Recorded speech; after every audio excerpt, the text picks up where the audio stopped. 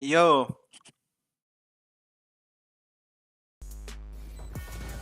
today last day of VCT America.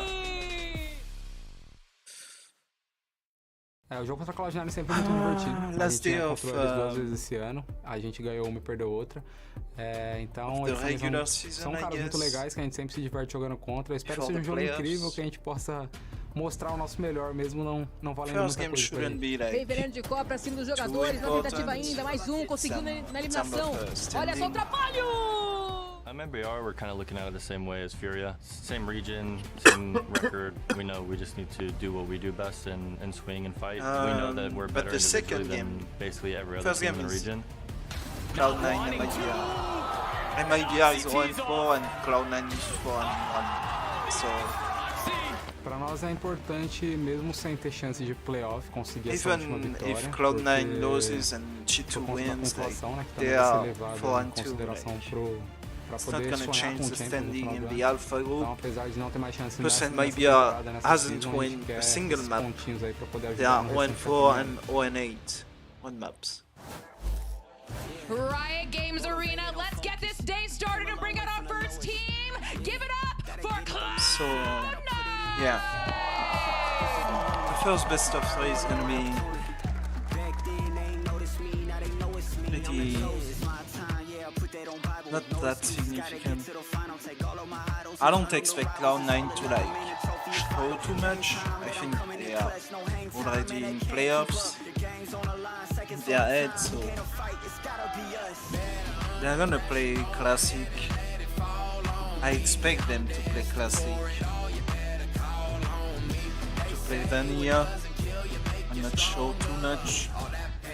And MIBR, like, they might try to like show something because they're already out, so they don't care.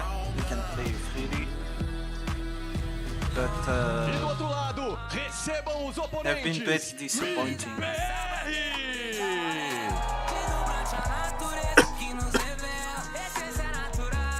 So yeah, I expect Cloud9 to win still.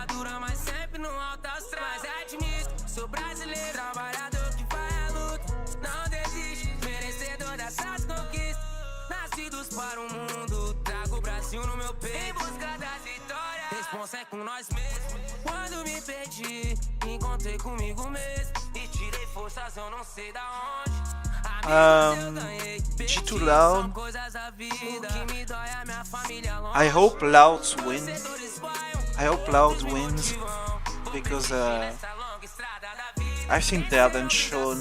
They have not shown anything. A very unique matchup that we have here. For Cloud9, they win it. They get to move up a little bit in the seeding for playoffs. For MIBR, it's low pressure. If they come out with a win, it could pay off dividends for them in the overall season.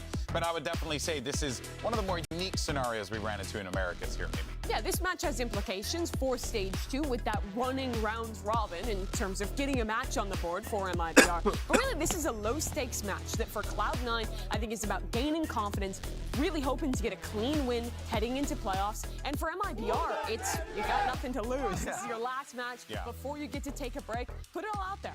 Yeah, but both teams have to prove their own statement. MIBR has to prove that they're no slouch and they can actually get wins in this VCT league in general. And for Cloud9, they need to prove to everybody out there that they can win a map 1. Because if they can do that, teams will get even more afraid of what these teams or what this Cloud9 roster can do. Going into playoffs, Cloud9 is guaranteed 2nd or 3rd seed, which means they're playing a single elimination to start. If they continue with these slow starts, there's a real chance that punishes them and costs them their chance at Shanghai. Now is the time for you to clean up those errors, right? Make sure that you give yourself a little bit more of a buffer as you go into those high-stakes playoff scenario matches. Whereas MIBR, I totally agree with what you guys said. This is it, right? Just give yourself some grace. Just go out there and pick up a map. I really think that this is, weirdly enough, the best possible situation here for MIBR because no one's expecting anything from them given the circumstances that they find themselves in. So this could very well just be an MIBR that just feels a little bit more unlocked and more willing to take risks because ultimately it really doesn't play that big of a role. I mean, it could play a role, but, for right now, they could just chill with this. Very fascinating situation we find ourselves in. Absolutely. The first map we're going to go into is Icebox, where we see these teams take a pretty different approach with the comps, like we were talking about. Cloud9 is still rocking with the Sage, Sova, Killjoy comp that everyone was running last year. And MIBR is playing a comp that I think quite effective. The KO Gecko, but bringing that Sage in. So you have a retake you have a little bit more behind how you're playing getting that plant down. I hope Loud wins. Having slow orbs on your execs and your retakes. Because I don't think they've was pretty good. The real issue for MIBR has always been this micro and how things fall apart in late games. As we hop into Agent Select, though, unlikely to get a change. Well, I was going to ask just and about that that would Sage also what could be some of the eliminate pitfalls heavy there for this geniuses, particular Asian in this which I competition think is that a could fraud maybe hold team. MIBR back potentially? outside of two players, I would say Derek and Apple, like the whole team is like not performing at all. Zeppa had really good timings on walls. So I would rather see Loud, These were decisions that are made on the fly, go which into is the most playoffs impressive to me. and show He didn't what have they some have, stuff that he was really doing, Zeppa, than like by the way. have And EG he was able go to in use the and wall just show according to how the nothing enemy because team they have was playing nothing around. else to show. And it got Like, them so much you value. can see If that there the was a team is mid-split like, coming in, he would wall off one of the sides they get split from, and that way everybody has a crossbar on the other side. It was it's really not a wonder to watch. that the biggest interesting of a trade-off team is giving to up watch. at an agent that is so good at having verticality, at really fighting forward on your A site, on defense, Even and though also people are gonna having be like, that Potter offer who this, can really get Potter in these that. forward off angles I and punish think teams who aren't Potter clearing is that overrated properly. as But I fuck. really think the trade-offs are worth it with this Sage comp. If you're playing your macro Compared to correctly, like gives you a so guy many more like options on your Sadak executes, and so many options Loud on the way you're and flooding how into the they are defense, like but you can't play as aggro as with the Jet. Yeah, and on Thinking paper, about the game. this no duelist comp, I feel like it kind of gets the best of the singular duelist. Well, we'll see if it plays out for MIBR. Can Cloud9 get that first map win, Thank you or for will the MIBR follow, find their Happiness. first map win of the stage? Just go ahead and send it over to your casters for this one. You got the dynamic duo of Vansili and Rivington. Thank you so much, GB. Indeed, it's loud right here in the Riot Games Arena. We have a fun game in our hands today because, again, they talked about at the desk here, Riv. There's not too much at stake in terms of pressure of trying to get the playoffs or whatnot, but getting those championship points are still important here for both of these teams. I want all the points. Give me some points. I want some points. We haven't gotten any of these yet. But no, getting into Icebox here, we know C9 feel comfortable. They know what they're going to get out of this composition from MIBR. So they could go either way with C9. A little bit on the favorite here as they're just kind of vibing through, feeling out the rest of these games to make sure everything feels good for the road ahead. MIBR as well, get themselves situated for the road to come. Exactly. When you have to prepare as well for Stage 2, you're also trying to get points in your record for trying to make the Stage 2 playoffs, right? Because this is a whole season you're going through here in 2024. Still counts. Enough about this. Let's look inside the game as Icebox is about to start. C9 on defense, MIBR on the attack. As they're playing this no duelist combination, it also allows them to get potentially some safer plants as well because they have this Sage in this composition. So they're going to be able to scale a little bit more as a team and inch forward here. But at the beginning of this round, Riv, it's very, very slow. Slow default here towards the spawn. All this util over and over, cycle it back. Like the desk said, you said, they don't have the duelist. They have to go in on this util or a contact play. So you're gonna see a lot of teamwork here within the strategies they put up. A little teamwork to get a quick peek on Oxy there as they both swing out and insert RGL Meister just at long for now. Mid push to see if anybody else is lurking around the defensive side for C9 here. Sheriff there for Oxy. Hopefully able to fire back now that he's healed up a bit. Big responsibility on Moose here with the util that he's gotten, watching both the boiler side and under tube. And with the alarm bot going off, that sounds the alarm for the players of C9 are falling back towards the spawn on the B site and getting 3 picks of their own.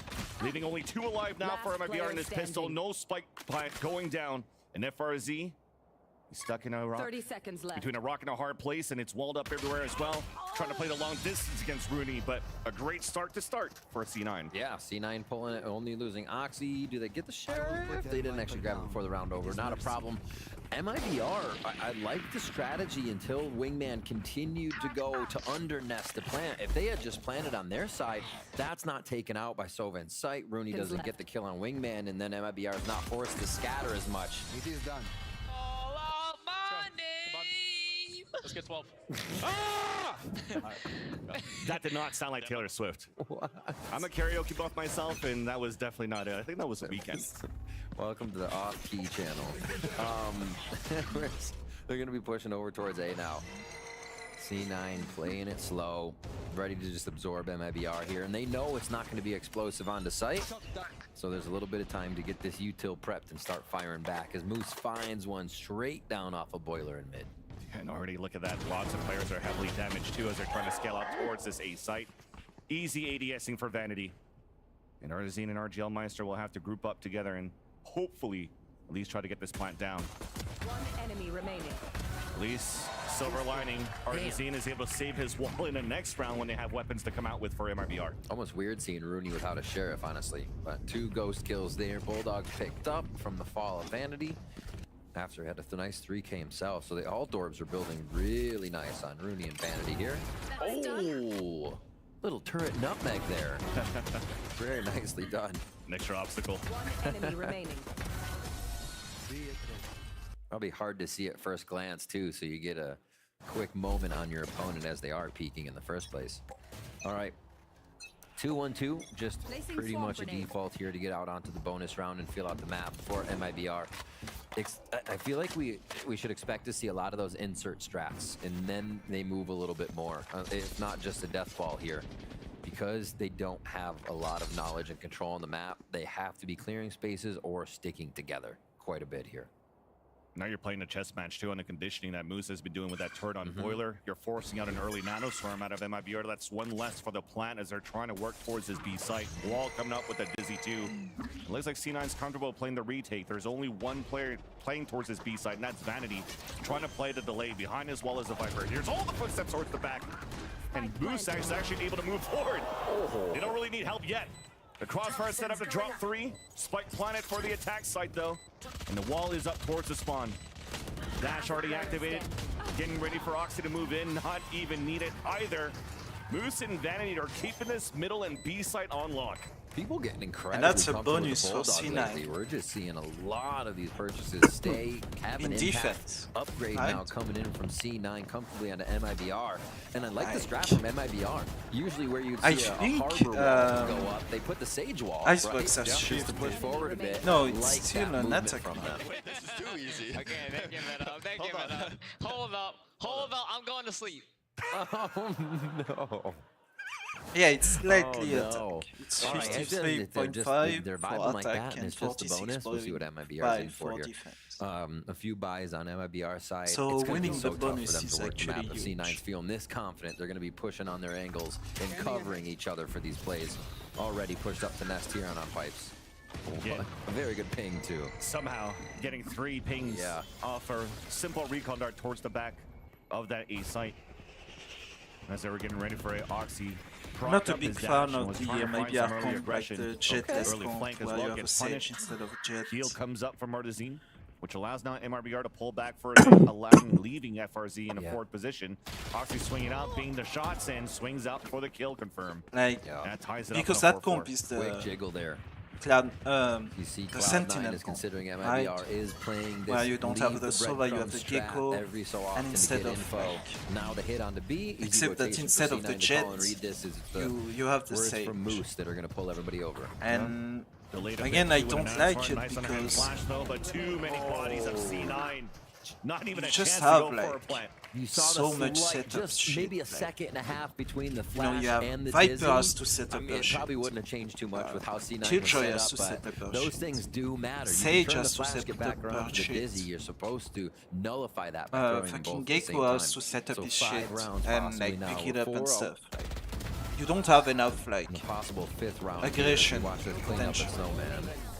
Where if you have the Jet, like, you can play defensively and offensively with the Jet and have the KO as a second like pseudo duelist, right? Because KO is very similar as a Phoenix. Doing a good job on these flashes, a molly, from the utility. the fucking And now in this ultimates. round number 5, already an early op Except he coming has out the for knife for Crazy info. stuff. They're feeling so good, and he stayed with the sheriff and low buys throughout the other rounds too. So really building up the economy and the team. So I mean, I'm Moose not a has big fan of 7,000, the 8,000 Sage. as I well. know a lot of MIBR teams are has a like very big starting mountain to to climb claim to tear through this more. economy, as well as these sites. They haven't I found think an she's answer yet, and they overrated. still don't have one. I think Too Arbor easy. is a Doesn't way even need to better lead out. like Waiting for the players to walk Arbor forward is a and way not check better the corners, pick. and that capitalizes to 3 kills for Cloud9. right?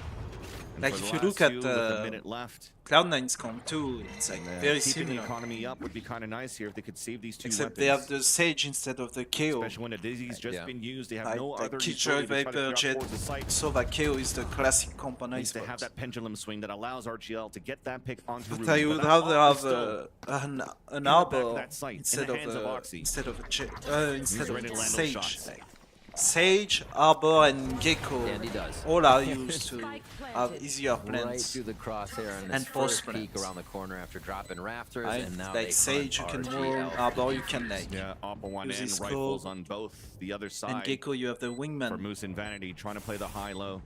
Wall coming up to tap that spike. Now with that snake bite, it's confirmed that RGL's playing towards the orb. Now being But, hunted down, couldn't connect that I shot think Arbor onto is Moose the as he gets hunted down by Oxy. Best Who of switched the over three. to a Vandal even to get that kill, so Because you have so many continuing to mollies allow the right young now. fragger to pick up Viper these is kills. not And nerfed Bladestorm yet. online there, just using You the have so many arsenal that's mollies with around like them. Viper and And Killjoy. We'll watch the replay here, And but if we possibly take like a stock kill of what or a Gecko, MIBR is then trying to get through, that's they don't having a have the chance wingman to really play verticality here, moving into sight. doesn't do unless anything. They jungle gym on the rope or try to blast up on pipes. And Right. it's just Oxy Like, you and can the just crew molly have it so off much control, knowing and kill it MIBR before he basically have to plants. walk And the now crawl the everywhere. spike is in the open. Oxy took a He's swing up and it in was the actually open. somebody else's name. And then Rooney took one and it was Oxy's water. That's right. Imagine if Oxy They was share power. drinking his own water. Probably pop off even more. You never know. Maybe we won't. So yeah, All I right. think the Time out classic for comp MIBR. is generally We got some better. ultimates on deck. Thrash is there And right now. I also like Mazine's loud scope. KO null command is going to be coming up. They have some options On here if they can Icebox. focus the orbs, but it's the map control, right? We just talked about it, not being able to play fast elevation into A. C9 doesn't have to worry about much. They're not sweating about these hits. They're just waiting for MIBR to walk in, as we would expect this team to play contact or right off that util they have. But they're just looking. And for MIBR, C9, and I another don't think they have a disappointing start, clue of like, how they're trying or how they are. They start on defending the right now favored and how they're side, moving and they against start MIBR 0 and on the 5. backside of the map. Like, Well, one positive thing is that at least they're able to get some plants here on their attack They side. and when probably they're are trying to gonna play the get, like, surprise and push even 13, further towards the back of the B 13-2, side, for 13-3. example. That's where they're getting caught. So I think they're realizing too that C9's playing more passively. Like, when they're losing I've that lost- player on that experiment on the B side, I've and they like lost to play the all retake too. in this team. Allows here for this type of lineup Just go for next MIBR to play stage. these post plant lineups as well. You know, you don't have the shock darts, but you still have a mosh from this Gecko. This might be an opportunity for them to work that map a little bit more and be good on those trades that they were pretty decent for in this first half for MIBR and play that post plant game from a distance. All right, Rooney up the gut with the Hunter's Fury. I Does don't not like find that anything. Hunter's Fury. We're still not getting lurk from MIBR And just yet. I don't Could think be it's possible being towards mid, at least for Moose result-oriented to because see, he but hits that's something nothing, MIBR has to think you know? about. Show yourself in a few places. Let C9 know you're interested I in think areas they'll have to because, still cover. They'll have to put their members to guard that area, and that's the how you might be Viper able is to so find close a to soft our site. ultimate, Still same get for the FRZ Killjoy. slowly moving through mid here. You and this should could be the wait kingpin for of it that Hunter if he Fury starts to hear rotations, but and C9's use it anchored. to They're like not find the moving. Viper in our The beat MIBR is going or to get the soft destroy site. a and we'll see if the lockdown from the rotation Killjoy. can be picking up big enough from C9 Like, here. you are On Vanity 5 right and now 0 is got a in jump spot from defense. Yellow. Here is You the don't Dizzy. need to use that And he's actually going to ultimate stand his ground. yet. Trying to delay a lot more here with And Snake maybe Bite, the so he's continuing thinking to is rotate. like, Finally pulls I the can orb get up that as he that finally ultimate a realizes second there's time a little bit more for pressure this coming half. out from MIBR here. Oh yeah, monster on the But 30 seconds Very left. nicely done. Gets up I on don't know. rope. No chance to get hit I by think Thrash you here as he still denies that value hit with the one-way. the This value is a of good your push. ultimate, right? Wall up from RDZ was trying to grab him. The dance. Vanity dodges away and gets the headshot, winning you that should fight still, 1-1.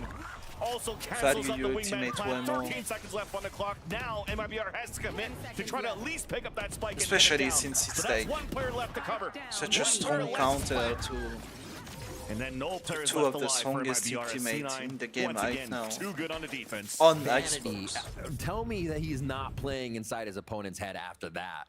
Gets out of the way of Thrash, then understands he's getting pushed with the slight hit of the rope after the wall comes up and goes for the fight still on the exit.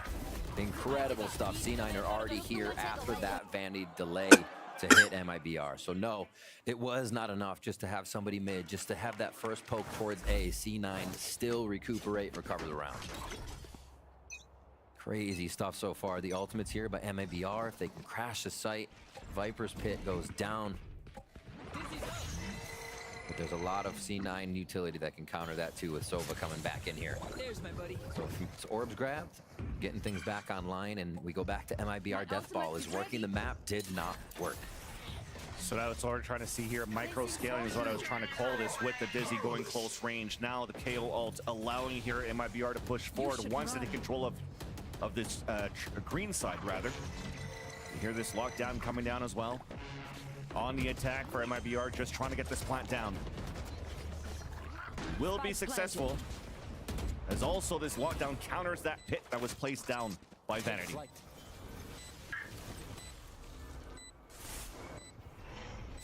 Not too much grabbed here, but it's a little extra space. They can move up from Snowman to Nest. MIBR's set in pretty good on this defense. Very good, actually. Yeah, and this is like a spot where you want an interfury. As it's pulled up now by MIBR. They hear the upshot coming through. He couldn't pull out his weapon on time. An opportunity now for MIBR to capitalize as the wall comes up. Nice shots coming through, and finally, MIBR score. There it is. It took a few ultimates. It took a bit more. They do go back to a B hit for this one, but they get that round. If we remember back to, I believe it was G2, it was a 13-9 in favor of G2. But yeah, MIBR was there. They were getting rounds. They were still fighting with this same composition that they've been struggling to get rounds against C9 here. So maybe finding a groove for MIBR at this point. Never too late for the first half to get a few in.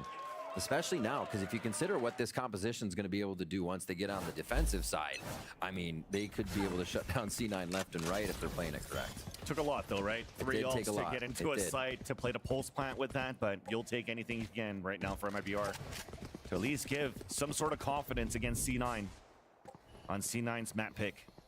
Here on Icebox, where MIBR started a little bit of pressure on this A site to start, but now grouping up all 5 players towards B. One thing, another positive thing right now for MIBR is they consistently have control of this B-side orb. And that could be something that allows here JZZ to get a thrash up in the next few rounds. Always. Give him the plant too, another orb, keep it rolling. Vanity in a tight spot. Nanoswarm to help him out too. It looks like Mazine was able to fall back just on time, and there's that push forward. Beautiful on those fundamentals for MIBR to get those trades to start in control of the B-side.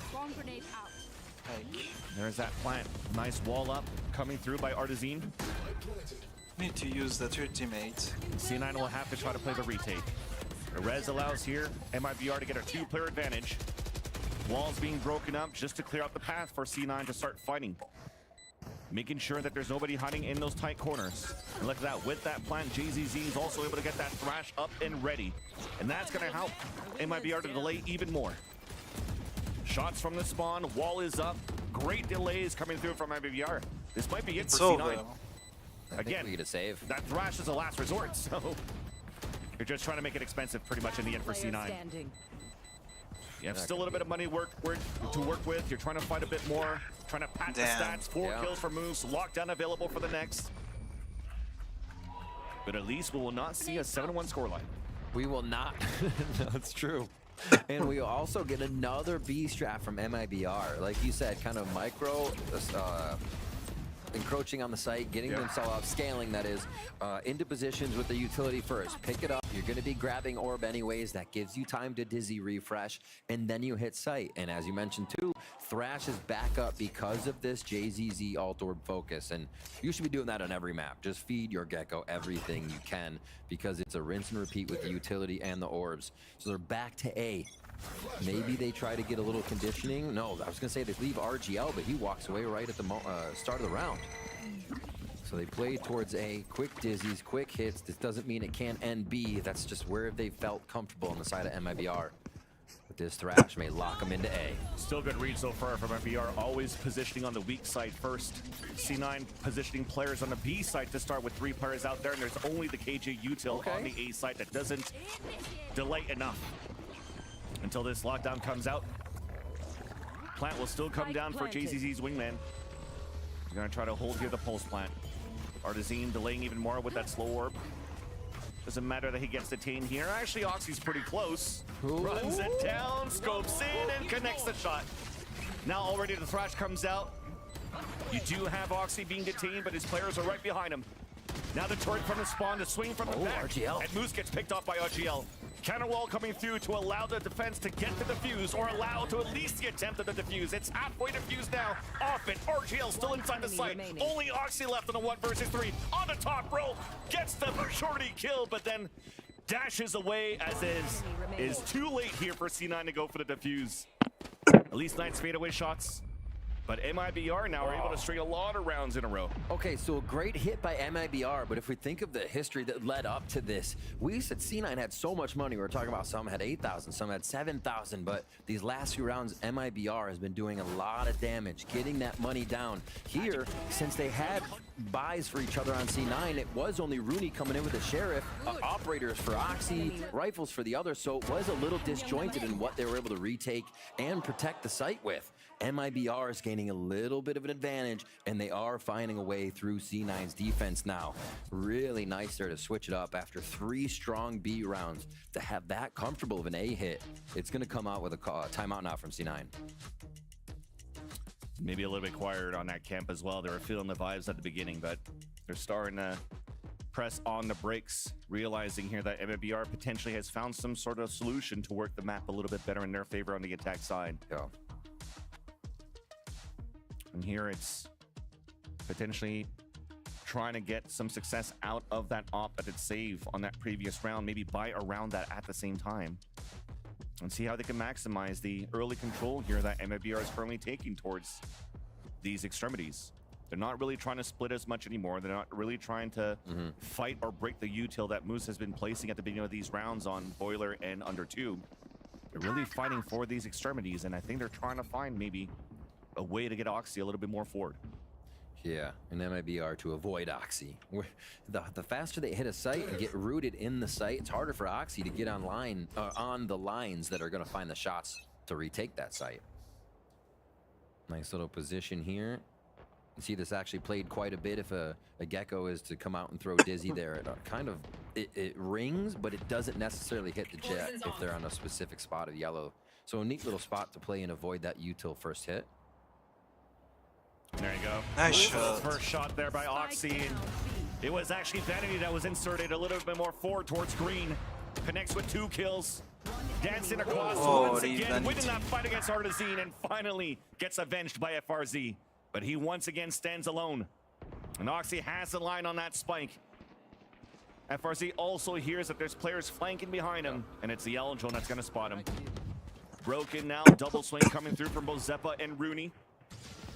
The wall boost. Holy shit. FRZ overcooking that peak, and it gives a chance now for FRZ to fight back.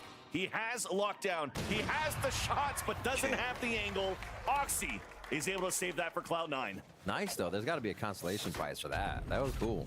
Give him the spider ring or something. I don't know. 7-3. Little tricky play on the wall boost. But yeah, no Dizzy to have to fend off. Just the shots here of Oxy and Vanity have already been having a fantastic game. Come on, let's ready? 3, 2, come. Front.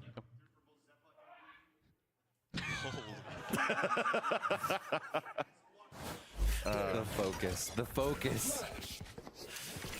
And then we never saw them wall again. Yeah, Amy is like, what are you doing, guys? I don't know why they wall up. So just a repeat of a few rounds ago. The wall. The quick Dizzy to gain this first portion of pipes. If you're gonna use the wall, like just put it so that already from Vanity, leaving the side. You have one on top and one on the side, like one on bottom. At the right spot at the beginning. That just give the haircut there to GZZ. Something. Thankfully, his hair is already short. MIBR puts the lock down towards that A site, and the plant will be safe for Jenny.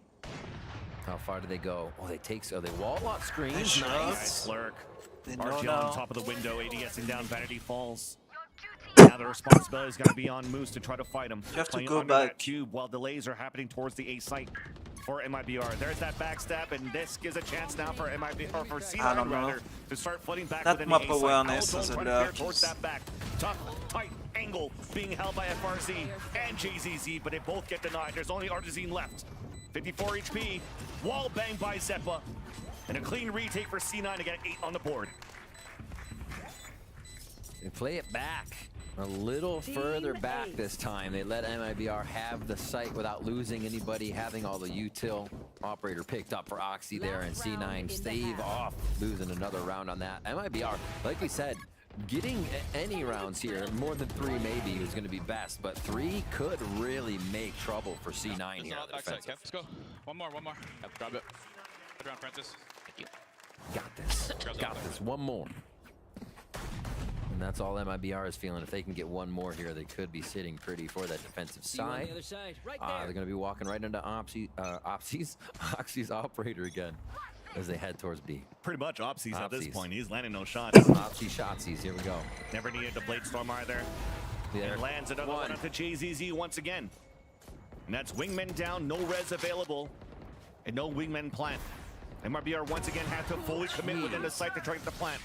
Hunter's Fury out from the spawn from Rooney. Gets the tag onto FRZ. So they identify one player inside a tube, and everything that MIBR is currently trying to do on winning at least some sort of fight is getting fully denied. Not a crumb, finally a shot and a second from Arzine. But as he swings back towards middle, an ADS from Rooney was ready to meet him with a bullet between the eyes. C9 get the half, and they win it 9-3. Feeling good. They're all smiles right now coming out of that one. The few rounds they did lose, doing some silly things around the board, but also enjoying the time. Oxy just seems to be online and coming into a kind of playoff status position. You want to see this guy flying higher than ever. Damn! I just get exterminated? Nice. At least that's one thing there. Some good shots coming through from MIBR, but let's throw it back to the desk to see what they have to say. Thank you so much for that, fellas. Well, one thing for certain is Oxy's having a hell of a time out there. Yep. He's enjoying himself. It's the win condition, and he's vibing. Yeah, in more ways than one, as a matter of fact, because we do have some clips of him. Like the boys just singing karaoke on the stage. May have worked. You were actually so real with, going out there. I mean, Zeppa's saying they're playing karaoke, singing karaoke. Yes. Is it the karaoke or is it the trains? That's the question. Could be a little both. Could be the grass that they went outside and touched. There's. Look at this guy. His energy is so infectious. If he's your teammate, he's playing like he is, and he's singing like that The Weeknd every round. You can't not just feel great. Cloud9 fuels off this guy, and when he's playing like this, almost 400 ACS, they're at their best. Yeah, I mean, I said it. MIBR needed to shut him down if they wanted any chance, and there's just no shot so far. And he's if you give a kid like this confidence and he can basically taste blood in the water and he knows that he can just peek anything he wants and outshoot you, this is gonna happen to you. And also considering it's not just him though. It's any duelist that is like him will destroy you. Yeah, and considering too that MIBR, some of their plans, some of them have been working, but then other ones have just been out of sorts, right? They're clear. I think they came in with a really similar game plan on their attack to what we saw last week, and they're getting countered out by the same things. Those deep B hits in particular. I think Cloud9 always knew that was coming, was ready to fight back in. They do a great job of calming who's going to turn the KO flash, who's going to break the Gecko flash, and they absolutely have been eviscerating 9-3. This is their game to win. Yeah, this is a very difficult situation for MIBR to find themselves in. Great, though, if you are a Cloud9 fan and if you happen to be a fan of Oxy singing. So I guess it all works out for you. But in any case, we'll send it back over to Vansili and Rivington for the call.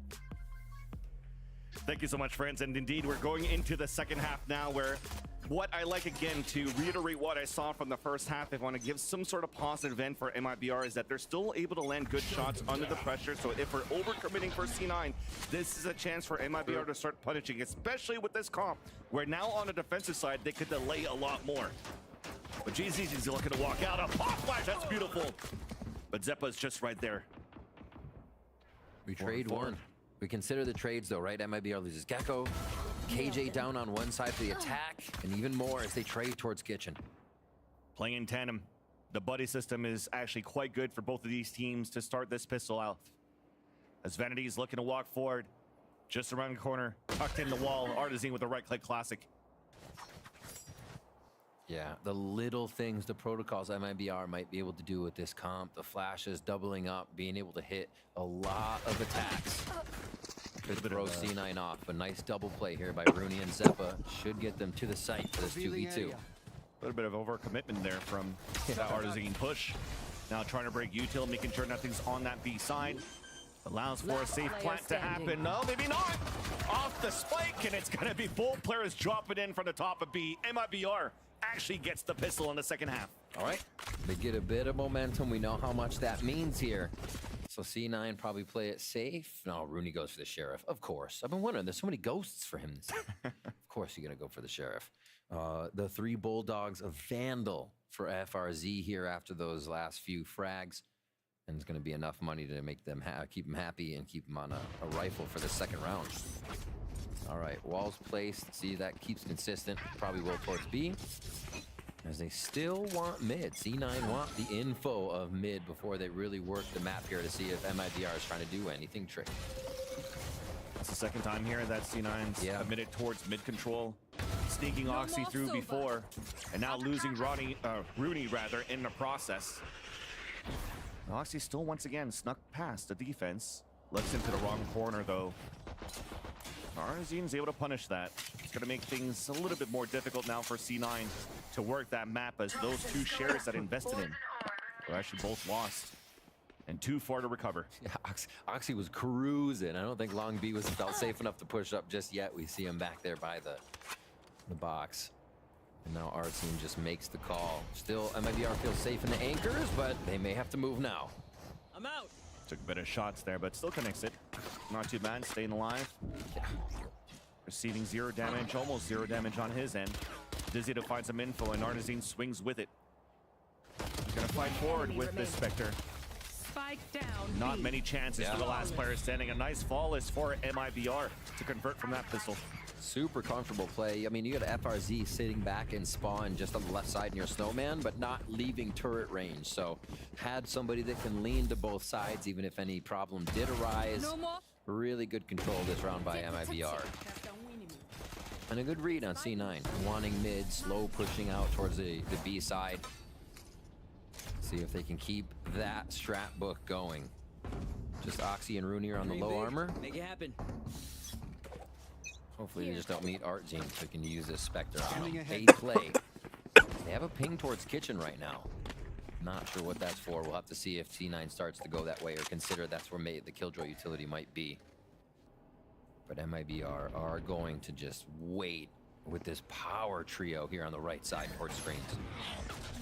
Four suppressed. Ooh, I'd say that's pretty good. That's good knowledge. Lots of info. That's good knowledge. Lots of info, and not seeing the Viper 2 with close to a minute left. He think that probably Vanity's lurking somewhere across the map, so they're trying to find him. They have 2 players rotating outside from MIBR to look down towards the middle and clear out towards Boiler, while the rest of C9 are working in the front of that A site. Contact comes through, the wall comes up, being broken down by Cloud9. Artazine still remains on top of it, now picked down by the recon dart thrown by Rooney. Sorry for the Oxy with a dash, gets the kill and gets away safely, as they'll work together now on the left side of the site. Big flash coming through to delay even more, to allow the rest of MIBR to rotate over and stack up in this area, and still keeping one player pointed towards this B site because of that fear of that lurk. Little do they know, though, all of C9 are grouped together to hit this A site. 30 seconds left. It's just Molly util game right now. It's so hard for these teams to just break this line of scrimmage. With the wall coming back up too, there's only 18 seconds left on the clock now. The gun battles will start with these shots coming through from MIBR. Nice little one on GCC as well. It's back to a 2 versus 1. Make that a 1v1. Tap on that spike. The lean out the ADS, and he misses the shot.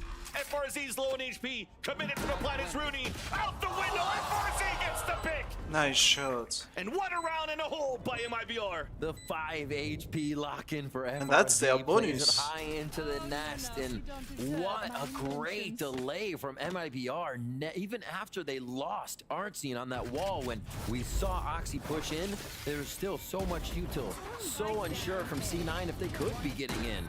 And then the fight explodes, leaving these 2 alive, and FRZ comes out on top. MIBR know exactly what they need to do with this composition. They're not peeking out. They're not giving themselves up on lines to C9. They are using the defensive utility really well. So they get the bonus. That's huge. Like we said, their defensive side could strike back hard. 3 rounds and they got them tied. In this round, they will have C9 on a low buy.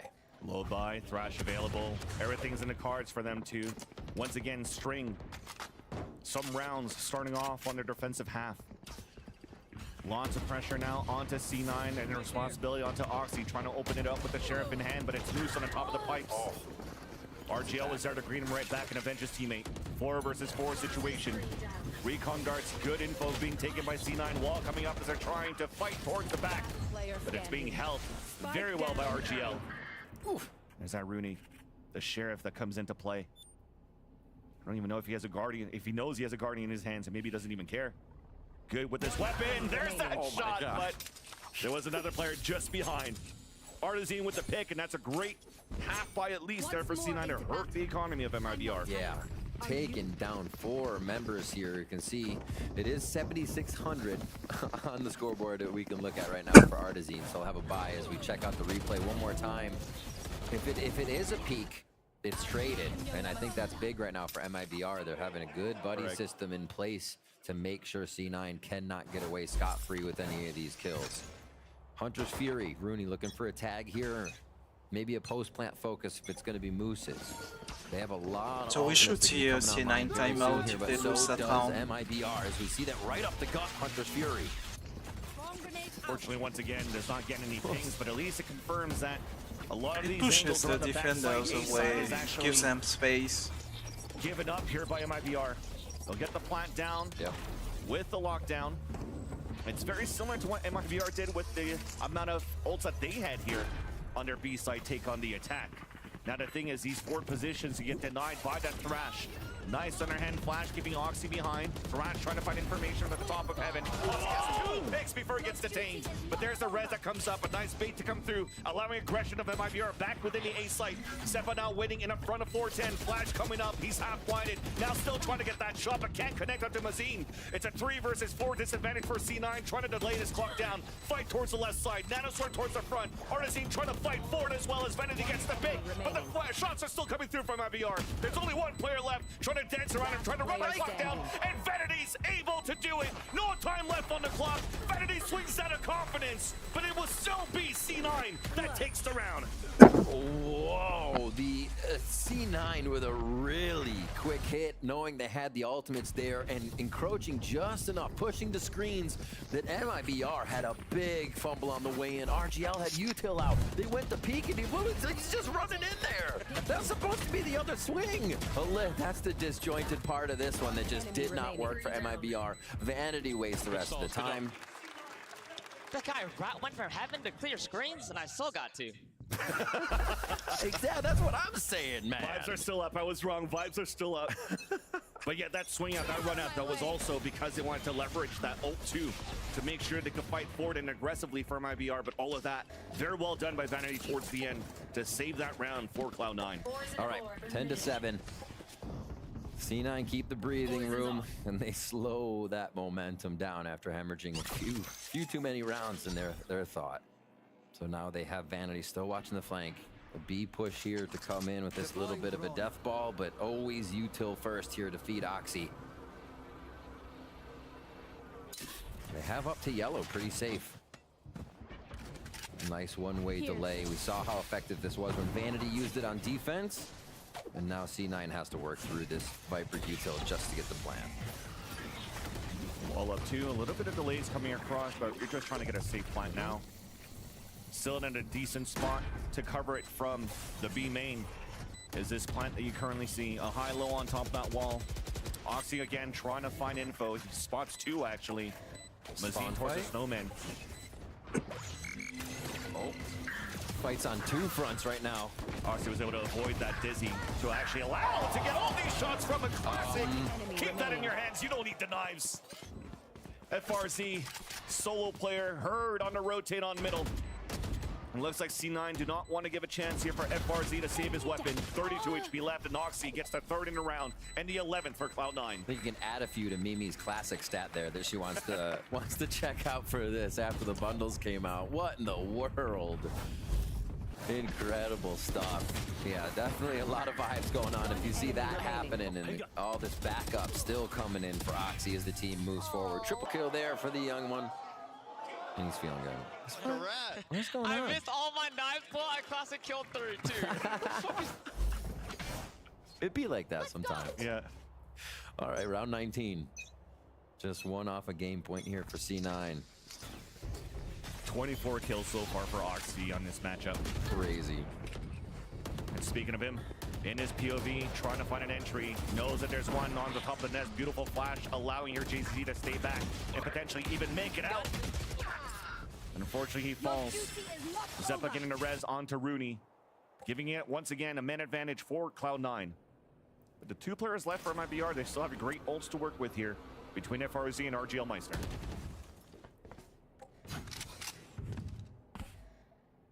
Slow work towards mid. And could reset something here for C9 if Moose can get good positioning. He will get hit by turret, but maybe that activation on turret draws enough attention away for just a moment. Too far from it.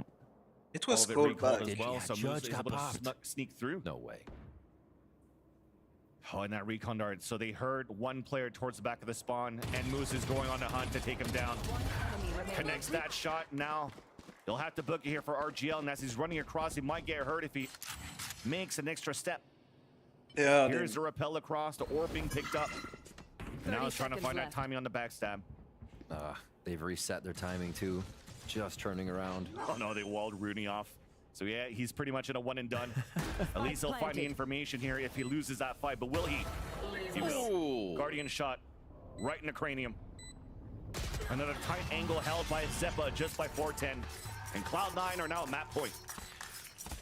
Definitely having to call an audible on a few of these rounds, but never fully feeling pressured, I feel. C9 looking like they've been in control here the first few rounds, coming off of the fact that MIBR gets pistol, but they have an answer. They understand that the shelf life of each thing they've seen from MIBR is only going to be a few rounds. God damn! These are some of the most interesting players I've ever played. He meant that in a good way, right? Because they're hot on the shots. Yes. Interesting. All right, MIBR timeout. They're going to talk about the next strat that will boggle the mind of vanity, as it were. The Guardians there for MIBR, as well as a Vandal and 2 Bulldogs. Ultimates to be used. A lot of times we'll see a coach come in when those ults can change the round. You can go at your opponent's throat for one and make sure you have the advantages necessary to start locking in that momentum again. I don't know, C9's going to worry too much. They should probably just play their own game here, get the site alt down. Nobody really on deck to grab an orb, so they're going to be always moving forward, if not just denying those orbs. Vanity's over towards B, usually been top of spawn to be that flank watch, but they're still roaming about. Yeah. As he moved the KJ utility over though on MIBR side, I was wondering what would come of this timeout, and they are going to switch up a bit of the molly placement just so they can have some more delay. Vanity was just repositioning so he could get his orb towards middle. Yeah. So from the looks of it, it's potentially a default to start things off on a 3-2, but RGL wants to pull out a pit very early with a knife to help him out. That gets a lot of information now that there's players in that radius, and that there were players from C9 committed to try to fight towards B main to start. And that gets fully denied, allowing here for MIBR to get ready for a potential hit towards A. So they still have a stronghold here on a 2-2 setup from 2 middle and 2 on A side, but lots of hesitation. As you can see, it's all jump spots all around so far if you're looking at that radar. I mean, Artsine right now sees somebody, slows. Okay. We take those every day. And Zeppa as well. A lot of damage. These guys should just keep Guardians the whole time. Seriously. That Zeppa forced to self-heal now, which is going to give less HP as he's a Sage player. Only at 50 in the fight towards the front. Artazine was trying to peek aggressively, and Vanity was able to catch him off guard. Pit also available, but not too sure if he wants to use it here. Too many ults that are too strong to counter against his. And even util doesn't allow for him to get the plant down towards the A site. And MIBR is repositioning now just to play the ults in a time and the numbers in their favor.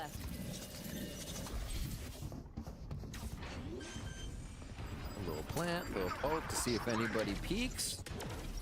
Zeppa going real far for that one before they go for another one. Lockdown in, and they'll get a nice plant on this. 12 seconds left. Running back now towards jail. There's a little pocket in that corner. I'm not too sure there's going to be a lineup for it. RGL's a little bit too far even for snake bites to decay. Lots of util left and right. But the nanoswarm's too far away from that spike, which allows here for a plant or defuse to start. It's halfway through. Moose realizes that it's too late. He's going to try to save behind and save his weapon.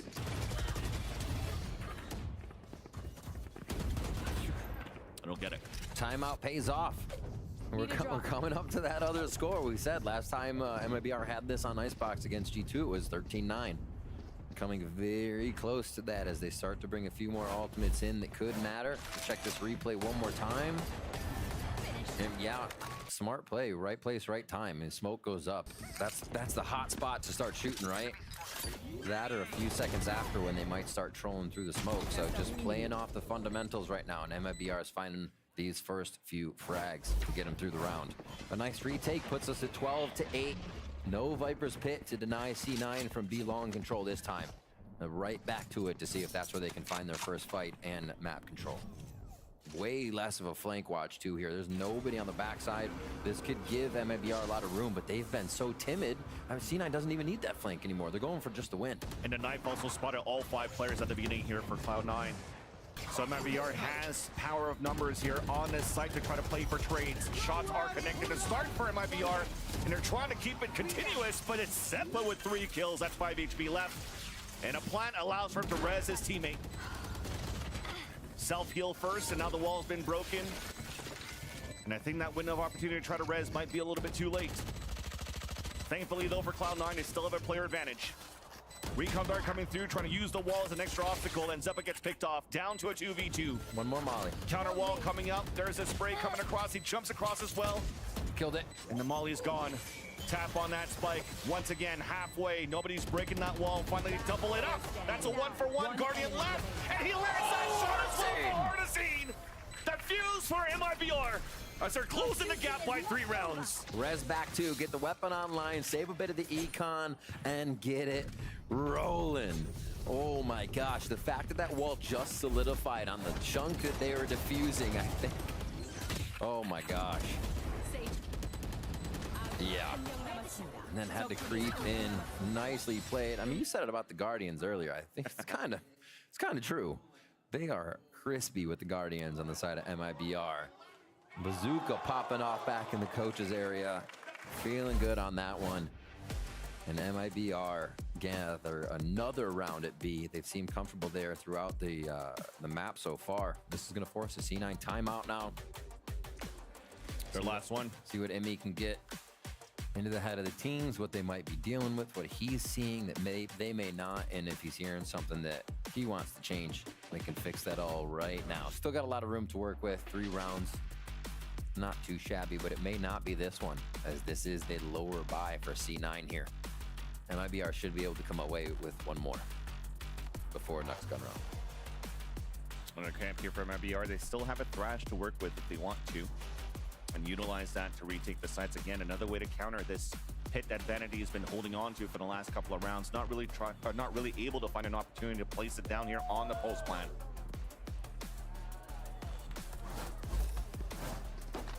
All right, we are in.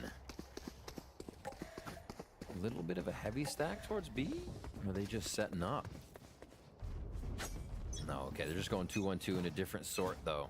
So they actually move Artsine off of that A site now. Oxy to the tube. C9 very aggressive to start here and get MIBR's utility off the map. On top of that, taking control of Boiler. This is a new look here for C9 after the timeout. 2 players moving in that area, and with that turret being broken towards the kitchen, look how far back FRZ is. He lost control, full information, or 0 information rather, of Boiler, kitchen, and also any lurk through the pipes. Yeah. Look how passively and how you have to rotate out here from MIBR with they that. Have to play full retake on B now just to get control of the map. And they thrash. That's going to be a good one. And Oxy take down the king right away. See where they go from here. Definitely see here an upgrade for a weapon. Slore being thrown, so now they know Thrash. So a Gecko and a Sage are currently playing towards the kitchen. Trying to find a play, inching out towards the A side of that site. It's Rudy with that Sheriff, almost connects onto that second one. And Vanity is at least able to trade towards that tube. Vanity's pinched. He has support of it. May not matter. His own support is the Guardian once again. But that opens up the site here for Moose. We've seen Moose do this before, and the fact that Vanity just got more than he should have means this could be Moose locking it in again in the clutch scenario. Ooh. They've got the Dizzy info.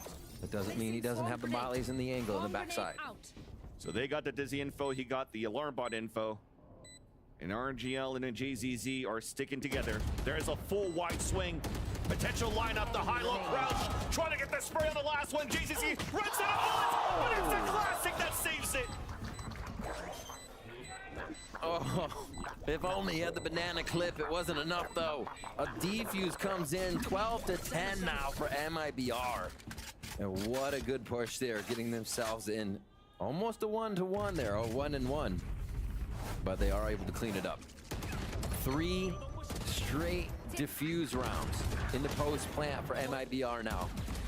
They're finding a way to get into the site, pick apart C9 on the defense after they've planted, and keep it going.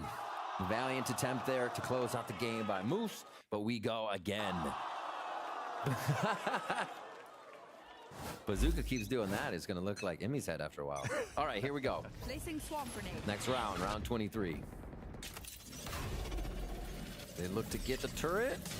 Almost, they try to pull it away. It actually goes down. That's actually a good start, but yeah, FRZ is pushed all the way down towards the tubes. So he puts the alarm bot in an aggressive position, which will not allow here C9 to take the mid-route info. But at least Oxy grabs the head of JZZ at the beginning on the A side. As they group up together now, just behind this orb is FRZ. He's going to stay in range of the alarm bot for now. All of C9 grouping up now towards a hit at the B site. Here they go towards B. And this strat's really cool they just did, because that was Oxy that destroyed the turret last time, right? So if they do it with a turret or a util this time, you have to consider if somebody peeks, but I'm sure MIBR knows it was just the molly, and that's your first blood, or kill from our scene, I should say, for MIBR. Yeah, a walk contact. And FRZ lands that shot onto Oxy, so rendering the res not as effective. Back to a 4 versus 4 situation, no clear advantage. A pit that comes up after the plant for Cloud9. Nothing here to counter out, no lockdown available for FRZ. An attempt of a pinch from behind, but it's a rotate back towards orange so they could all work together. They need Mazine with that flash to group up with the rest of the team to flash inside of this pit. Rooney getting ready to recon dart on the top of it as soon as util comes out on the other end for the attempt of a retake from IBR. FRZ on the side of yellow. Molly pushing out Zeppa, lands that shot, trying to find some kills through the Cloud Burst or through the Viper orb. And it's Rooney trying to stay alive towards that back. Moose is all alone once again. The late rotate across, but cannot win that fight against RGL. Will there be enough time? Cut the right wire. Locks it in. Locks it in. 1 second left, and went 1 round away from MIBR to push this to overtime. Time to stock back up. Once C9 put the pit down, I thought it was said and done. They were going to be able to hold the site, but once they all started getting pushed back into the same tiny corner of the pit, and then out of the pit, and then it was only Vanity trying to hold the gas up, wow. That's one of the scary things about the Viper's pit. If you don't have control over the site, you're giving a lot of space to the enemy to get very close, and then they just attack from every side as they close in. And C9 suffered that on that last round. Round 24 now, possible OT here if MIBR can hold that defense strong once again. And C9 have kind of gone away from this mid play, any of the B play, as they go for a death ball on the A site, and MIBR is right in their face. Jiggle now coming out here from Vanity.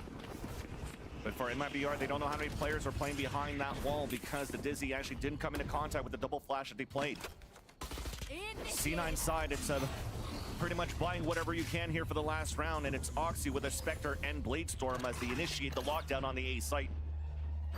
Mazine looking for the lineup here just to try to delay that plant. Seems to be attempted to plant towards the top of the A site. Oh. Yeah, a little bit of chest bumps coming through, which doesn't allow for them to plant. That's a huge mix-up, actually, because now the wall's been broken, giving a chance for MIBR to set up here to fight for the retake or deny that plant. They're also giving that plant over to Rooney. Maybe that's why they needed that cancel, so they could use the Hunter's Fury on the pulse plant. Bladestorm at the forefront, in the face of FRZ, up in the air, denied by Mazine. And there's that fight with the Hunter's Fury on to the wingman. Players are dwindling down. Disadvantage for C9. Lands that shot onto Artazine, but there's a defuse from JZZ. It's at halfway. He's trying to stick it. Nanoswarm pushes him away. It couldn't get broken there by RGL. But he does get the kill onto Vanity. Recon Dart not getting any information. It's still at halfway. Almost no time left. Oh, he gets it from JZZ.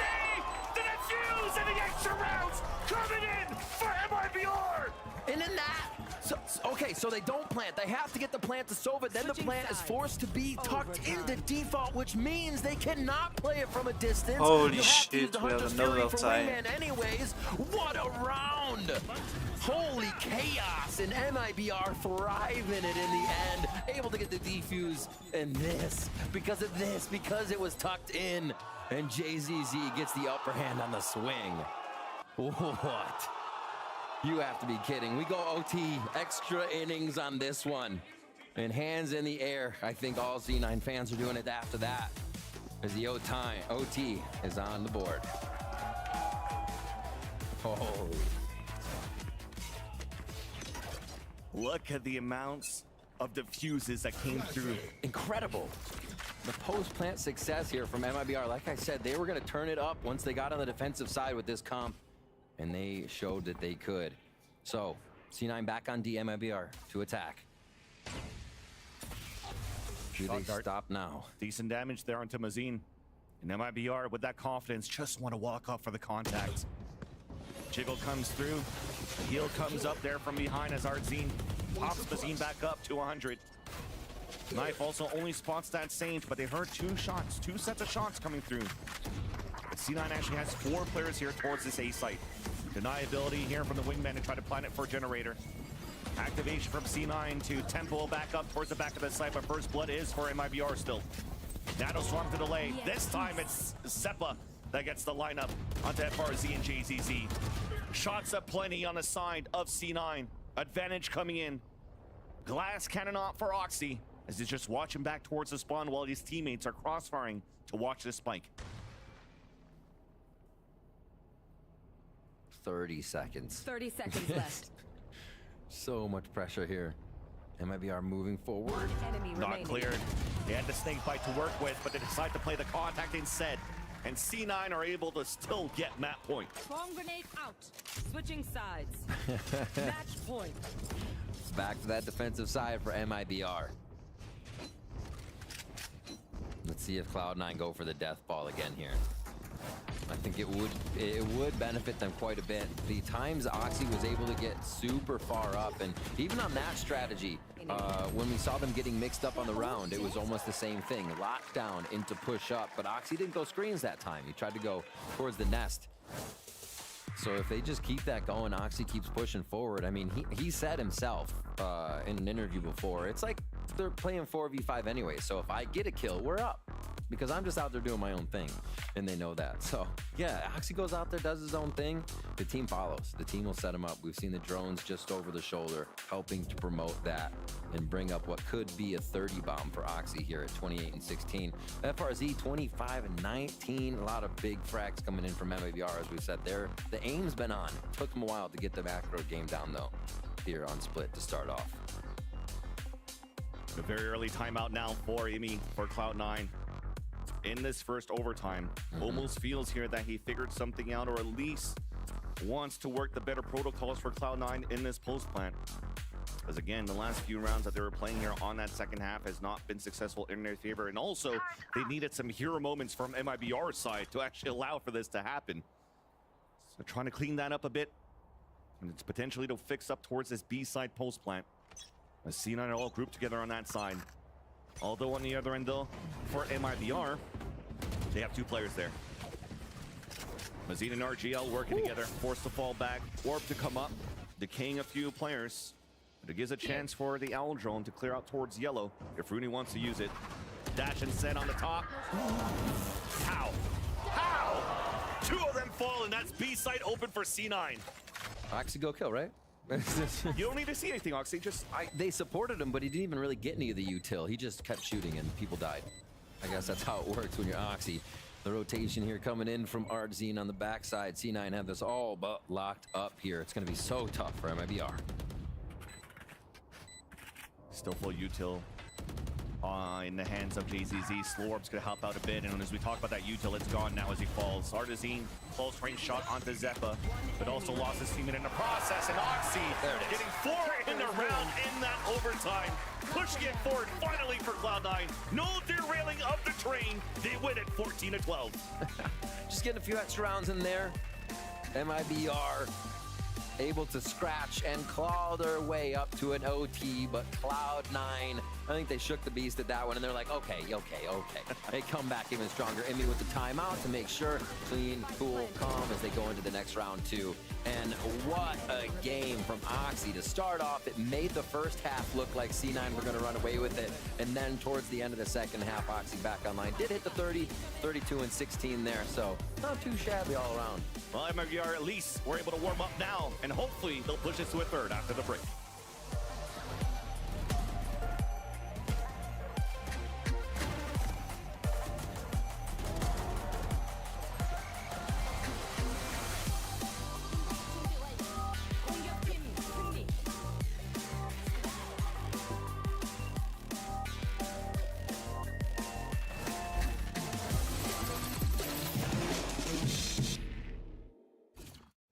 Excuse me, would you mind taking a picture of us? Oh, no problem. Thanks. Ooh, yes, problem. You need Verizon. Trade in that old thing and get a new iPhone 15 Pro with tons of storage, so you can take all the pics. So many selfies. A preposterous amount of panos! That means panoramic. And as many portraits of me as your heart desires. How about none? None, yeah, none feels right. Trade in any iPhone in any condition and get iPhone 15 Pro on us. Only on Verizon.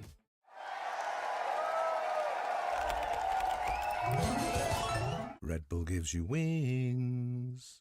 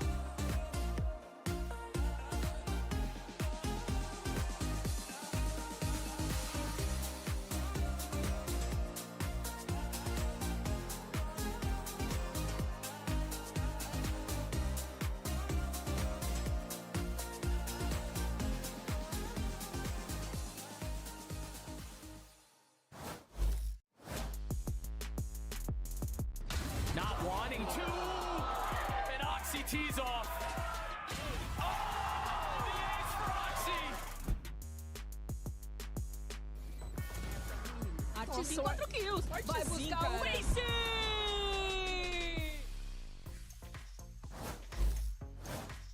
Here with Coach Immy of Cloud9, a map win, sir. A map 1 win. Congratulations. We were talking about how I've literally never interviewed you after a map win. This is our first time. So every single time I've asked you before, what went wrong today? What went right? We changed a few things. We started using tennis balls to get the reactions up before the game. But also I noticed after every first map, we would eat banana, something energy. And we never did it before first map, so today we just changed it. And whether it made a difference, I don't know. But that's what we changed today. Well, you know, whether it's a placebo effect or an actual effect. Best of luck. You know, actually, it's some inside baseball here. I was walking around and our PA team, one of them was like, we got to get bananas. Cloud9's requesting bananas. So that actually... The banana game is strong. I'm a truther. There's no better... It's the perfect snack. It's like good for you. It's dense in calories, but also small, like easy to eat. It's like the perfect pregame snack. I'm a big banana fan. I mean, you already know. You saw my slideshow. It's true. That I so elegantly put Nutritious together. Diet. Yeah, you worked really hard on that. Reduces anxiety. Yeah, exactly. Look Don't at us lock here. up because you get potassium. Look at us here. We're educating you guys on food because Lord knows you need it. In any case, though, guys, let's go ahead and dive in. So cheap. It's crazy how cheap it is. Why are we so on bananas? It's like $1 a pound, or like It actually you can get is a bundle quite- of bananas for like $2.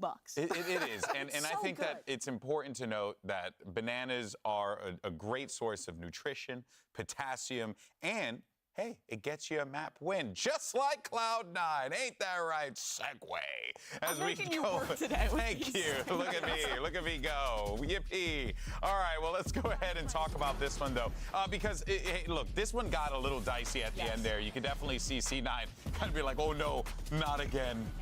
But this first half was so dominant for It Cloud9. really was. MIBR, their game plan had a lot of these deep B hits where they're Gecko KO flashing through the smoke, putting their wall deep and fighting forward. And they were doing this in their last match too. And I don't think this game plan works. Most top teams are going to be planning to molly stall back towards Snowman already, and will have setups ready to counter that aggression. And we saw it get shut down round after round. Yeah, and the teams that are historically good at a map like Icebox is a team that can identify the right moment to do those pushes, right? You can't just go into it saying, hey, we're just going to push this like we did in our last match, you know? Yeah. People are going to position ready for that, and they're going to punish you like we saw. And yeah, I mean, this... Also, Oxy popped off. Yeah, so. the second half was dicey, but it still felt like C9 was in control, and they just let off the gas. 'Cause they were just... I almost wonder if they got a little too confident, because you saw Oxy. He was talking some trash. He was feeling good. They really got into it. They felt like they had the game in their hands. And credit to MIBR. I think they had some solid rounds there. Some of their setups for retakes were really good, but there was also a ton of slop from Cloud9. I mean, the Muddy Men narrative goes crazy right now. Like people solo peeking in man-up situations. They were giving away a lot of opportunities there, but they did close it out. It's just funny because if it works out, you look like a gosh darn genius, you know? But when it happens over and over again, you know, it ended up working out eventually because Oxy just at the end closed it with a 4K. So, I mean, maybe that's what they were banking on. Maybe they just wanted to pad the stats a little bit. Yeah, and I'm happy, even if it went maybe a little too far, I'm happy to see the vibes up. I'm happy to see them with a map one. I'm not watching that, and I'm like, I'm so worried about Cloud9 going into playoffs, because I don't think they look shaky. I just think it got a little messy. It got a little messy, you know? It's okay, you know? You wash it off. But let's go ahead, though, and hear what Coach Bazooka has to say for MIBR as we get ready for Map 2. Here with Coach Bazooka of MIBR. Now, a very close map almost made Cloud9's dreams of having a map 1 win crushed, but obviously went in Cloud9's favor. Also, happy belated birthday. I'm going to pick your birthday brain for a little bit. When you go into a match like this where you're eliminated from playoff contention, what is your goal? I mean, our goal is to win the match because it's going to be very important for us for stage 2. So we are already aiming at the next stage. Best of luck. And that is very important to note there, right? Like, even though for MIBR, this stage is done and dusted, there's still more that MIBR needs to play for, especially going into stage 2. Yeah, and a reminder is how that works. Both stages are like a combined round robin where each team plays each each other team 1 time. So it's counting up. These games are counting towards your record in Stage 2, which has implications on that end-of-season playoffs, on making champions. So every game, even for these teams who had a really bad start to the season, counts towards their future. It's just going to be so hard to win this Sunset map if you're MIBR, because Oxy already had a crazy performance. Now he's going to go on to the Rays, which I feel like he's even better at. And in general, on this map, C9 has been great. MIBR need to go into this with a game plan of, 1, not letting Oxy just run all over them in one of the halves, you know, at least the first half. Like, they need to start off strong. They cannot let this kid do what he did in that first half, and then they have a chance. Because there's a world in which, had they shut down Oxy in that last map, maybe they could have taken it away. Yeah. What do you think about the solo Sky comp they were running? Because both these teams have still been playing like that kind of, I feel like when the map first came out, people were either like Breach Fade or more into the solo Sky. No one else besides these 2 teams have really stuck to it. I'm more of a fan of the Breach comp personally. I feel like there's more options that you can do, and I feel like it's an explosive map. Like, I feel like you need to burst out of these chokes. You need to be doing stuff like that. That being said, this will be a little bit of a chess game because there is that factor, the Vipers playing in and the lurk timings and everything. So this could be a really good map for MIBR just because of that, like the potential mirror, right? Yeah, I think it's interesting. I think they play very similar, like you're saying, when it's mirror.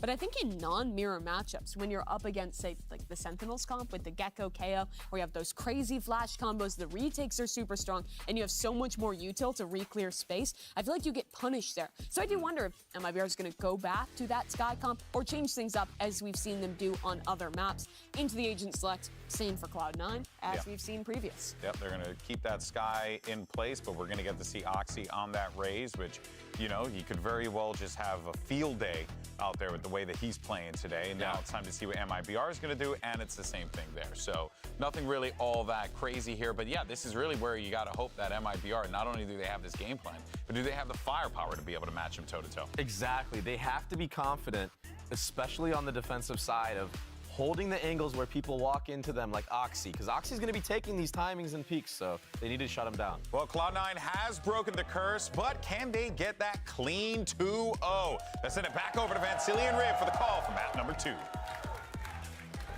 We'll definitely see if that's going to happen, but now going into Sunset here, Rivets. No changes for either of these teams, not trying anything new, and just going with what's comfortable. But if they want to play comfortable, I mean, Oxy kind of popped off last time. This is very comfortable. Is it? Except, yeah, it is. Okay. I like it. Oh, yeah. By the way, is this a horse or a penguin? Horse or penguins? I say penguins. Anyways, all right, let's get in the game. We're going to Sunset here. Nothing really changes except for Oxy popping up the last time. I think he dropped like over 30 kills last time that he played this map on Sunset for Cloud9. So I'm actually quite intrigued here and interested what MIBR has in store to play against C9, because it's also their map pick going into this. Hang on, I dropped my pen. All right, we're good. Rocking in. RGL, rest of the team. We have Ghost, a Sheriff on Artsine, actually. No Sheriffs on the side of C9, so we'll see if they can get started with a quick laser shot to the face with the Sheriff. If you focus on Artsine, he is actually going to be towards that lane side, and C9 is trying to press it and marker it. Tiles back. We have a mid play for first round here. Really mixing it up. So the Viper Wall is going to help as well, so they can split here towards the east side. Artisan's able to answer first with the Sheriff. Oxy immediately, though, there's just going left and right. When the wall came down, the backstab came through as well from FRZ. Long range battle as well onto Moose. As Lee's now Rooney alone in his Viper roll. Spike now looks like it might be able to grab it. Nice long range dink. A second one, long range, and will connect as well. Rooney getting loony right now. That is crazy. If I can go one by one, like... Finds the 1v1 twice on the jiggle. Feeling good, and a great start here for Cloud9. We get this clutch from him and back again. And Oxy, classic again. Stop buying anything else. Crazy stuff. Dink, dink. Just a little crouch to bring the aim back around. That's what we do. I just need to get big baddie. I got you. Oh. Second round a little bit more aggressive though for MIBR. Yeah. Pain Shells trying to get that orb up. That was the goal here coming through for MIBR. Artisan's able to pick it up and fall back. And potentially even trying to punish somebody that might over peek inside the elbow. Has the Sheriff to work with. Nice flash though, pushes them away. This allows now Cloud9 to get a little bit more pressure on either extremities of this A site, especially with the weapons that they have. Lurk canceled out. FRZ upgrade into a Stinger. It's not going to give him too much, though, for MIBR's chances to try to win the round. And he knows that C9. That's a trademark of this team. Chasing eagle kills. And Moose is going to get it. They're just throwing their walls towards B. Go towards A on this one after using that one in the first round. Keep an eye on where Rooney is placing that. It looks like it might just be B again. So yeah, great defense. A strat towards B mid, and then a strat towards A for C9 here. So they're getting their work on the map. Same walls from both sides. This does allow C9 to keep working mid. I'm waiting for the pressure from MIBR here. They don't have too much that says we want to go forward. They're not working a KO. They're not working something they can pop flash and run forward. They may still try to get some paranoia plays in as they take A main control. Unfortunately, they're off the ball on this one. C9 is just about to crush into B site once they get rid of these traps. Nice little pick from Moxie as well. Catches Mazine, breaks that trip, and the thing that's good is the bonus round for C9, they still have strong weaponry. Yeah. 2 rifles and a Bulldog, a plan successful at the staircase for B main. And that's Vanity that's gonna push through to get info. Somehow wins that fight against GZZ at an 8 HP left. He might fall towards the market paranoia. Okay, he knows that there's now 3 players towards that spawn, make that 2. And finally, Artizine's able to trade it off. Well done here by Vanity to create that diversion and the ruckus to allow this lurk to happen as well for Zeppa. The lineups are set up too, and MIBR knows when the defeat is there. So they'll fall back and save these weapons. Well, again, remember, Zeppa had an opportunity to push quite early on top of middle. They might have a chance to take these weapons away. They're going hard for this. Oxy ran all the way out of here, all the way up through. Just go to the team. Give me my ult. Where is it? At least one orb will go to you, Oxy. And great shots by RGL and Artzine here in spawn to dwindle those guns a little bit. Both Artzine and Oxy are 1 point away here as we get to round number 4. As we get explosive fast. As we watch the replay, just simple peek. Once you have Cypher util at B, you don't expect to get the peaks like that. Maybe the cam goes on and off, but to show yourself on that kind of timing, an unfortunate loss for MIBR and C9 to open up the site. A lurk here from Moose. A little bit on the round. We'll see if anybody else goes tiles with him, but this could be towards that A hit for C9 this time. The weapons that C9 lost as well were everything but those rifles that they purchased into that previous round. So they're looking pretty good here in round number 4 to have a very healthy buy. On the other end for MIBR, they saved those 2 Vandals on that previous round, and they buy around it with a Bucky, a Sheriff, and a Guardian. Crossfire set up at the elbow of the A site. Playing the Smart danger move here by C9 to just walk across on the other side. Nice shot by Rooney, even to open things up, and that's one of those rifles down. I thought they were going to get punished for not using any util to go into that spot, Silly, but no, C9 cleaned it up. But do they know? Do they know about JZZ? They do not. It's a Bucky. It's a Bucky, and it sounded from the sound of it that it went for like a right click that didn't do enough damage. Oopsies. Well, it goes down quick. Great clears by Rooney to open this one up as they again go hunting. Cloud9 stay hungry on these rounds. And everything they're doing, it kind of off the first step, working really well. MIBR not having time to rotate, get into position to stop anything here. So they're going to have to switch up the way they're showing their pressure, what they're doing first. Make Cloud9 worry or sweat a little bit. Too much freedom to C9 at this point. With some weapons here, can they be saved as MIBR's members get just pinched down on? Spike's going to go off no matter what, which will allow here C9 to get the 4th round. And for FRZ to try to save this weapon to no avail. So very reminiscent to the first half here of Icebox, where C9 looked very dominant to kick things off. Guardians really good on MIBR's side, where FRZ got a pick. But in the end here, it's all these contact plays with less util that seems to be catching MIBR a little bit off guard in that previous round because of the lower buy that they had. You saw from the last kill from the replay, they also have the Neuro Theft available on the defensive side of MIBR. So that could be helpful if they want to try to play the retake here with the showstopper available. Who stops the show first? That's the question. Still this wall, a little bit of a change up on MIBR's wall as they are focusing the split on B defensively in 2 sections, like you kind of see B on Breeze, so they can retake through that wall on the site. It's going to be mid though for Cloud9 once again. We haven't really seen this since the first round here, but they are thinking MIBR are going to give them some peeks, give a few jumps. The util information maybe, as they work again towards this market. Poison orb emitting. After they did this the first time, they went straight up mid, so whether or not they find what they want here, they might proceed. No, it's just a flash. I gotta credit MIBR here for playing it calm and keeping it safe, not giving C9 really any info, and making the space that C9 has taken not too beneficial. Because of that flash, it seems that MIBR are thinking that they might have gone for a market or mid control, so adding a lot of players there, and the audible call for C9 is to pivot back towards the A site. But thankfully here for the defensive side is that the Cypher util is actually towards A to help delay even more. Yep. TP across, flash comes in, Paranoia, Showstopper out, the lurk, manages to get a kill, but it's Oxy Showstopper to get the pick on to Artazine as well. Spike is now down, out in the open, GZZ anchoring it down, Moose is alone on a 1 versus 1, just around the dice. They're dancing around.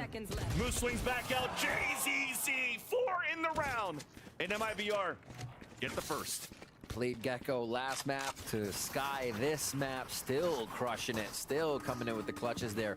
And Rooney is doing everything in his power, winning 1v1s on the other side of the map, another 1v1 here or there, and it's just the site being torn apart by the defenders that are there for MIBR on the rotation.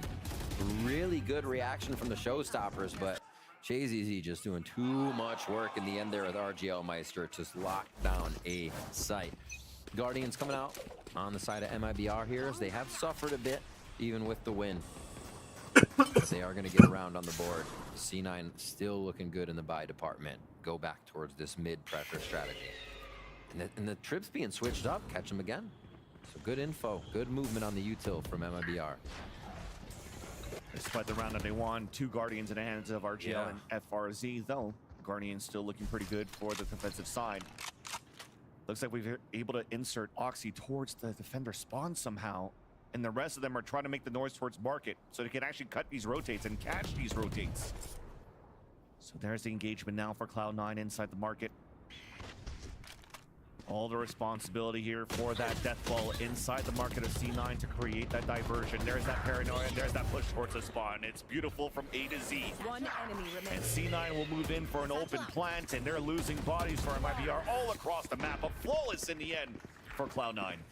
This kind of tells me that C9 are going to do this over and over. The mid-round strat that didn't come up with anything, what we just saw was supposed to be the result of the last mid-round strat where they went market to A.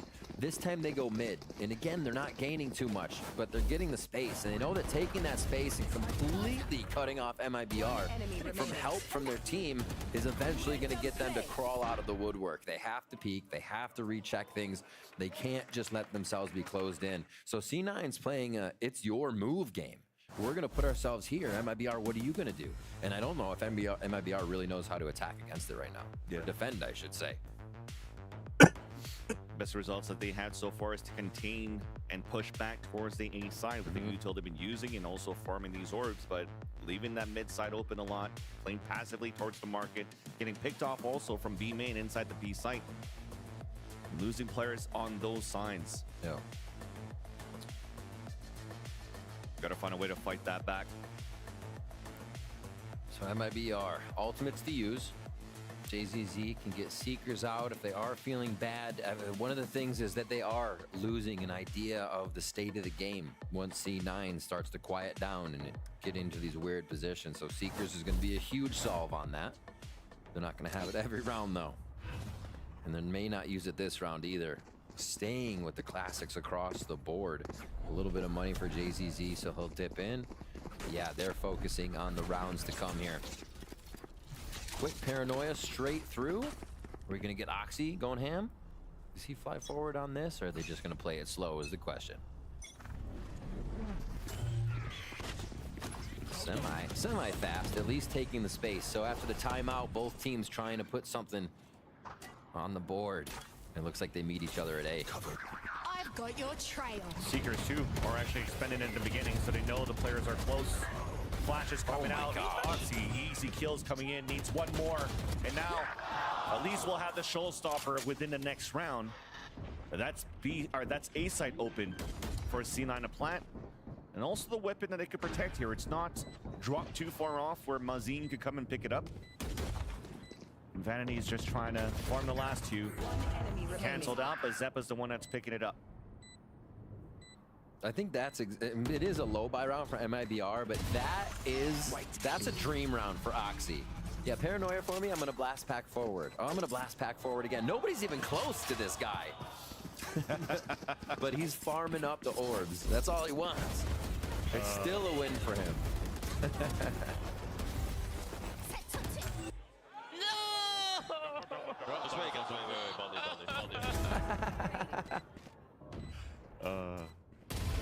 He's not having any fun. All right, hopping into round 8. 6 ults across the two teams, 3 apiece. At least Vanity realized that. You saw it in all chat. MIBR Classic is OP. It was a full Classic round save for MIBR in that previous one. They have weapons to work with this time around. Trip's a little bit closer though, easily broken up and nicely done from the dog inside the market. Showstopper at the feet of FRZ, cutting rotates on the top of middle, caught with knife in his hands. But Zeppa's trying to push back and forth. Overextension coming out from C9, being punished out. 3 versus 3 Seekers also pushing back C9. On the post plant, playing outside B. Looks like Rooney's just staring at the butterflies or the moths here at the under the lamp.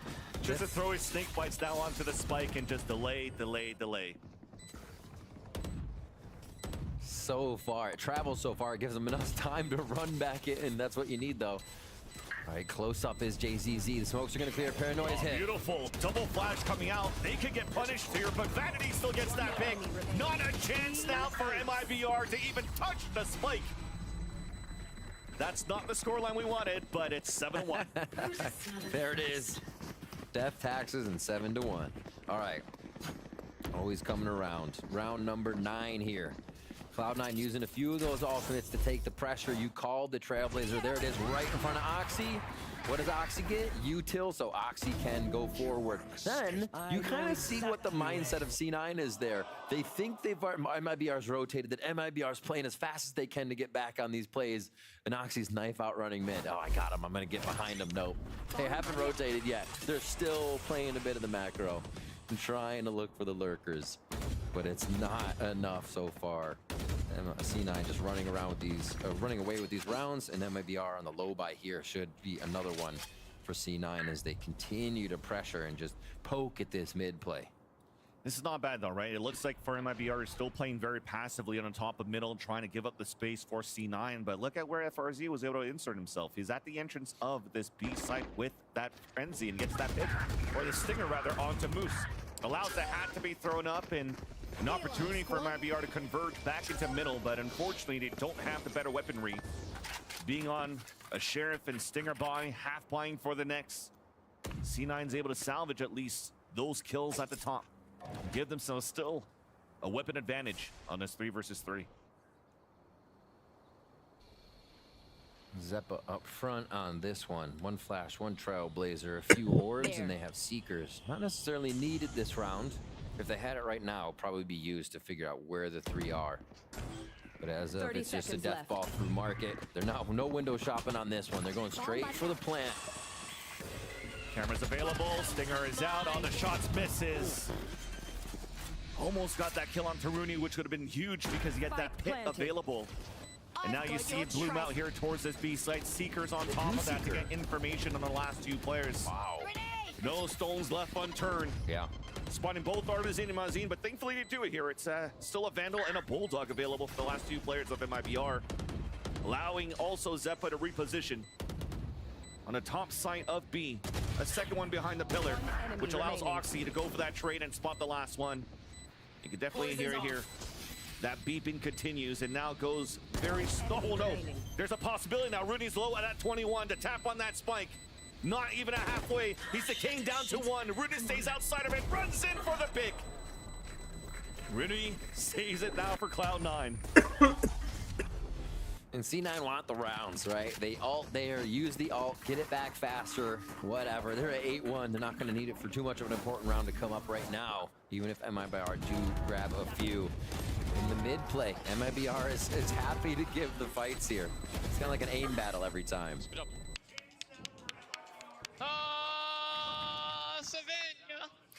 Mama Gishi, baba. All right, let's go. Next round, 8-1. We got Oxy calling out. He's feeling like he's got everything around him right now. The team, the world. And now they go towards A. No real util being set up here because they don't have enough money to do it all just yet. Oh, second trip actually market. I was looking for both trips in A, but MIBR is trying to get bits of util all over the place. Pit towards B, everybody towards A now to try and stop this Cloud9 hit. It has been impossible for them. And slowly working up. C9 are going to get this space and collapse on the site. Unfortunately, can't find a timing to flash outside the attacker smoke so they can run through. Even a trip was placed by Moose as they enter towards this A site. Safe plant coming down for Cloud9. Paranoia once again for MIBR, trying to not give a chance for C9 to set up here on the pulse plant. Paint shells on the ground. Vanity answers back. A 3-on-3, but we're fighting towards the elbow. Showstopper available. Lands at the feet of Vanity. An advantage now for MIBR for the retake. Moose playing long range. It's not planted for them. Remember that. ADSing back towards the pond. The timing. Spotted by Mazine. The swing. The snakebite pushes them forward. Cannot land that shot. The smoke also allowing RGL to defuse it at halfway. Back to a 1v1. Trying to full stick and misses the shot as the defuse comes in for MIBR. That's it. MIBR heavy rotate. Get themselves in sight. Shut down C9 for a round and get that defuse. Back towards A, maybe. C9 playing these pretty loose in the end there. Peek out from Zeppa, trying to just clear spawn before they get the ult in. Just to the left. Yeah. That is also my exclamation when things go wrong. Just a quick shout.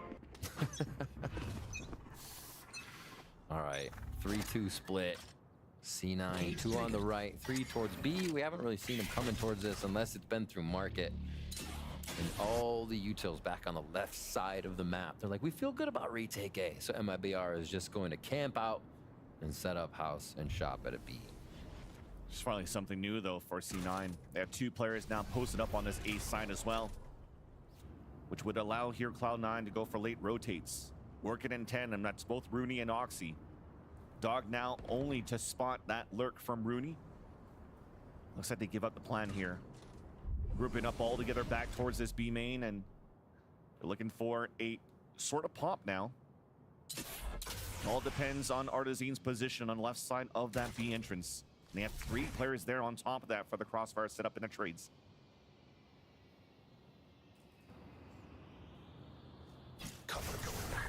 So quiet. They're like, all right, they have all the time in the world to prep these strategies. Still not there, being though. pressured. Trigger discipline on 2 kills, and that's the spike down. Cage comes down across, and those 3 players inside the site are too much for Cloud9. Left to 1. Snakebite manages to stay alive from that, gets hit by Satchel. But you definitely see there on that mini-map through the X-ray as well that he's about to get hunt down. 360, no scopes, whatever you want to do. As MIBR will get the 3rd in a round. Dude, the back entry, you know the hardest thing to shoot is a Cypher with a hat off. A Cypher with a hat off jumping at you backwards. You can't shoot backs either. Like that might actually be illegal. What he just did. No, I'm just kidding. MIBR, find another one. 3 rounds for themselves here. They kind of trickled in at the end of Icebox to give Cloud9 a bit of tough time on the other half. But yeah, I like that C9 had all the time to set up there. It looked like it was going to be the perfect strat, and you just had one person hiding. Pulls the thread, and everything comes apart once they don't corner discipline. Towards A, really nice pull back on the smoke to deny the quick guiding light flash. So they do not have the info that they want out of JZZ's utility here, and this walk-up is going to be pretty powerful. It actually did get contact. You heard the bird scream. Oh, it did scream. And JZZ allows himself to insert forward and get that pick onto Zeppa, doing the sky diff. Spike gap. looking to get picked up here by Vanity. Meanwhile, the ore picked up by Oxy. Looking for a lurk and a play. Moose, a little bit difficult there when a Boombot's running towards you at full speed. Couldn't win that fight. Not allowing here C9 to rotate back towards the B site. Also losing players in the process. Only Oxy and Rooney left alive against a full roster. Rooney with the pick. Oxy one more, allows for him to get the showstopper and maybe turn the tides over back to C9. But MIBR is looking pretty good here with 40 seconds left on the clock to hold this A site. Oxy trying to walk forward. Lands that. Here's that showstopper. Trying to clear out the site, but shoots it right away. Does not connect, but allows Rooney to swing out for the kill. And now it's a 1 versus 2. Oxy looks like he still wants to try to hunt for these kills. I mean, now there's only 22 seconds left. Has to commit now towards this A site. Looks like MIBR is ready to give that up. Allow for Oxy to get the plant. He knows he at least safe has it here. 10 seconds left. Trip available too for FRZ. Back at the Jenny, the shots, the execution from JZZ. Yeah. No 9-3 curse. Full rounds coming in for MIBR. And his first half of Sunset. What an interesting first half. Just kind of back and forth. It felt like teams didn't really have too much of a read on each other. It all happened in the site each time. It was a death ball, the hit, a few peaks here and there. Everybody playing a little bit loose, and MIBR are able to find advantages here and pick up a few of these rounds to make it that 4.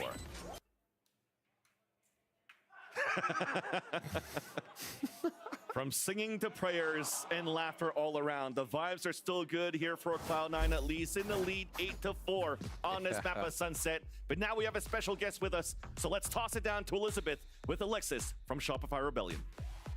Not only is she Alexis from Shopify Rebellion, let me be clear, this is reigning Game Changers World Champion Alexis. Yes. Surprise. But you are also Moose's partner. And in your professional, I'm going to ask you to kind of diagnose the game in your professional opinion.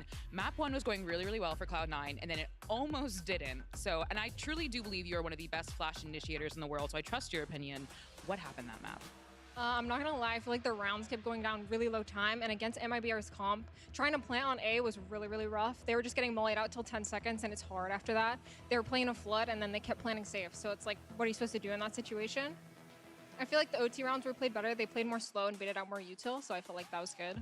I need everyone to know, she just told me, and I was like asking her about now. She's like, oh my God, I just like look at the mini map. I don't even know what I'm doing. And this is what she does. She just spits out knowledge and information. Insane. Now we're at an 8-4 half.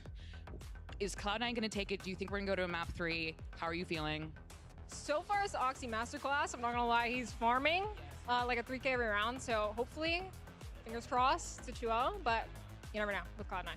Well, bringing up Cloud9, what was it like? Because obviously Moose joined Cloud9 stage 1. What was that call like? What was that moment like when you found out that he would be joining Cloud9 and coming into the partner program? Well, I was obviously really proud of him. He's been a tier 2 for a while, and also I was on Cloud9, and they're really, really good org. So I was really happy for him, proud of him, and he's doing great so far. So he keeps looking back at you. Hey, what's up? Oh, okay, stop being cute. No. Enough. And okay, he can't hear you right now, but if he could, he might try to read your lips. What would you like to say to him? I love you. You're doing so good. Yay. Okay, but thank you so much, Alexis. Give it up for reigning world champion Alexis. Incredible job just speaking to me and giving all the information, because I was like, oof. But thank you so much. But we have a game to get back to, so casters, please take it away. Thank you, Elizabeth and Alexis. And indeed now, Oxy definitely farming 16 kills so far on the board from the first half. 33 was what we dropped last time against EG when C9 got that victory on this map. Halfway there, we're at halftime. On the right course here for C9 to potentially close this out. But MIBR, again, just like the first map, they're fighting life early. All right, so let's focus on where MIBR is going to be going here. We can even make the sound effects for you if need be. So, so pushing up 1-2-2 so far on what they have, 2 towards A. And just a lurk, a good push out from Vanity just to make sure nobody's getting online yet there, as he's got to run away from the Trailblazer. Getting back in a position, whoosh, smokes comes out, and now ping ping towards the right side of the map, and now all quiet. Shh. You got that reload? Perfect. Guided light finds information here towards the front of the A site. There it is. Oh, thank God. You were doing good. Find a new job at this point as a sound effects guy. All right, so pushing up towards A. No paranoia is going to push any advantage here for Zeppa and Rooney, but they know not hearing anybody step away from that is also info. They're going to go ahead, rotate, lean towards B. And this one, we're going Navi timing all the way down here. Fake towards A is going to be the ruse as MIBR is set up to hit this B site. But all of Cloud9 right now are all grouped up towards middle, so anything, if anything, they could do fast rotates here. So the camera looks like it was shot down or was pulled back here by Moose, but now it looks like GZZ finds that lure kill on the top of Pawn Shot.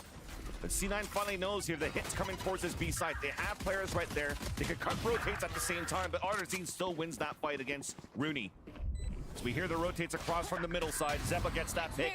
Oxy also fighting towards the B side and finds his kills in the front. And just like that, the fake that was so successful for MIBR becomes a failure in the post plant.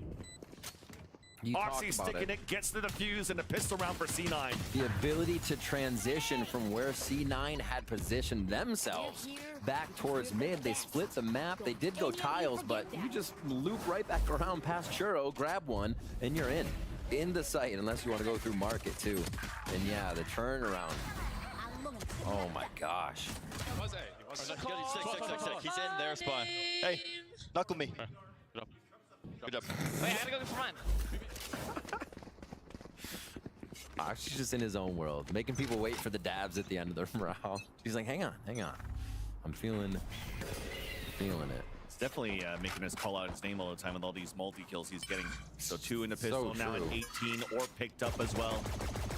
After the defuse, he's now already halfway to his showstopper. Flash, they can't find anything close. Nice one-way by Moose. Long range though, Artazine fights the extremity. Denies the position here from C9 on the aggression they were attempted towards the A site. That's the force buy that they had here in the hands of Artazine. Trying to fight and go around this Guardian. And this might be an opportunity for them to flood here if C9 continues to fight aggressively behind this smoke, but...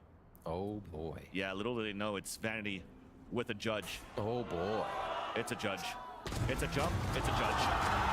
3 kills coming through and deniability from MIBR to even get the plat down towards the A site. That's gross. I cannot wait to see Vanity after that one. Already smile. There he is. Right to him. Let's see this replay again. So we're going to get a few of the first kills. Nice start off by MIBR trying to find, or C9 rather, trying to find those kills in market. Woo. Lay him out. Did they try to copy our swag? They are trying to copy our swag and they lost. Low-key, can I walk down mid? Can I get a That's where it comes from. That's where the 4v5 right off the bat comes from. Low-key, can I walk down mid? And he's doing it. And he's doing it. Guardian I love there. this. Smoke also no contact towards the front of that A site, so that's where we're talking about that orb coming up here. Right. To try to deny that flash. But it might be we're still tucked back behind the spawn. Oxy with an aggressive angle and 2 players of Cloud9 trying to play behind the Viper wall. Flash connects to nothing towards the tiles, but the Boombot will spawn Oxy and they'll force him to pull back. Here. They had top control. If they did get in trouble, Zeppa had a flash that was going to be flying right around mid. So still controlling each other, even if from a distance here. They have a bit of that triangle formation to play through. And all over the map still, MIBR has been trying to get this kind of fake play going on that C9 will bite. A lot of action towards A, and again towards mid. Maybe they're trying to meet C9, knowing mid was where it collapsed last time they ran a strat like this. But that's not where C9 is. They've already anchored to the sites. Already calling it. Wallbang attempt 2. Aggressive peek, now a double swing towards the top of the mid site as RTL does connect. Now they roll around towards the A site because they know the Omen TP'd earlier on. They know that Vanity only has a judge to work with, but he's playing it towards Dice. Fully hit by the Paranoia fall. Fall goes the wall and also goes Vanity as it allows here MIBR to get a plant very late in the round. Planted. Just a few blast packs. Viper's bites to go in just to deny a peek from an angle, but not much. MIBR is in pretty good position for this. They have crossfire elbow. And sight is a little tricky for them to take, but LGR Master's ready. Stingbite doesn't allow Oxy to really close in with the rest of the team. Wallbang attempt not converted for Moose nor Oxy for the trade. So that leaves Rooney alone, and they heard the Stingbite coming in from the spawn. Easy one there for Artazine. Always seems to be a bit of a fuse. MIBR find a way to light it once they get onto the other side of the map. Get a little bit of momentum in their favor. The bonus is a good grab. I'll hit 80. Guys, I missed for the first time in my life. History being made here today. All right. So where do they head on this one? With the bonus being grabbed, MIBR are going to feel pretty comfortable knowing that they'll have a bit of an advantage based on knowing that mid was a good hit for them. The fakes have been pulling C9, but the post plant has not really been in their favor too much from what has been happening. Last round was good, but it's still these slow rounds. All the util they can get out of Cloud9, the site hit becomes a little bit softer. But they're not gaining any ground right now, and that seems to be a big problem for this B main area. So Zeppa grabs this orb towards this B main, but they allow it to have Oxy to push all the way up, but the dog manages to escape it. So there's an opportunity. Paranoia close range now gets the kill. Only one away from the showstopper. Both of these raises once again on that race to an early showstopper. As on the other side, though, it's picked up by Artazine, and that's at the ready. Only one player inside that site, around the Cypher util, and that's Rooney trying to anchor it out. And they understand that showstopper is close by, so he's going to have to pull back even closer to spawn. Oh my gosh. The timing here could hurt Rooney. And it will. Great job here from IBR to stay patient, waiting for that orb to come down, for the fuel to be gone. Trying to make sure you clear out towards that dice there with those pink shells, right? So Vanity's at the spawn, tries to go for an angle peek, but it's red. One enemy remaining. Only one player left alive here after Moose gets the pick onto JZZ. Mazine in the clutch for MIBR. Hoxie looking to rotate back to support his teammate. Now lots of noise has to be made. Tap on that spike and the jiggle comes through. And you're just trying to run that clock down from one end to allow Moose to just fight that 1v1 and he'll get it. MIBR there, we said they didn't have any map control, so to see FRZ try to push through his own gate to face what was happening in B main, that's incredibly aggressive. They lose one there, they're forced to rotate to the other side, realizing how many had pushed B main, but it still isn't enough. His Moose on the loose locks down the site. Bro, I tried killing the guy close by and I killed the guy default through the box. I saw. I saw. Did you hear me tell you? Same. Yeah, that's what MIBR is dealing with, right? You're peeking something, you're behind your guy, and you get taken out as the last one in line. It's one of those days, and Cloud9's making sure it stays that way on this map. They pull back rounds right after MIBR gets one in the second half. And usually, as we're praising them being so good from the first half, or the first map rather, right, on how good they were on trading for MIBR, seems that there were a lack of positioning of where they had to be here once they enter that site, which allows here just C9 to crouch, spray, and get whatever they want. So that needs to be readjusted now, as the chances here to push us to a third map are definitely dwindling down now for MIBR. Ooh, Viper wall towards A on this one. Really gonna work it just kind of like a lurk wall. Like they aren't there yet, but he can put it up and down. They play a few flashes around it, so Mazine's job is to be a nuisance this round. See if he can at least find a 1v1 or draw C9's attention enough. Spike's down, so it looks like everybody's just on a search for util adventure right now for MIBR. Seeing this B main push last time, Artson tries to take control right away. Heavy default. They're just on all the first starting angles, to tiles, to A, and they're actually pushed off of B main too. Nice job by C9. Similar strat too on that B side. Yeah. Push up, fall back, Zeppa gets the orb, and then also has Seekers available. But this time around, Oxy's not looking to push even more forward towards this B site, or the B main rather. You heard that flash to contact and get information. Maybe try to sell that fake on that A site, especially with this lurk coming up now from Mazine. Yeah, this insert is somewhat working as long as Mazine has, I'd say, info before he is seen. But do they wait? He just threw wall back up and he decides to leave the position. Interesting. They call him back. Probably to try to have him work a late lurk through the market as the rest of them will look to pop towards the front of this B site because those Seekers are available too. But Oxy in the off angle. Showstopper at the ready too if he wants to use it, and he will. Towards the back of the map, denied. Shot in the back by RGL.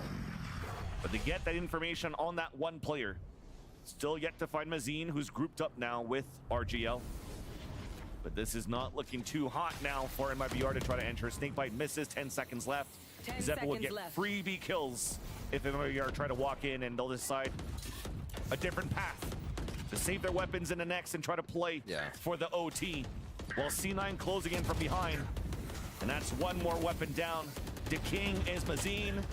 And fall does Mazine go, and they have no weapons to work with in a map and series point situation for Cloud9. I'm still trying to wrap my head around that.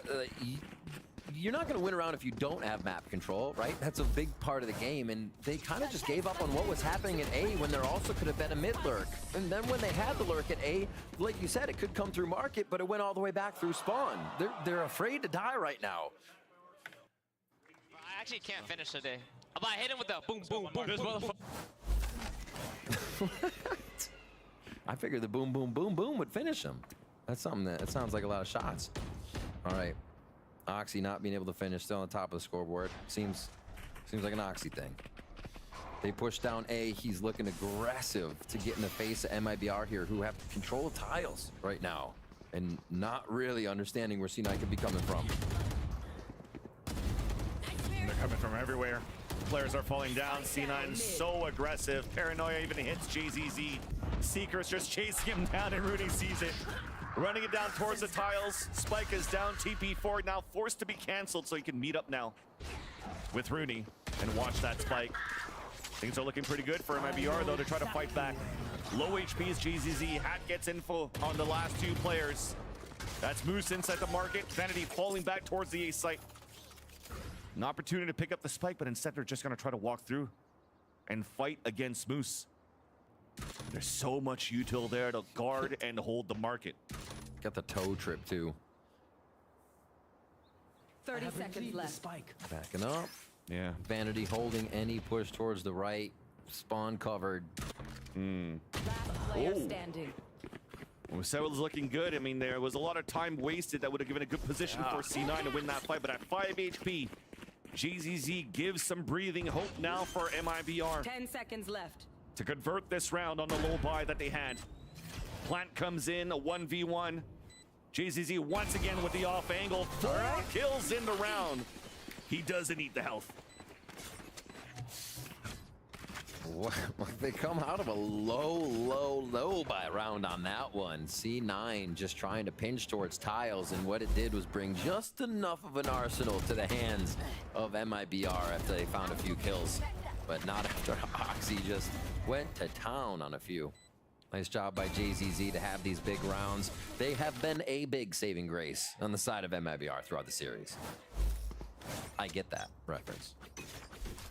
All right. Now C9's on the low buy. Market play? Jeez, MIBR just seems so afraid to have this map control. Or maybe they want to play it slow. They're just kind of staying together on this, but it seems like everything they do is a take and then a retake. They have to re-hit, but not because they want to, because they're forced to. Does not seem like they're proactive enough here. C9 in market ready to already throw back if they start coming through. Nice denial of util. And this one's on Artsy going deep. Rooney though still manages to get that kill through the smoke as Oxy fell from top of shot. Plant attempt coming now, and looks like it's going to be on the staircase for B main, but they're just tapping to try to force them out first. There's over-aggression, over-commitment, a flash that wasn't popped out that forces JZZ to turn away. Now the hat's thrown, and they get information on the last 3 players, closing the gap, closing in. Here's the sound of the cages. Oh, I love this, Bucky. I knew you would say that. Vanity is going to try to bring it out, the Chocobo cosplay, but not this time around. TP across towards the A site, a free plant for MIBR.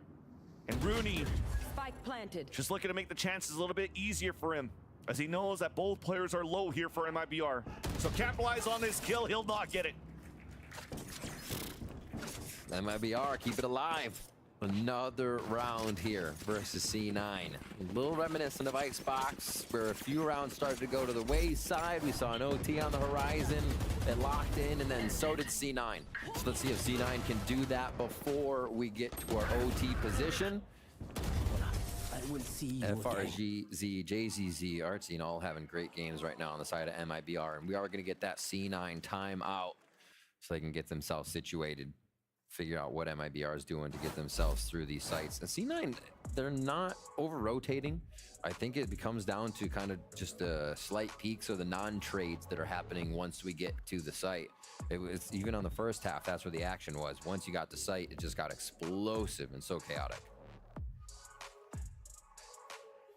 Maybe it's just the, once again, inevitable, whereas MIBR could see a fake comeback here or there. The vibes were up there when they C9 just tried to run it down and unfortunately got denied there from that, what, 2 versus 4, 2 versus 5 that you saw 2 rounds ago. Broke the economy, and it is timeout just to say, guys, let's just close this out. Yeah. If anything, we're getting closer and closer to these ults too. Oxy still landing these shots. They're getting very close to a showstopper once again. But they just potentially just want to keep their calm and end the series now. All right, MIBR picking up gas. C9 play a little less loose here. Should be able to tame it for one more round. How many chances? 1, 2, 3, 4, 5 chances. Perfect. 5 chances. Now everybody knows. Nobody else would let us know, right? No, I'm just kidding. Here we are. I mean, Slicky's chat definitely will know. It's the emotes all across the board. Exactly. So elbow control here from C9. Actually, an interesting spot. Vanity may be TPing out of this one. The judge, or not a judge here, I should say. Peculiar spot to be playing the one and done. A little bit of control for FRZ, but he hasn't been able to say too much other than, raise Roomba, so they know where Oxy is. That's actually pretty big information here for MIBR. As they start to work towards mid, they figure if Oxy's here, the other site's going to be one that might be held a little bit stronger, and there'll only be a 2 peak on B. Little do they know they're taking a little too long to get there. The other thing is that it's been rare now that the door has been shut. Usually it stays open because you have Moose's utility out there too. So maybe MIBR recognizes that potentially the setups towards the A site, and they want to try to avoid now that A site hit.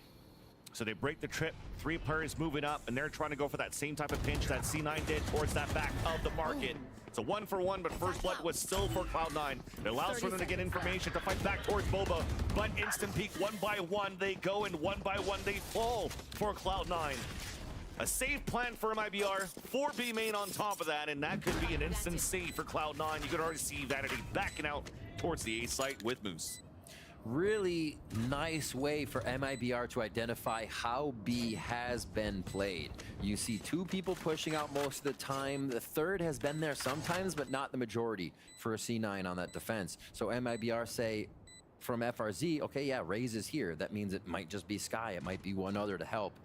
They did make the right call. It was a later rotate over from Zeppa, but it didn't matter. MIBR already had the timing. They've already used the info.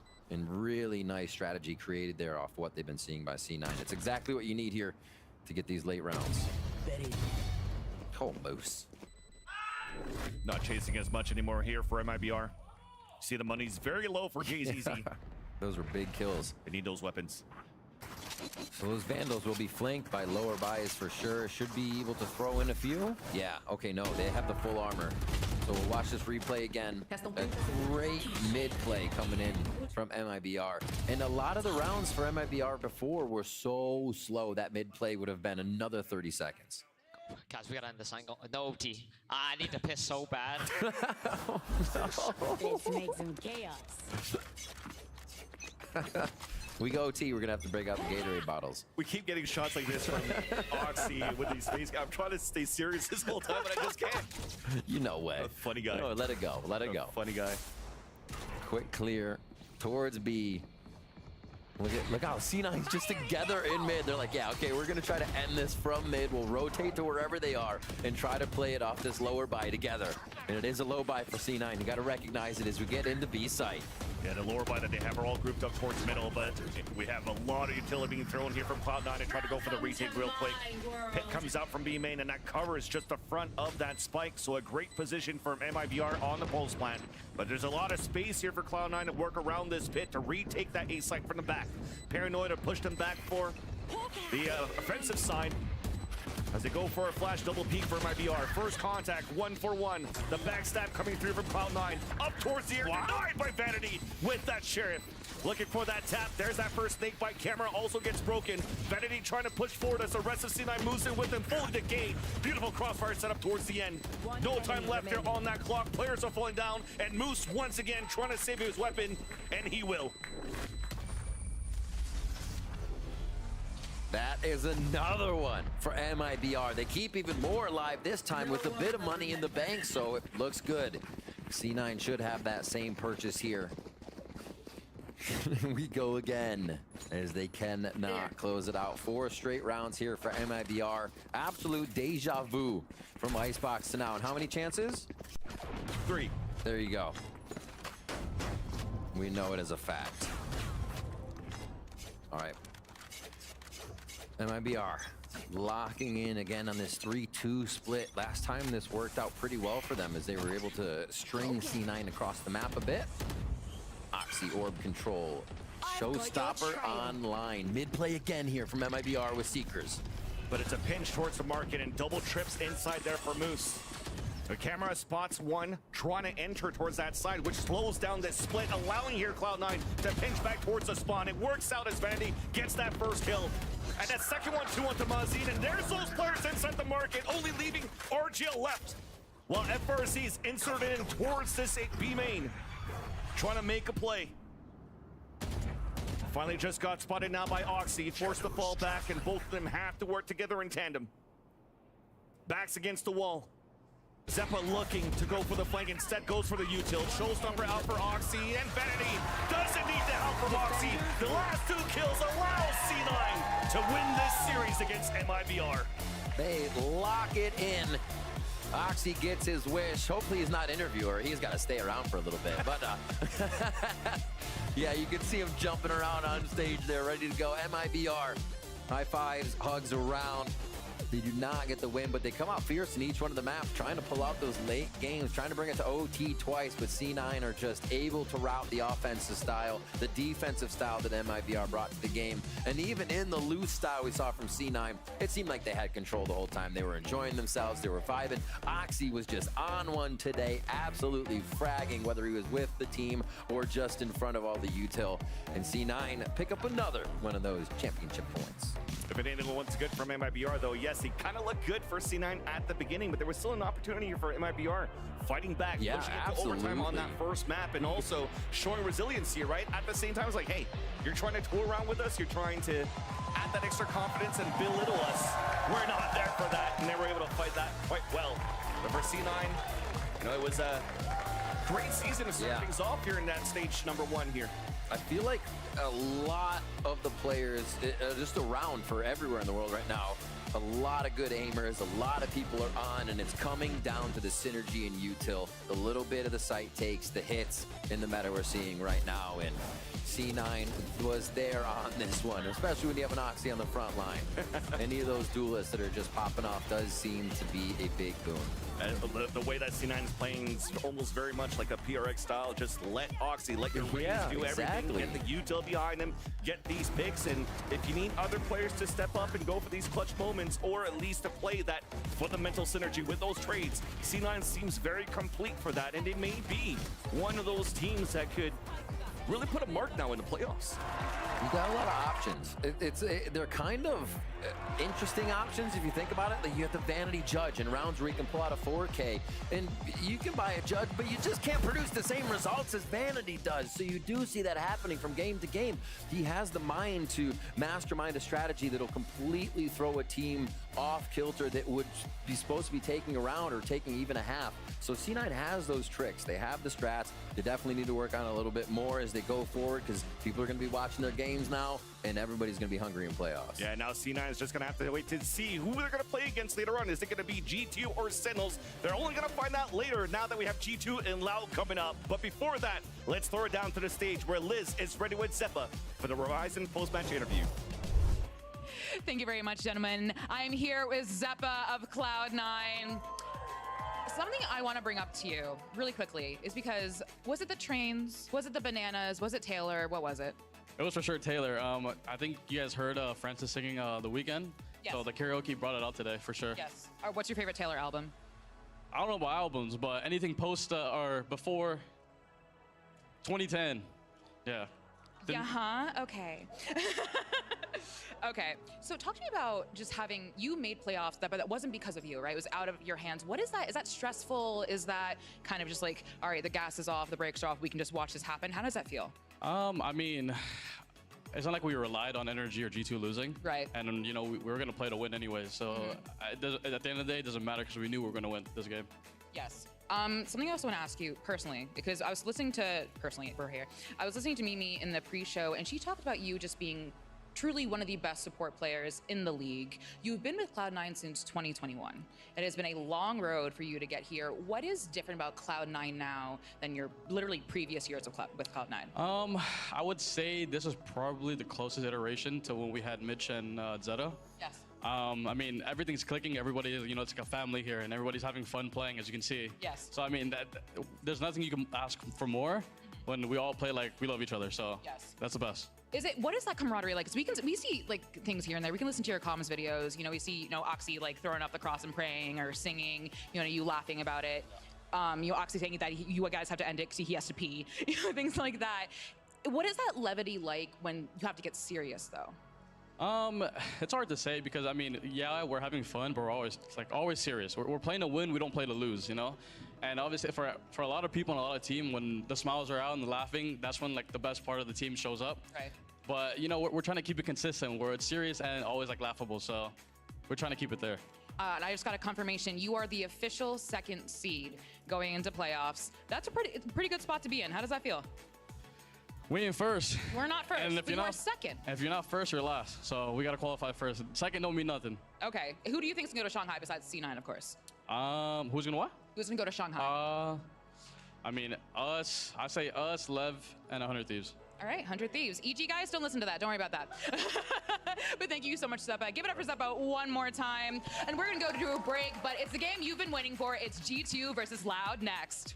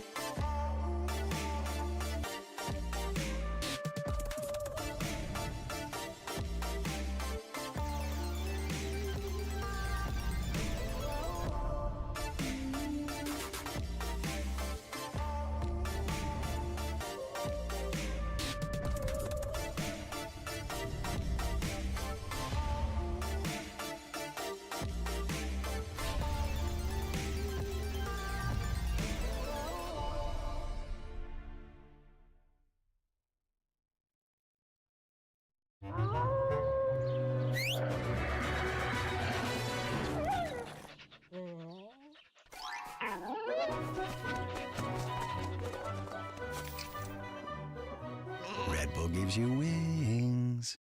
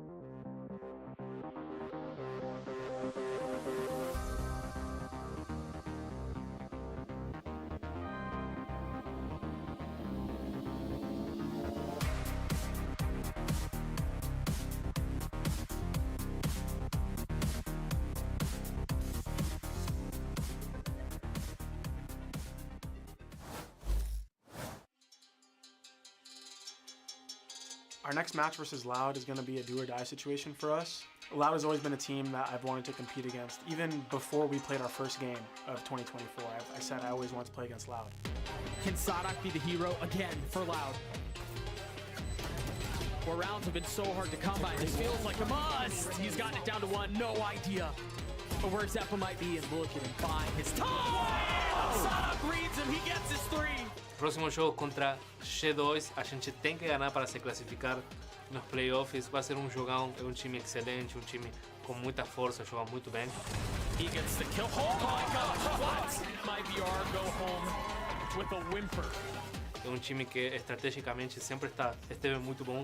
Quizás algumas coisas não encaixaram, mas agora realmente um time muito diferente que no kickoff. I just want to end split 1 with a positive note and some confidence from the boys. So win or lose, as long as we play our game and dig our heels deep into adapting and trying to win that match, I'll be happy with whatever happens. Welcome back to VCT Americas. It's our final match of Stage 1, and the playoff hopes of 4 teams are riding on this one. It's the match that we all been looking forward to, G2 versus Loud, to determine what the playoff picture looks like. It don't get any better than this. I'm Golden Boy, that's Mimi. You got Baby Bay over there as well. Let's go ahead and dive right in. This is going to be an exciting one because it's great when you have like your end of season, but the last match has so many implications for the end of your first stage. It's going to be pretty sick. Yeah, it matters for the teams playing in the server, but it also matters for Sentinels, NEG waiting in the wings. All these teams have a chance to still qualify for playoffs, which is wild, especially for Sen and EG. But for these two playing today, the implications are also huge. Yeah, and this is such a good matchup because both teams, I feel like, have had the same problem all year long, all stage long. I should say that because Loud actually looked great over in Madrid. Yeah. But this stage specifically, both teams have had a problem with their duelists. I mean, I'm going to just call it out. You know, it is what it is. Both teams have been struggling in that aspect. Well, it turns out one of those duelists, or well, I would say EG's duelist is going to get a nice invite, courtesy of the IGL of G2. You got Derek and Jogmo. Apparently, an invite came through for them to be in the stands to cheer for them because if G2 wins today, EG gets to join them in the playoffs. So G2 is not just playing for themselves, they're playing for that boy Jog and the rest of the EG lineup here, which is actually kind of cool. Yeah, and I think they are in the studio. For dinners on the line. I saw a tweet from Jonah P where he's like posting Jojumo's cat saying he's going to do it for them. It's things just like great. That. It makes this extra one so fun. It's the warm-up It's routine. real. The cat. Could be the one. Okay, this has gone too far. All right, well, let's go ahead and take a look at the bracket now, because with that Cloud9 win, they have solidified themselves as the 2nd seed for the Alpha group, which means that they get themselves that top spot there, and they will await the Alpha 3rd seed. Meanwhile, you have the Omega 3rd seed, so a lot of implications are going to be coming into fruition for this one. And as we had mentioned before, Crew Leviathan, they win that matchup. Match 3 and Match 4, they win those, and they find themselves going to Shanghai, China. So it is going to be quite fascinating to see how this all breaks down here, but there's still things to explain. Talk through it again. Let's go ahead and do it again, because I know you guys didn't pay attention to me last time. Here we go. So let me go ahead and explain it one more again. We got this. If G2 wins, they're in. All right, we're good. Let's go ahead and show the graphics. Better than showing my bald face. All right, here you go. They win. All right, and EG qualifies for the playoffs as well. Now, if Loud wins, they qualify. They eliminate EG. And if tiebreakers don't go in their favor, G2 could miss out, and Sentinels will take their slot. This is an important thing to note here, because if G2 gets a negative 13 round differential, there will be at least there will be a best of 1. Apologies for that. That's a lot of words, and I'm trying my best here. Okay, between G2 and Sentinels to determine which team moves to the playoffs. So if you are a Sentinels fan, you are preying on the downfall of everyone. Yes, and to break that down more, it's a 13-round differential, a negative 13-round differential, but that also relies on G2 losing 2-0, and it only becomes a differential if we see overtime. If there's no overtime in play, then it's as simple as G2 wins 13 rounds, it's a BO1. If G2 wins 12 or less rounds, Sen is in, and if they win 14 or more without that overtime in play, or win a map, then they eliminate Sentinels. Yeah, basically, if you're G2 at this point, win a damn map.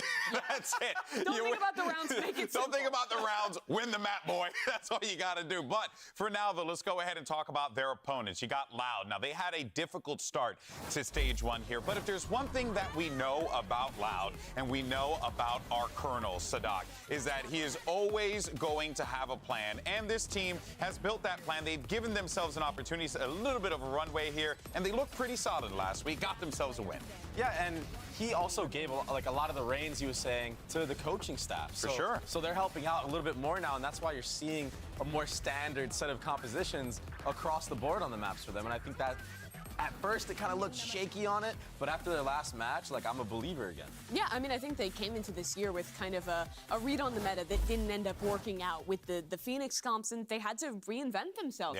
Into stage 1, and they've done such a good job at finding the right comps, the right identity, and also peaking in terms of their form at just the right moment, right? They came alive before the Sentinels match, win that one out, and now, I mean, it's back to old Loud. The mid-rounding has been on point. So many of those contact play rounds on their attacking side against Sentinels were incredible, especially on Lotus, and all these players have stepped it up. Cow and Xena and QCK especially. Yeah, QCK definitely. I mean, we never even saw this guy running it down in spawn up until the last match against Sen, which was such a breath of fresh air, because I mean, we all know he has the mechanical talent and prowess to do things. But he just wasn't showing it in matches. I felt like he just had like a collar on him, and it kind of got taken off, and they're like, oh, Raze go kill now. So I'm hoping we get to see more of that in this matchup. But, I mean, G2 will definitely be aware of that if they do their homework. Yeah, and I think that win that Loud had certainly gives G2 a little bit of ammunition to get ready for this game. There's going to be a lot of things to pick apart from that, though. But for now, they'll send it over to Elizabeth. Has QCK standing by for a quick word. QCK, come on over, come on over. Hi, Loud. Hello. All right, kind of a two-parter. So, what have you done to feel unlocked from last match, or what has your team done to help you feel unlocked from last match? A gente não fez nada em específico para se soltar dentro do servidor, a gente só tentou botar mais fogo, energia dentro do time e se juntar como literalmente uma família dentro do servidor e fora também, e acredito que isso deu resultado pra gente. Yeah, we didn't do anything very specific. We were just trying to, put more fire while in the server, and also out of the server, act as a family, as a group that is very united. Best of luck.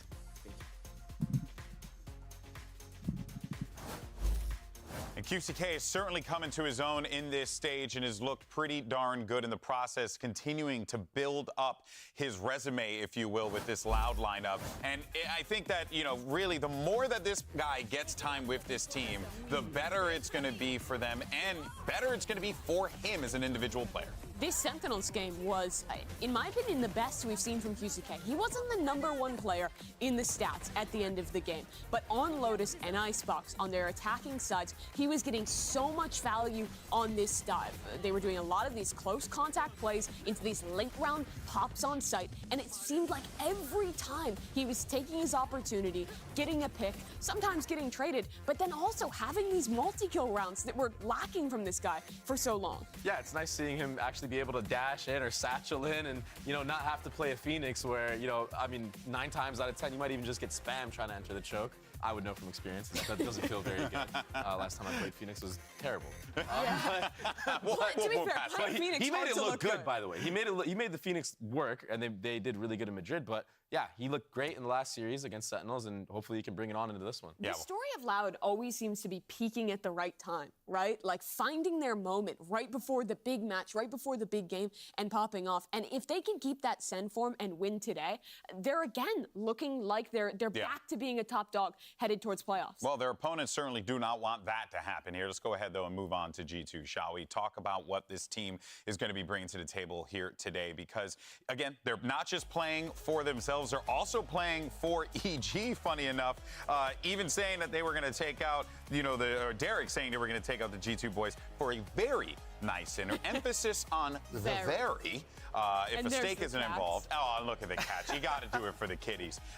Yeah, but, you know, I think that's a very interesting thing, though. That's a lot of pressure. You know, like you're doing, I mean, you're not worrying about EG too much in this situation, but knowing that that's over in the shadows, though. Valen said, this team, for a bunch of young guys, is so mature in their mentality, very true. Right? He's saying, we just want to play our game, show our best. This is still their first stage in Tier 1, in VCT Americas. So, honestly, I feel like they're in a position where I think they can do a good job to temper expectations and really just focus on playing for themselves. I don't think that's cope at all, what Valen said in that interview. It's not at all. And just with more time, Icy will get more comfortable and he will become a star duelist. So, I mean, we're just waiting for that moment to really, truly unfold and happen. But that's the big question, right? Like, how good is Icy going to be? And there is a lot of pressure in this, too. Guys, who's winning? That's what I want to know. I mean, Loud. You're going Loud? I'm really, really Loud 2-0? Yes, I'm bullish on Loud's form right now. I think they looked great in their match against Sentinels. They've gotten their comps in a good place. The mid-rounding's on point. Their individuals are peaking. I'm feeling it. I'm going to go 2-1 G2. Sorry to burst everyone's bubble. Whoa. Sen is not going to make it to Shanghai, regardless of if Loud win or not. Because, I don't know, I feel like the IGLing from Valen is too good to only be able to get, what, 12 rounds for Sen to qualify? I'm not talking about that. I don't know if that's happening. This is it, guys. It's now time to see how the chips fall. Let's send it to the stage and bring out our teams. Riot Games Arena. I want to hear some G2 fans and some EG fans make some noise for G2 Esports.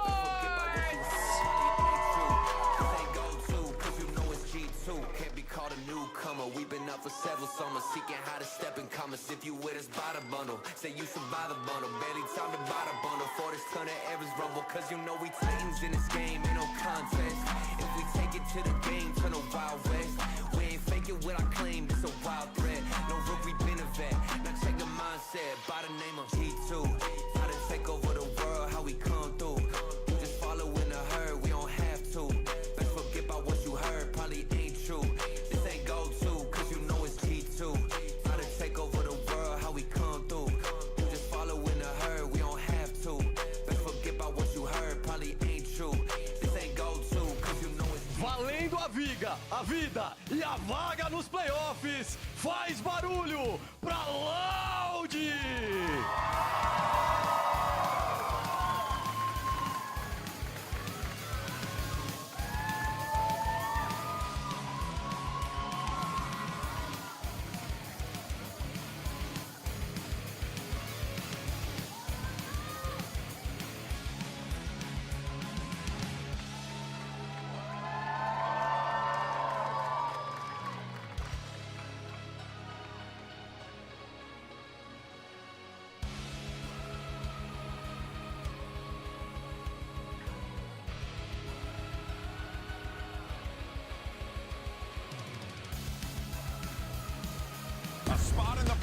playoffs is up for grabs here. Whoever walks away with the dub is going to see their season continue.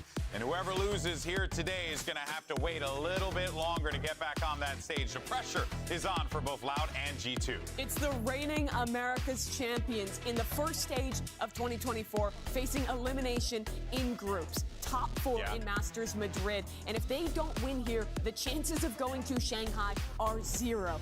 On the other side for G2, though, I mean, these guys coming up from Ascension had an okay start to their season, but have slowly picked it up through stage 1 and have a chance in their debut to make playoffs.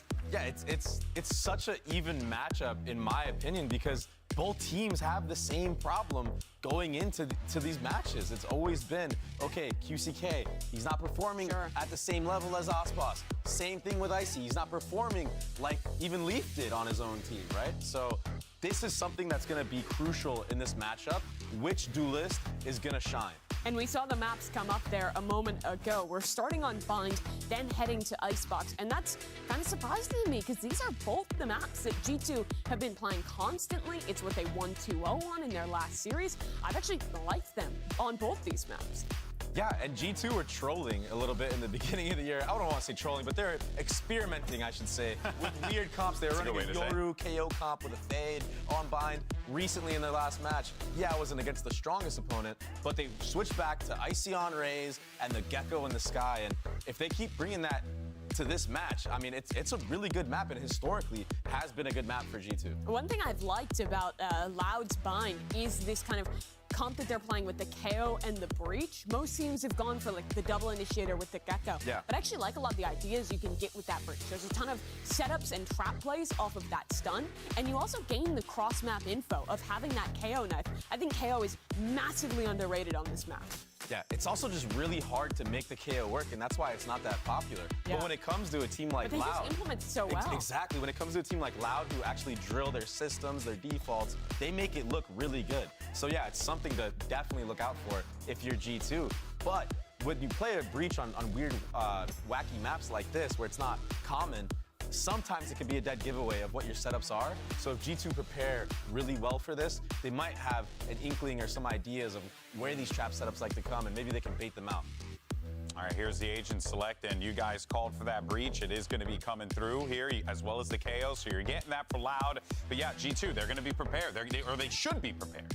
The prep, the eye-gelling, that's all important. But I think the big thing most people are going to be focusing on in this map is QCK and Icy. Both these guys started off their year, started off their stage underperforming, and have shown us some good moments. The last match for QCK was good. Icy had some better performances, but the big question is who steps up today when playoffs is on the line. Yeah, and I think if you just go from experience, you would probably say that QCK is that guy that will outshine Icy here. But this is a big moment for Icy to prove why he was brought onto this G2 roster. Well, it's now time to figure it all out. This match is going to decide the fate of our 4 teams. Let's find out which timeline we're in and send it over to your casters for this one. It's Uber and Wyatt. Thank you very much, GB. And what a way to close out a stage. It is a match laden with playoff implications. But there's a good chance that these two teams are also in the back of their minds while thinking about an international event.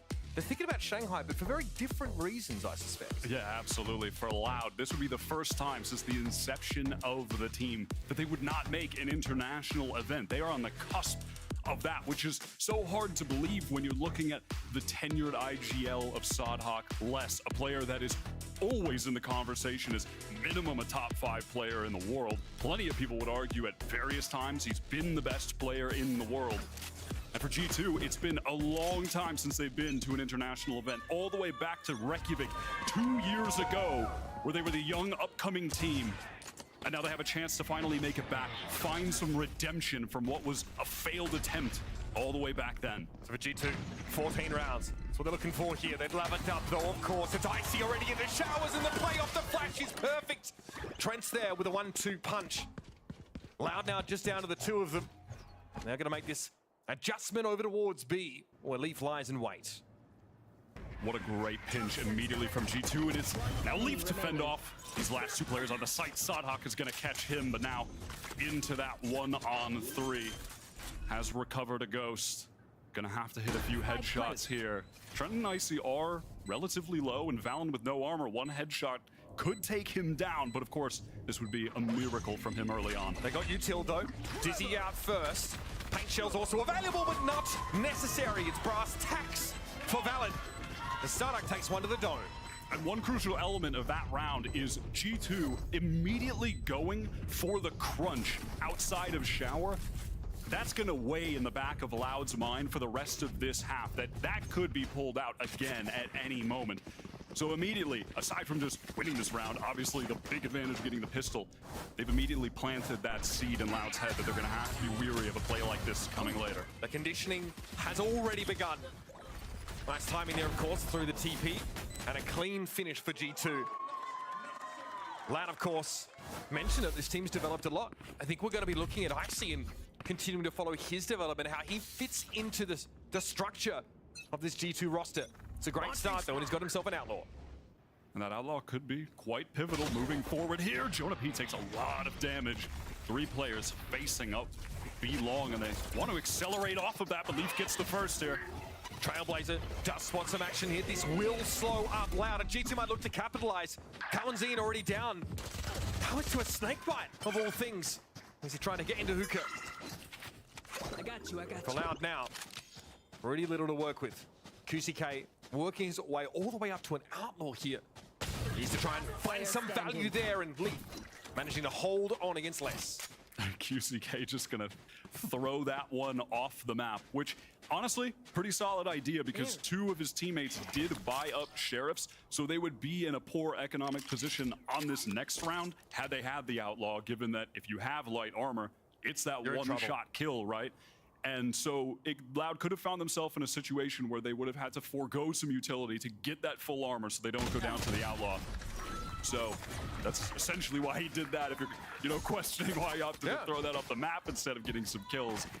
And we'll see what they're going to be able to buy up now. Tons of SMGs in the hands of G2, the Stingers, which can be annoying to deal with in the little cubbies on this map.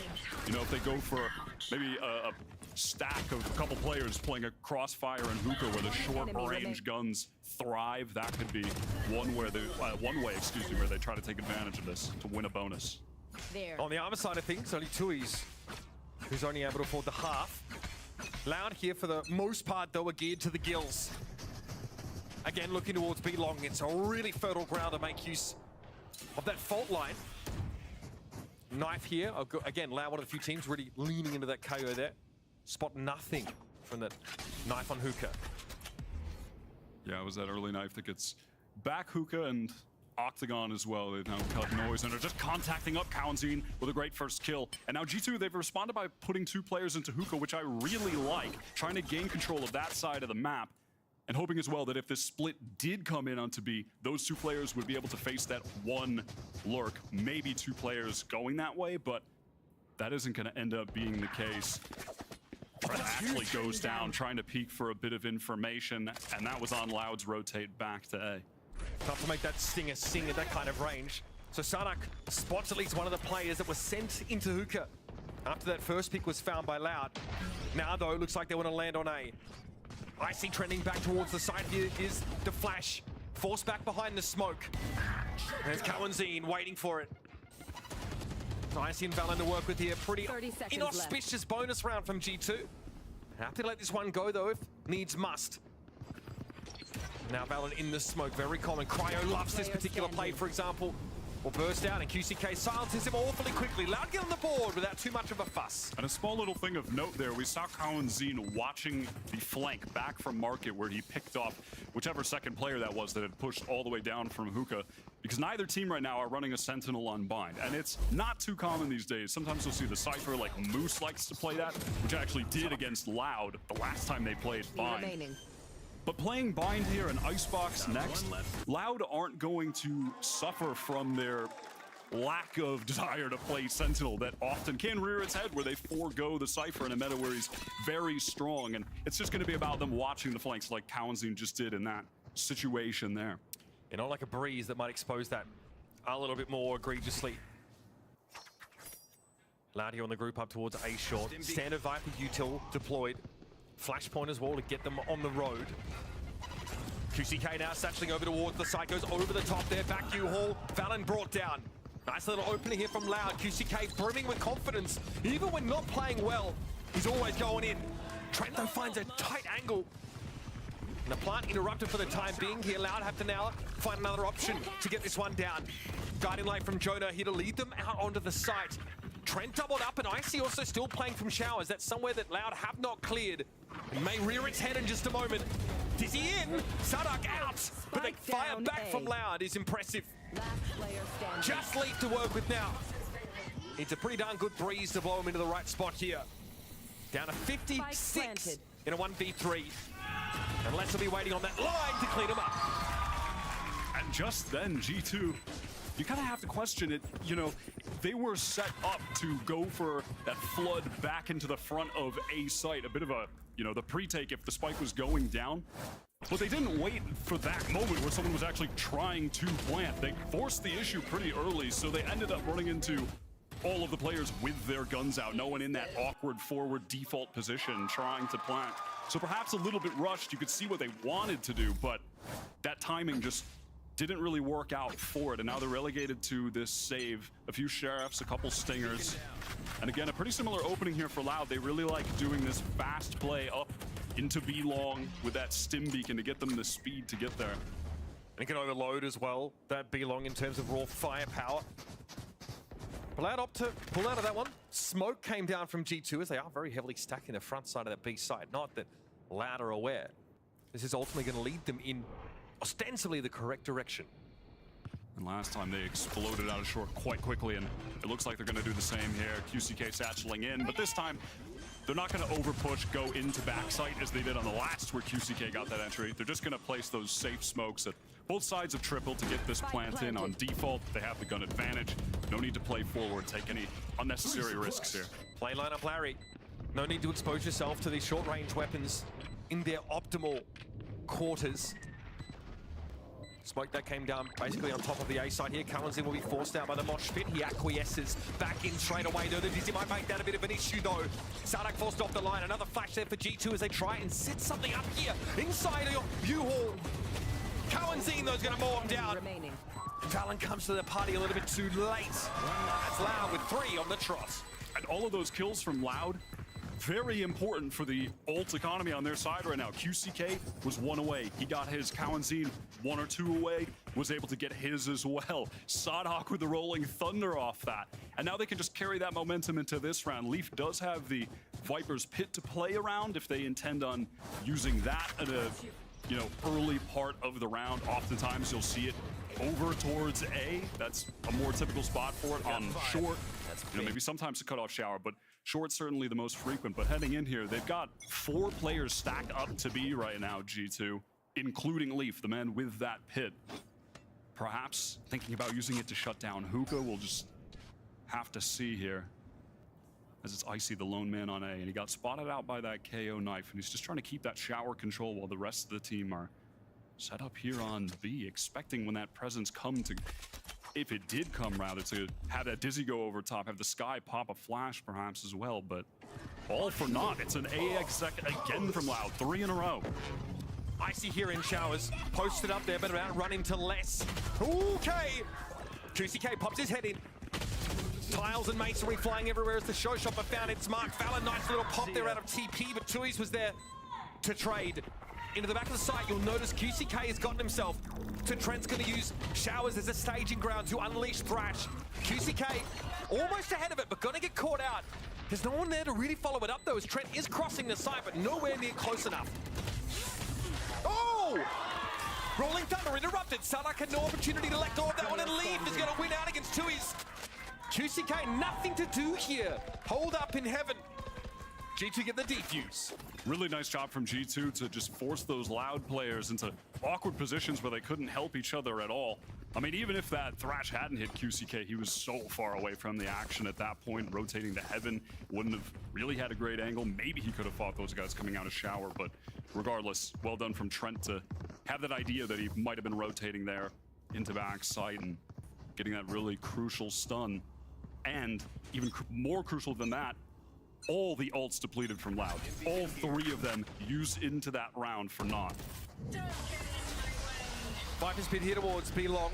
So Loud do opt to take that early challenge, but won't find any challengers. Juicy K walks straight into that one, and Leaf is ready with his feet planted. And that's a massive risk to push into a Viper's Pit like that. That's QCK for you. Yeah, but I mean, frankly, it's, I think, extremely tough when you don't have a Sky, you don't have the dog to go in there, you don't have a Gecko. Could use a wingman in a situation like that. Some of the teams that are running Fade, you'll have a Prowler for a situation like that. And with this Loud comp, getting through a Viper's Pit is just not easy. Sadhak at least able to get one back, though. Not bad. Something to work with here for Loud, at least. The Trent has the timing. Kawanzin is revealed by that little swing. And now we see the remainder of Loud split up. Tui's slowly making his way into hookah now. And Sadhak reposting up on the position that he knows G2 feel like they've just cleared. Often likes to do this. 30 seconds left. Venom will give him an option, but far too good on the trigger finger. Strike down A. Tui's here, gonna think better of it. Time to pull the plug. That last second orb gonna be recovered there from Trent, just trying to get every little advantage that they possibly can. It's gonna be a quick thrash. 10 seconds left. Yeah, that is one of the bonuses of having Gecko on your team, having the wingman. You're getting the plants, you're getting the diffuses. You can just stack orbs so quickly on that agent. Tui's is one off that Brimstone ultimate. Was waiting to see if maybe he was able to take an engagement, and whether he lived or died, he would have been able to have that one up into this round. I mean, we all know how powerful that ultimate is in tandem with his Molotov on this map. When you're playing in a post plant, that's basically your redeem a free round card when you use that on either site. You guys are like all talking over one another. Okay. Trouble in paradise, mayhaps. G2 here, a little bit chatty. But again, able to find those 2 rounds in a row. Not fully able to break the economy yet of Loud. Still a little haphazard, maybe. They're still essentially fighting at full strength. And that flash sent in to be Fountain to get some information. Not always used as much as it used to be, given you're actually just straight up losing that flash. Now, Dog as well. So some utility extracted here. Significant utility extracted from Jonah P early on. And Loud didn't make as much noise on B that time, which is why he used it. On all the previous ones, they were stim beaconing, running up long super fast. And because they didn't do that this time, he felt the need to actually gain some information. This push out from G2 on the opposite side of the map is really nice. And now you can see as well, Valen, he's rotating through spawn, so they're gonna have 3 players ready on B. He's got the ultimate as well. There's a late reflank brewing for G2. All right. Aftershock trying to create a bit of space here, and in come Loud. QCK posting up on top of the shack. Jonah is going to wait inside this smoke, playing just outside of elbow. Orbital strikes. Both thrown down here, pummeling the ground and nothing else. Here's a ticket from Sadhak, not a stick. Fault line towards elbow. Great Timing is stun. great with the smoke coming down. Wow. Sadhak is able to capitalize there. Now things look a little bit awkward for G2. All of a sudden, Let's Red to receive this reflank is going to be at least good for 1 here. But by no less, often it's more, not this time. Icy gets a foothold at the very least, but Valen calls a cancel. Just gonna save these weapons at this point. What a stun, so cerebral from Sadhak in that moment, understanding when their smoke was gonna drop. They even had another one coming down to cover up elbow again. That was such a little nice micro play. Yeah, absolutely beautiful from them. So heads up. It's gonna get them their 4th on the board now. Players very far away from ultimates on their side. Les had the pit up, didn't feel the need to use it in that situation. He was in that nice position in hookah, so they'll be carrying that one over to the next. And at this point, both teams, no one really scared about the status of the economy, so we're gonna have multiple full gun rounds back to back to back here. And look at that. I mean, again, just so intelligent from Sadhak, the tenured IGL, the world champion IGL.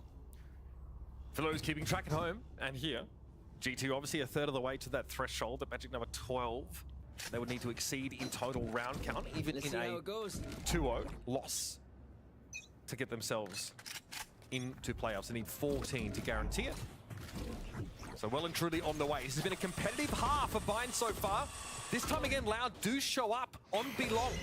All comes down. And they're ready for it. The flash out, Valen follows it up. And now they'll fall back behind the wall here, but maybe leave a piece or two set up an octagon. Both flash initiators here. Jonah will dog to clear. Loud hear it come down, and they don't opt to refill that space again. No, those players on A were just so passive that the duo of Cowanzine and Les were able to just contact up, get a lot of space now, get into this site. Cowanzine has taken a really deep position here, back site. So much util for the post plant for that KO. Didn't have to spend it getting in. I'm waiting to see if anyone will be able to help him. Right, he does back up into lamps, a bit safer unless he's gonna put that pit down crucially. And it comes down, Les unleashes it. Sanak here just waiting for the double swing out from Showers. Here comes Icy at the same time. Can they make a pincer happen? Nothing to see here with the showstopper, but still plenty of time to work with it. Les receives Leaf. He's trying to wrap around. Molly to the site now, already Loud with the post-plant architecture being set up. 3 versus 3, but it's time for Thrash to make an appearance. Cowanzine gets there, Icy out of the picture. We did have a connection off that Thrash. Jonah P can't get up any further, and now it's Trent. 1 HP to work with. It's not nearly enough. And I like how G2 were playing that. At this point, late in the half, they have such an understanding of what to do to nullify this default from Loud, where they're triple pushing up long early off that Stim Beacon. This was a great trap setup. Look at the swings from them, and they have that Sky Flash going at the same time the Dizzy ascends into the skies behind in elbow. And then you could see, because of that, the players on A, they're like, hands off, we're going to play full retake. We have the advantage. With the mollies. But Loud just play it perfectly around the Viper's pit. Crucially, Les had carried that over into this round from the last, where he didn't feel it was necessary to pop before. And now it gets them a really big round win. And G2, they're in a little bit of an awkward economical spot here. They're still going to be able to carry over a couple rifles into this round, but they're not going to be able to get up a full buy until the following. It really only occurred as a soundbite in the background, but Thrash was used there. I think it just caught onto Cowanzine inside U-Haul, and there was no ability to chase that up at all. Things started to fall apart. Josh RT rattling off some directives here for G2, who've lost the last couple of rounds in a row and don't have any ultimates to work with here. This might even be a plan for further down the line. Loud already putting on a show for us here, winning 5 out of the last 7 rounds after dropping the pistol. They're back and they mean business. Josh RT, the experienced coach who joined this squad last year, was crucial in bringing them all the way to Ascension, winning it, qualifying for the Partnership League. And we'll see now how G2 opt to play around this kind of early default that Loud have. Though there's a different layer in it now. Typically, Cowanzine was playing towards A, knifing Shower, but he's actually grouped up with the other 3 players here. We'll see if that means that they just want to go into a full hit, with Sadak being 1 away from the orb. You could get it here, pop that ultimate, and they can explode into the site off of it. Playing fast ahead of a potential trap play, potentially. They, of course, have the ability to set up their own! Sadak! Any help? Crouch, tying his bloody shoelaces! But still Loud had the firepower and the weaponry to fight back. Could have been awkward, but G2 still gets staved off now. And Valen has to think twice about really challenging this. Icy bounds through, but Bambi gets cut down as Les is waiting. For a moment there, I was nervous of the no help moment, but luckily the re-swings came just in time from Loud. Just like we drew it up, baby. And fortunately, G2, they also continue to fight in Octagon and take that space. I think they had an opportunity. If they just peeled off and went back in that situation, they might have been able to just escape with that full man advantage. And Loud again now. Another round. How many have they strung in a row? It feels like a whole bunch at this point. This is their third, but it would be 6 out of the last 8. They've really come alive on this half right now.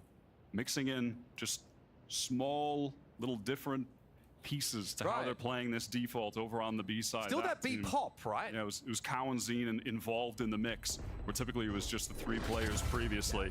So just these small different layers being called by Sadhak at the moment.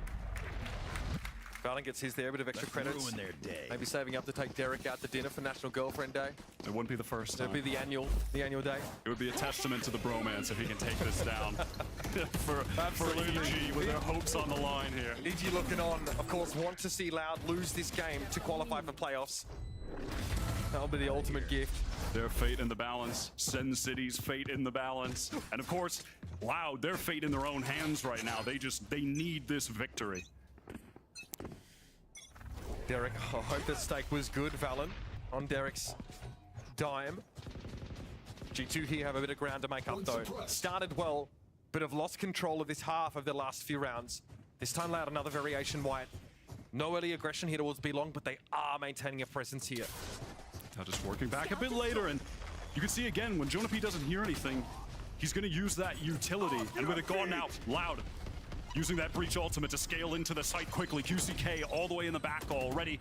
G2 relegated to getting into retake positions here, but QCK so aggressive, so much confidence from this man. It's what Loud have needed for weeks, and in the past two, he's really stepped up for the squad. Not just that element that's so hard to predict for any of Loud's opponents. That, though, looked a little bit more deterministic. Walking out the smoke, there was a molly at their feet. One enemy remaining. And G2 get burned to a crisp.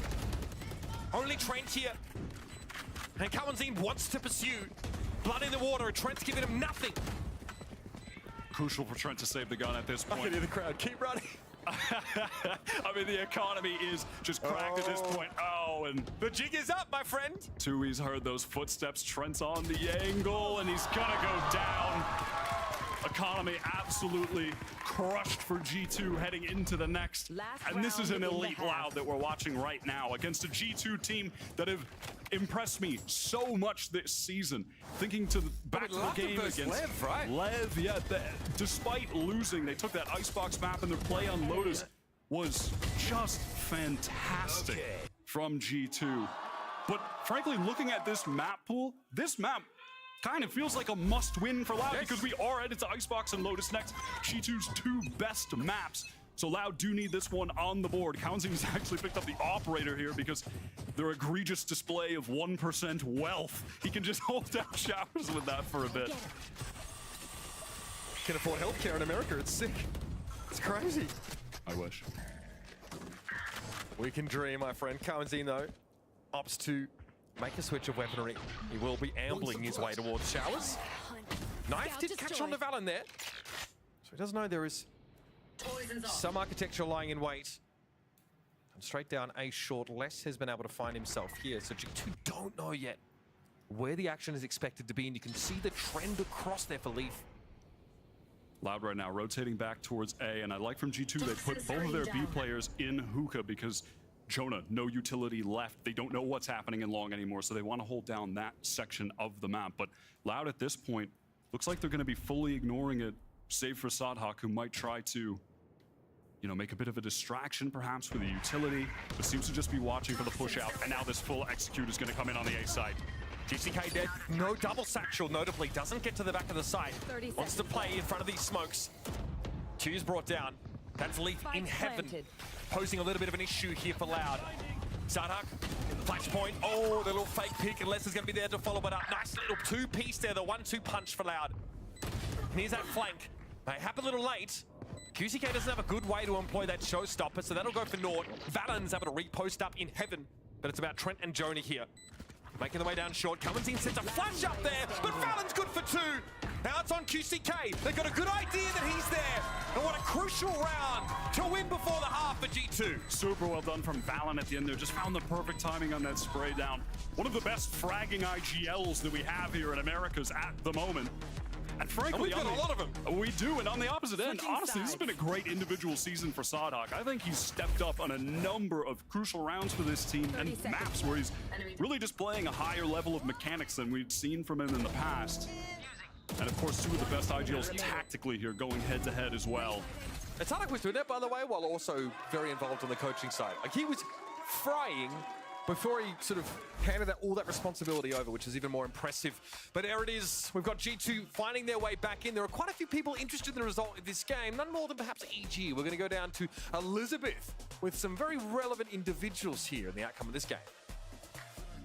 Yes, and those relevant individuals are Derek, Jojimo, and Foe of EG. You might think they're from G2 with the G2 merch that we are wearing, but no, they are from Evil Geniuses. We have Apoth and Nature waiting over there as well. We're going to talk to these three right now. We love you too. They're also wearing G2 merch. They are part of the team. I'm going to talk to you first. My favorite 6-foot king. Why do people laugh? When you're in a moment like this, when this is not in your hands, you have to literally sit here and watch this go down. Like, what is your anxiety level at right now? It's worse than when I'm actually playing on the stage, but I have full confidence in my boys, you know, so. Worse than playing on the stage. So like you just sitting here like talking in the chat, it's worse than you like having to like think about everything on stage. Yeah, because I have no control of how the game goes, but I mean, like I said, I feel like they're just warming up into it, and I feel like they're gonna start rolling in some rounds. All right, Josh, I'm gonna come to you. Obviously, this is your stream. We're talking to your lovely people. You've been talked about a lot. You know, Lev, Akam said, you know, you're the last on his list. What are your thoughts on that? Oh, I'm ready for my boy Corbin. Like, me and him lived together all last year, so like, you know, we just had that bond together. So playing against each other on stage is a whole different aspect. But he knows how I am during, like when I'm full focus. And yeah, my champ form is coming back. So get ready, Corbin. All right, get ready, Corbin. And really quickly to you, Foe, as the assistant coach, you've had to watch these kids play and just play their hearts out. Now you are here with them, sitting with them, watching the game. What is your anxiety level like? About the same as it is backstage watching them every game. And what is that? Very high. Very high. It's higher than playing. It is. Derek's not wrong. It's harder. You're just watching it unfold, and you have to say to yourself, okay, well, whatever happens, happens. All right, well, we're going to do some breathing exercises. We have a game to get back to, so casters, please take it away.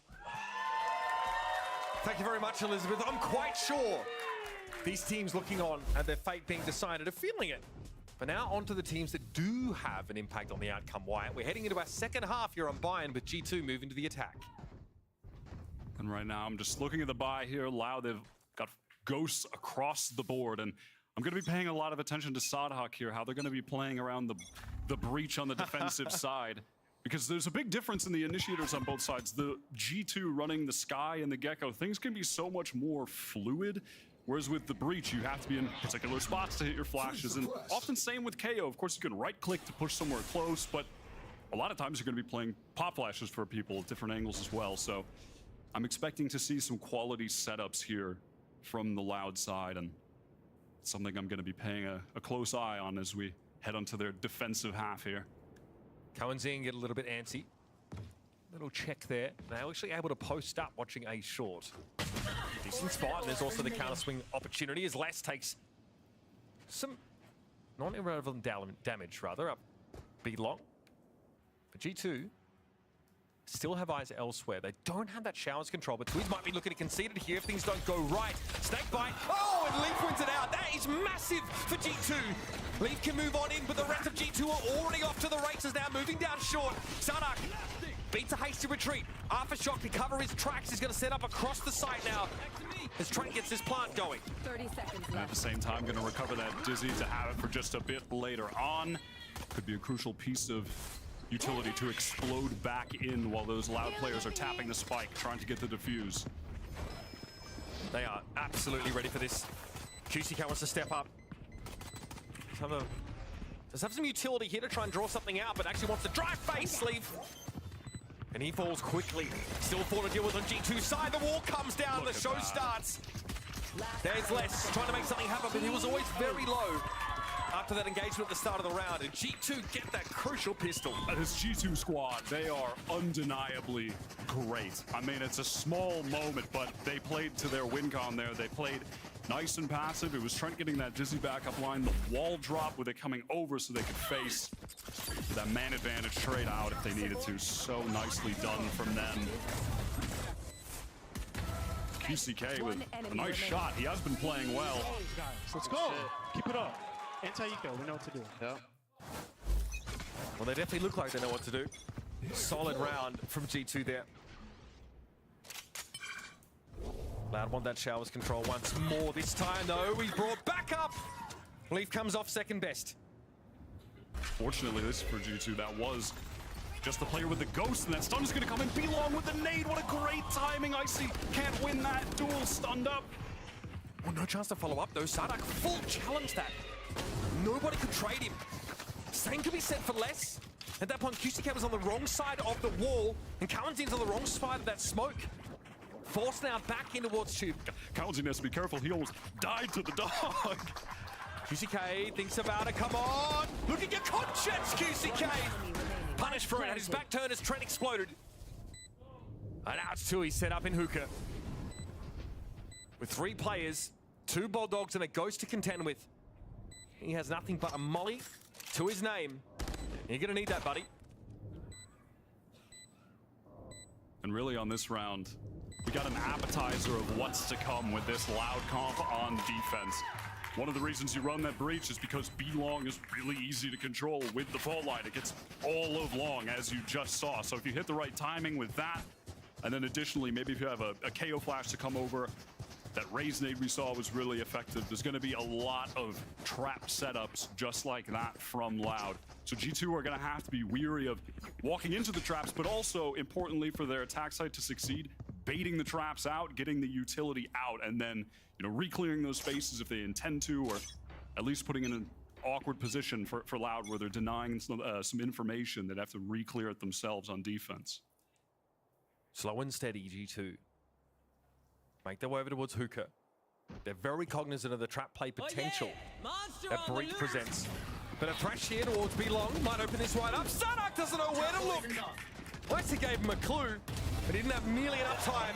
Well, sometimes better to be lucky than good. But Les gets traded out by Icy, who finds his second, and they are all over this site like moss on a rock, Wyatt. And Les feeling himself, wanted to go for a second as well. Could have slipped away into the smoke, but wanted to get the advantage for his team. And now it's resulted in a man disadvantage. We are out of dodge. They are getting out of there. The thrash recovered as well. They know they really don't have a shot there. And that was a great response from G2. What a call from Valen, expecting a B-Long trap setup like that.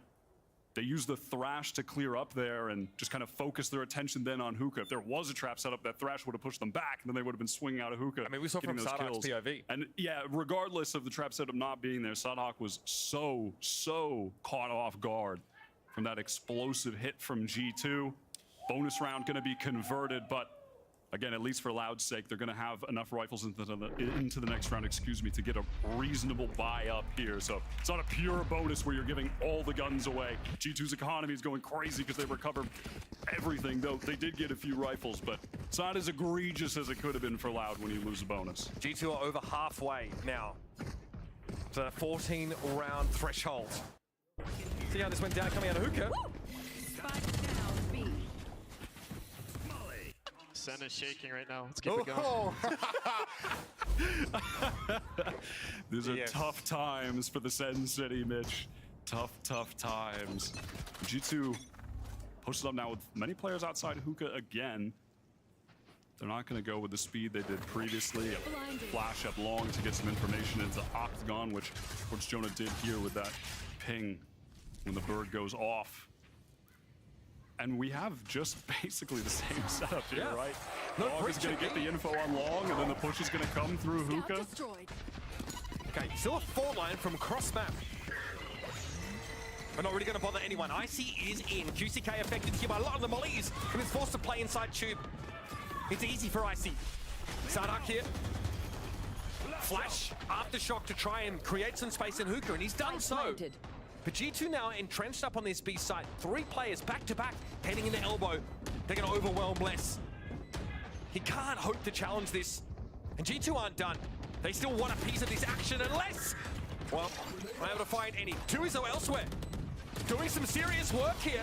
Sardak still inside hookah. Tui's coming through that spawn side. He's going to run straight into Trent's crosshair, but the forward line is going to make it impossible. Setting up another for Tui's. That 3. Icy can't hold on. How do they recover that? Trent's spray just going awry. Most of the time, you have to think he's going to get 2 there. Such a skilled player, but Tui's got 2 kills to elbow. He was back towards spawn. He's miles away. He actually trades up for less. that is just ridiculous. Icy. Look! Oh, I mean, and again, that's a situation where, I don't know, it's like, do they need to be facing that? They, you know, they want to get that trade out. It's understandable, but Tui's too accurate. He's one of the players that is just so smooth with the tap aim in situations like that. That's when you really see him thrive. He's a very smooth mechanical player. And the fault line set up there as well. That was so nice from Sadhawk. Yeah. You talk about Breach being more setup oriented and less fluid, but that was a moment. Look at this. They just push all the way out of long Loud. They just explode past that brimstone smoke, but just suffer one loss for their troubles. But the loss is great. That's QCK already out of the picture. Again, aggressive probes on both extremities in this round for Loud. They have a decent amount of info off this, at least. Yeah, I mean, they absolutely know that this is coming through short. They're just hoping to have this three-pronged retake. Multiple angles at the same time. Some delay as well from the Brimstone for the flankers to get in better positions here. They've done so, making their way. But Leaf is here, he's waiting for it. Can't complete any of those kills, but he's gonna try and hold Sark into his bay, but Sark was still able to find a kill down towards short. Valen, though, responds. Trent here, fancies a bit of the 1 versus 1. No, Leaf's joined him, in fact. Dangerous for Tui's, hard to win out. Kawanzin spots 2, he knows there's 2 inside U-Haul. Or rather, just 1, and Jonah P on the other side of that wall. Valen wards him off with a spray. Les now wants to step up as looks like Kawanzin has gotten out. That's the plan for Loud. They're gonna give this one up. They try for something cute on B long. It doesn't pay off. Definitely best for them to save right now. They're actually going to be able to get a buy into the next round with 2 rifles being saved. So smart for them, and frankly, no other real options here heading into the next.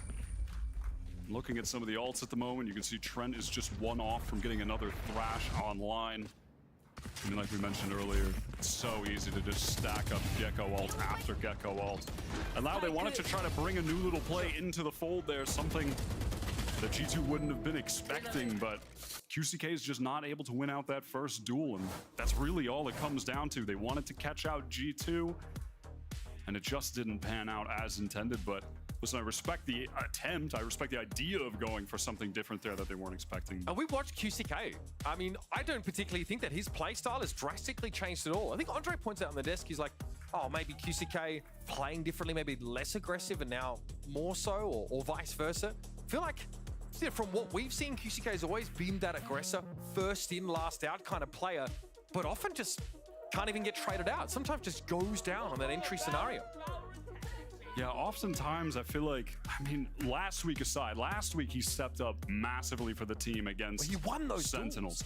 Yeah, he was playing extremely aggressive. He was winning out his first engagements, crucially, because oftentimes he's just not winning the duels. Even when he's losing, he'll play with the confidence and take those early fights. On defense, he's going to take early fights when he's playing Jet, etc., and try and dash off, but he's just not actually getting the kills enough of the time. Now, that was the case against Sentinels, and they're going to need him to do it here again.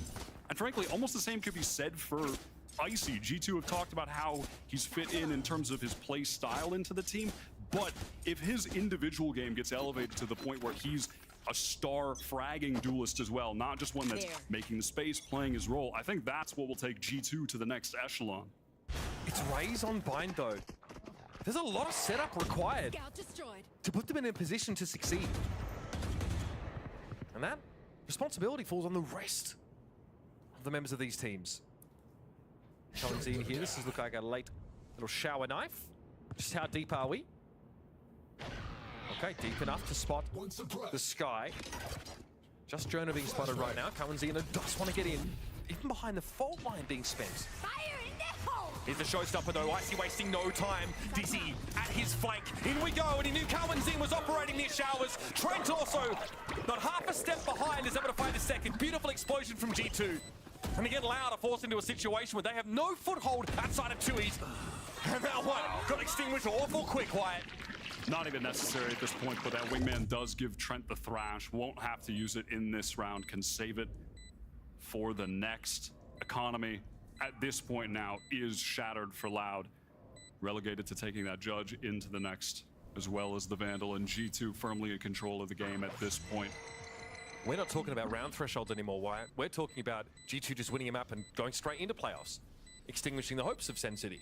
Absolutely right, and at this point it's beginning to feel like it's their game to lose, frankly, with the state of Loud's economy heading into this next round.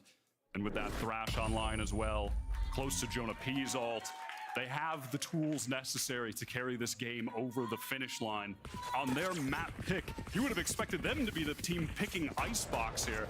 But no, they went for Bind, which earlier in the season they lost to 100 Thieves. They beat MIBR on it. Mixed results though, so it was a little surprising to see them take things here. But if they get this win, the rest of the map pool, Icebox and Lotus, those are definitively their two best maps of the season. And the task will be such an unmeasurable uphill climb for Loud if they can't win here on Bind. In fairness, Loud have looked decent on those maps as well. But yeah, definitely G2's playground right there. Molly's going to slow off the fast hit. Tui's wants to fill the space behind this. Oh! Jackpot! Finds Icy. Cowanzine also going to be there. The fault line will dissuade any attempt to trade or follow up on those kills. Tui's doesn't have a comfortable spot to be. Oh my goodness, front and center! It's an easy pick off for Leaf. That's a 4v4 now. But Cowanzine catches Jonah P slipping. Just walking his way out of showers. And this is just confidence, gusto from Loud. Could they have taken a safer chance perhaps and just bought better weapons in the next? Yeah, but they take a bunch of Guardians into this round, fight aggressively on short with the Stinger. They risked it on that round. That's a lot of confidence to go for that play. And it pays off massively for them. Now carrying all these Vandals into the next. Trent's Thrash expended as well. And suddenly they've turned the game on its head by just, again, taking a high risk, high reward play, committing to the buy on that round. A variation we haven't seen yet from Loud on defense, actually expending utility to slow an inevitable hit. They're doing it again. It's actually just going to be a contact walk down on short again. Mixing things up. They've been so varied in their defensive approach so far, keeping G2 on their toes. They're rewarded for it too. My ult's ready. They're gonna have such a fast flank on Hookah. Should it be relevant? What did the Seekers tell? I mean, the Seekers tell that flank is coming, and it's got them scared, that's for sure. Pressure on less, though, as the players descend from Hookah. Oh my god, what a transfer. That is absurd from Loud's star player. And we flip the map. Loud coming from those flanking positions now, and no need to hurry at this stage. Leaf, though, just better than Cowanzine there. QCK and Tui's had to explode, but it's pressure from Octagon, and they're not ready for it. QCK just had to try to make space here for 2E's. Trying to get out of Hookah on a retake is a painful, miserable experience. 2E's now knows that without the raise saturating his options are limited. And his chance to save this weapon also a slim one at best. Winning out here against Jonah. Somehow making the correct estimate of his position and then running away is the only thing he can do. He's done it. So gun maintained. And off we go. And it was those Seekers from Jonah that really threw off Loud's intentions there, taking advantage of the fact that G2 also not running a Sentinel, which is really common at this point for the Bind meta. And that allows teams to be able to push down out of Hookah, push down out of short, flank through market, and not be exposed by, you know, back when there used to be that, I mean, way back when there was a chamber trip, for instance. Let's go. Good job. Or sometimes when that Cypher is on the map as well. But it was the Seekers that exposed that play fully, and then you could see a moment of hesitation from Loud. They weren't sure if they should turn back, keep going for the flank, and it's just that small, I mean, I say small piece of utility. It's an ultimate, and it's pretty good. And it gets them a ton of info. And now at this point, timeout going to be called from Loud as they are on death's door here. And a good time to take one for sure. Heading into this round, they've got 3 ultimates. They have Les's Viper's Pit, Cowanzine's Null Command, and Sodhawk's Rolling Thunder on the Breach. Additionally, it looks like they're trying to pick up the Operator in the hands of QCK. This is not something that we have seen yet in the server from either team. Well, save for when Cowanzine bought one because he had so much money last half on the very last round, just for fun to open the round with. What do we do? Post up on a forward angle here? It's got to be through showers, no? Yeah, and it looks like that is going to be the move. Showers controlled for Loud over on the A side. Perhaps the Viper's Pit just going to go down early in Hookah to control that area of the map. You know, hoping to funnel some players into QCK's op. He picks it up a whole hell of a lot, and he's going to have to get a big kill here. It won't just be QCK. Able to play off Cowanzine at least. G2 lined up for this, though. They are waiting for another contact push up from the defenders, and they've picked the right part of the map to anticipate it.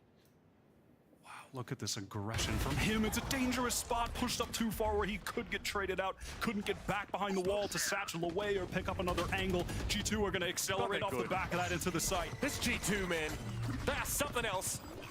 Here's the wingman getting on in. Trent having a fantastic map so far. Kaunzi, no chance to do too much to disrupt earlier on. Rolling Thunder, Trent hit by it. As he's icy, nothing he could do about the swing out of U-Haul. It's his ultimates now, getting thrown in by Loud. They know it's such an important round. Their economy is so shaky. And they've been able to secure it here. Fantastic flood off that Rolling Thunder from Sadhak. Icy caught in that. Another play I couldn't see which was caught close in the smokes, just trying to take a bit of a forward position to catch them off. That triple smoke they were hiding in. Really well done from Loud there. And now carrying into the next round, they've still saved so many ultimates, and frankly, the aggression got a little out of hand from QCK. The angle he was holding just a moment ago was fine. He wanted to take a little bit more space. Gotta push up. Push the issue just a bit, but it's to its demise. They recover the operator, though, give it back into his hands. And again, he's gonna be headed towards Shower right now. Take a same line. G2 just have not been in a hurry to take control of that part of the map. Do they expect it twice? There was an early flash down short from Cow and Zine, which immediately gets re-cleared by Jonah P, sending a sky flash up, getting the ping, so they know that there was no one actually pushing down off the back of that KO. They are doing it again. QCK holding it, holding it, holding it! Leaf is down. He's still caught in the corner, though. We'll have to satchel across. If he's brave, doesn't know he needs to check the left, and Valen is going to be there. So it plays out just like it did in the prior round as a 1-for-1. Cowan-Zine, though, the second layer of defense, this time can actually trade. G2 don't have a plant yet. Wingman was disrupted. Now they're going to do it the old-fashioned way. Tuyas won't see anything for the wall there. It's a brief attempt at a spray and nothing more. Jonah checks the flank. He will get some action. Cowan-Zine in a swing. He has a knife out. Jonah can't recover in time. And G2 are down to 2 players. Playing off the back of the side. Icy's good for it. Sarnak is down. Now the 2v2, but Les has other plans. Trent holding on. It's Trent. Can he get there? Les comes in from the top row. Try as they might, G2 can't get another one there. They know if they win this map, they secure a 3rd place and a playoff spot in stage 1. They're close, they can taste it, but they've got to land the plane. And Les is the man, of course, to lock things up for Loud. He has been the reliable player for this squad all year. I mean, all of last year as well. But this year has been the most tumultuous for the team. And he's the one stepping up. Now it's going to be a timeout called here from the coach of G2, Josh RT. He's been working with the squad for over a year now, since they began in Challengers last year, began that journey to making it into partnerships, the journey to try to make it back to an international LAN, which they had a taste of right at the beginning of this team's lifespan years ago at Reykjavik.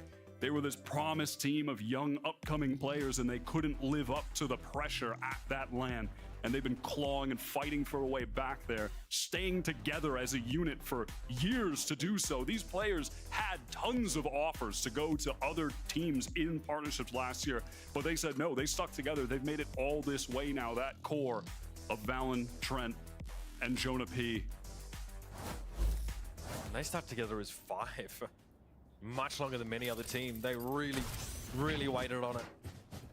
See Texture Parts for now on the cusp of taking down one of the giants in Valorant history. A well-timed timeout as well. You're always going to see this with timeouts, right? Where the next round there's going to be a hell of a lot of ultimates. Valen has been sitting for the past few rounds, excuse me, on that Brim ultimate. And with the Molly, that should be enough for them to lock up a 12th round here. You have to imagine. Got to be a pop here to be long. They're going to push the smoke even. Let's try to throw some shots in behind them. But that's devastating. Oh, it's devastating for G2. Toxin screen down. And that time it works out perfectly for Loud. They brought that one out earlier in the half. It didn't work as intended, but this time, the swings more decisive, the trades there more aggressive. 2E's in trouble. Almost threw his life away, caught up by the molly and the dizzy, but Les picks up the angle, and it's just a weak Leaf left alone. Here. Take a weak breeze to blow that Leaf away. Les puts 12 on the board for Loud. What a call from Sadhak. Just G2, what are you guys scheming with this timeout right now? You got all these ults, you're gonna go for some big thing. All right, cool. We are just going to fearlessly run at you again. Absolutely, disrupt is the word. And Sadhak gets a two-piece off of it. What a call, again, the confidence from these guys. Bloody diabolical from Sadhak, if I'm honest with you. G2 had it all laid out, but guess what? You shot, you die. And they've got 4 ultimates in this last round. If they can't convert this and take this thing to OT, that would be a travesty. Trent, a lot of eyes on him. He's had a great map. It's gonna take more though. No. Great knife. Instantly shuts the thrash down. Leaf pulls out. Icy though onto the side with the showstopper. He still went for it in the end. 2E's keeping himself out of harm's way as the showstopper whizzes past his left ear. Sarnak finds Icy, but Valen is going to be there. Cowan's being punished by the orbital strike. It's going to be Sarnak eventually falling. 2E challenges inside Hookah. It's a 1-for-1. 2 players on either side left to go. QCK showstopper a little slow. And G2 straight through the TP, beeline for A. Leaf right now, oh my god, they could play this so well. Jonah can plant, get the Seekers. Leaf right now is the pit down. Huge advantage coming into the end, really heads up. Small play from Jonah that's gonna pay off massively. They know about this QCK flank now. He wanted to get in behind and shower, made irrelevant by the Seekers. His timing's off too. He's way behind Les. There. G2 are gonna wait. Les pings it. Oh, okay, he gets into U-Haul. There was no pick up. Oh my god! Why did I do it? How do Loud do it? Magic from QCK. They're gas fishing, and they come up with Moby Dick. That's just no way. How does he hit that? G2 crushed. They popped every ultimate in that last round. All 5 of them, even getting Jonas online at the very end. Absolutely crushing for them on their map pick. Just shoot them all. I mean, again, it's an FPS game. Just shoot them. That is oh my god. Heartbreaking. And it's because G2 don't have a chance to enact that ult-heavy strategy on the prior round because Sarnak preempts it. It gets in their face. They rush down B long and throw G2 off. What a map, what a banger. Loud, looking good. G2 fall on their map pick of Bind, but again, it has to be said, Icebox next, Loud's pick, but G2 beat Lev on it, have been sick on that map. We're stepping away for a moment, but next, Golden Boy, the analysts are gonna break down a ridiculous map 1 in this series. We'll see you in a sec.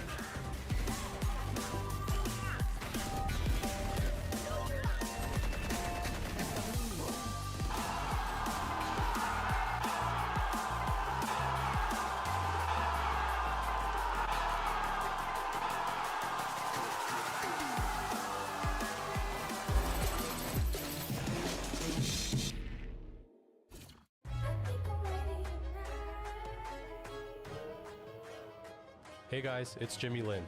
In this series, I'm going to walk you through Attack on Pearl. Watch out for the stairs, clear this angle, you're going to be able to fight this.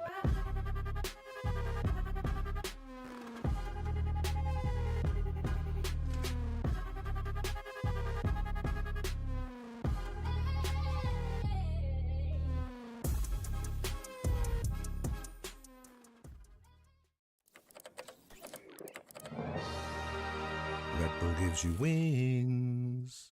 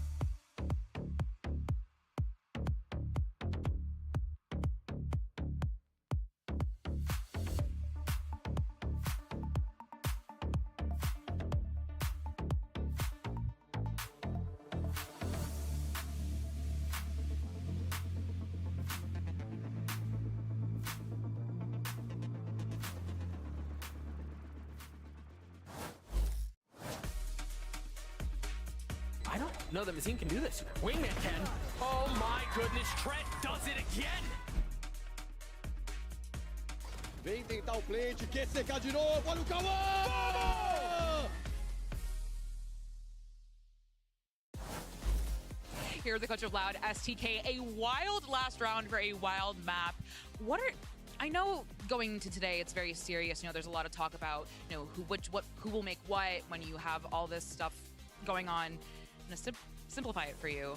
How is your team feeling going into today, and how are they feeling now?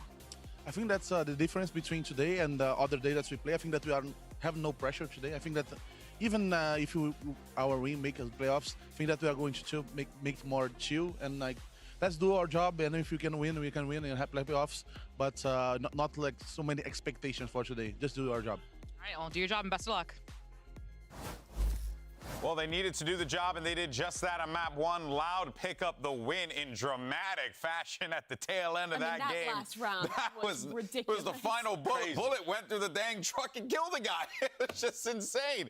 Absolutely stellar stuff there from both teams, truly across the board. But let's actually go ahead and dive into it and break it down a little further here because, you know, Loud, one thing is for certain, when we know that this team cooks up a strategy, they get it done, and they got it done with those post plans. Yeah, the real impressive thing for me this game was Loud's attacking side. When you're playing this composition with this KO, with this breach, I think they do a really good job of balancing their resources in what they're using in the first wave and what flashes they're saving for the post plant, and also timing when that second cycle of the stun comes back online to have this util to deny the flood. They layer their mollies, their flashes, those They're not stuns just throwing it away so well, and it makes it so hard to play that retake. And the guy who was playing off all that util was Quick. Yeah, and he did a great job getting aggressive, too. I mean, he didn't have the best stat line, but even that round that you pointed out, Mimi, where there's all this pressure and elbow, QZK runs through the CT smoke. Yeah, it's a big gamble to do, but it was perfect for the moment. And that's what Loud is so good at doing, identifying the moments in which they need to play like that. And I love when QZK plays with this confidence, right? He'll always take risks, but I feel like when the team is hitting like this, it's so much more valuable. But even with losing that game, G2 have given themselves an opportunity. They only need to win 3 rounds in this next map to guarantee playoffs and eliminate Sentinel. That's it. They just need to get 3 rounds, and they will be, at the very least for themselves, they will be moving on to the playoffs here. But for Loud, I mean, well, firstly, to be G2, you're looking good. It feels like everything's clicking, and then out of nowhere, the door gets closed right in your face. That has to be frustrating for G2, especially going into Icebox. Sure. I mean, that map was theirs to win, right? That second half, they were playing so well. I think the calling on that attack side was excellent from Valen, but this Loud team just digs deep. That call out of G2's timeout from Loud too, that push down long. This is crazy. They're so good in these like and the way they did it too, right? We had the fake op shot to bait that, you put a smoke up, I'm just chilling there. Yeah. But then we have 3 people running down, and the key factor was getting out and just playing the 4v2 to clean it up, and that was crazy. Yeah, they took the gambles, they took the risk. It pays off for them in the end. Of course, so G2, they're only going to be 3 rounds away from being able to qualify for the playoffs. Let's go ahead and hear what Josh RT has to say about that. Here with Josh RT of G2. Now, Josh, I don't know if you know, but if you win 3 rounds, you're in for playoffs. That's all you have to do. Is that extra pressure? Is that, oh, we got this? Because that was a very close back and forth game, but anything can happen in Valorant. It's a lot of pressure. No, I think we'll take this map, honestly. Yeah. All right, best of luck. Hopefully you just didn't jinx it. Elizabeth playing with fire as always. Yeah, I mean, look, not a lot to really pull there from Josh RT, but I think one thing was, you know, him just flat out admitting, yeah, this is a lot of pressure. It is, right? You know, like this team coming into this situation. I think he was being a little sarcastic. I think he was trolling a little bit. I think there is a lot of pressure, though. I mean, I think that on paper there is, but I think this is a team that handles it really well. For sure. But they do need to pick up those 3 rounds. And look, I'm going to be real with y'all. Sometimes you think you're in a situation where all you need is just 3 rounds. If G2 in the I don't think he's going to tell the players that. I don't think the players need to know or will know. Of course. Is my honest saying, right? G2 just need to play this like any other game because they played a damn good map one. It was so close, could have been theirs, and they're going to be fired up to win this. Yeah, I don't disagree. Oh, I'm just letting you know. The human brain goes through layers of doubt and denial over time, and there could be something afoot there. So G2 needs to keep their wits about themselves. Let's go ahead, though, and talk about map 2. Get ready for that here because we're going to be going over to Icebox. But here's the good news for G2 is that they're good on Icebox as well. So I'm not too concerned here, if I'm being completely honest. I don't think that there is really going to be that much in the way of, things blocking them on their way to the playoffs at this point. But again, it's Loud. Loud knows how to really catch people off guard when they think that they're at their most comfortable. Yeah, and the key difference is in compositions, if it's the same as we've seen these teams play before, is you have the main duelist on the Loud side, right? QSK is going to be on that Jet with the Harbor and the Viper. And then on the flip side, Icy's actually going to be playing the Gecko on this map. And he's looked really, really good on it. And the way that G2 plays Icebox with their utility and delay, it's going to be tough for a team like Loud to deal with. I think we're going to see a lot of those moments that we saw in the last map where they kind of tap bomb, pause, wait for that util dump. But the key difference here is that they don't have that breach to give extra utility. Sure. So the utility game is not in their favor. Yeah, G2 is on a 4-map win streak here on Icebox, playing this comp that no one else in the league is playing. This double scan with the Gecko Sova has been really cool to watch. Combining that with the util you get from the Harbor Viper for tools on that attack side, and also for your retake, flooding back in. I think the way they implement it as well is great. They're always on point with the timings of these util combos and the way they're setting each other up. It's been clean. But if there is a team who is the team of the Harbor Viper comp, who is like the OG of Icebox, it's Loud. I mean, they are the OGs of this comp, but the problem I have is I think it's outdated, actually. I mean, the Jet works, for sure. Jet on Icebox can always work. But I love the Gecko. It's so part of the meta right now. It allows you the flexibility to not have to plant the bomb yourself, and it also opens up Leaf to actually play that Sentinel role as a duelist and take risks that we don't see other Killjoys doing. But where other teams have struggled to win with the old Harbor Viper, Loud have continued to succeed. They're better at this comp than anyone else, and this is their chance to make playoffs with the 2-0. We're ready for map 2. Let's go ahead and send it over to Uber and Wyatt for the call. Thank you very much. Golden Boy and the desk. Loud, of course, hailed as the progenitor of this Harbor Viper composition, right? Many teams going for it. For them, though, they don't have the Gecko in here, right? No, that is the biggest difference, is that obviously G2, very similar comp, but they have a Dizzy. They have a flash to play off of, and that's going to make a massive difference in situations on defense when we're seeing something we actually saw against Sentinels in the case of Loud. They did win that Icebox match, but at times struggled in situations where they were trying to flood retake off of some of the Harbor utility, like a high tide coming in, going in behind it. They didn't have that additional piece with a flash to push players off of the angles, and we may see that difference come into play here. In fact, I'm sure we will at points in this game. It's G2 starting on the attack side. Less over here towards B. Curiously, not the Harbor here, where you're typically going to see that wall, but things made easy when you get a spam kill straight through that Viper wall to start things off. And Les really has a sense for that. We've seen it so often from him. We saw how good Loud were through that Viper's pit in the last round of bind. That's forced off the angle here by the recon briefly, but the Viper one-way is still in place. High tides exchanged, and G2 are pulling out. They're trying to go for this fast hit onto A now, with all that utility expended on the B side, knowing the presence of the Harbor is there as well. They know 3 players are in the vicinity.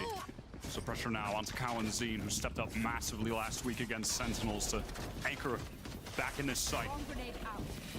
See Cascade thrown up towards screens by G2. Sarnak still wants to try and play around his box, and it's good, it's beautiful. Need a bit more, and he's always got extra pocket space. This guy has been so individually skilled this year, Sarnak. He's stepped up in so many moments like this. I mean, last year, previous to that, was never really necessary. He could just focus on his role, but now when he needs to, he is delivering these moments, and frankly, with consistency over this year so far, despite some of the team troubles that they've had. Look at him go. Amongst all of this, his defense calling is unbelievable. Like what we saw from them on Bind. The stuff he was able to pull out. G2 were never ready for it. Absolutely. You have QCK on the line B with Marshall right now, which is allowing for a stack for the rest of the Loud side onto A. Two is eventually brought down. Gun diff saves him in that first engagement. Cowanzine, oh, he finds the timing! Not bad. Still going to be traded out though. And Cascade will keep less at bay for now.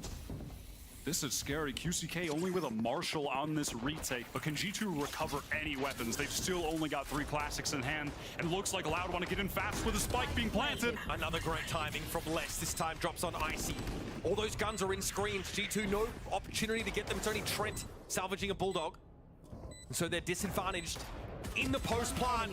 And from 410 comes QCK. Trent here. Gonna be held at bay. That's the Marshall getting involved. Les holding that angle deep from the far right corner of Catwalk. Trent knew he couldn't swing. He knew he would go down there attempting to trade. So was just trying to bide his time. But the real moment of significance is when the spike was going down, Loud recovering the round by getting that timing to flood back into the site right here with Les. A good on-the-fly decision.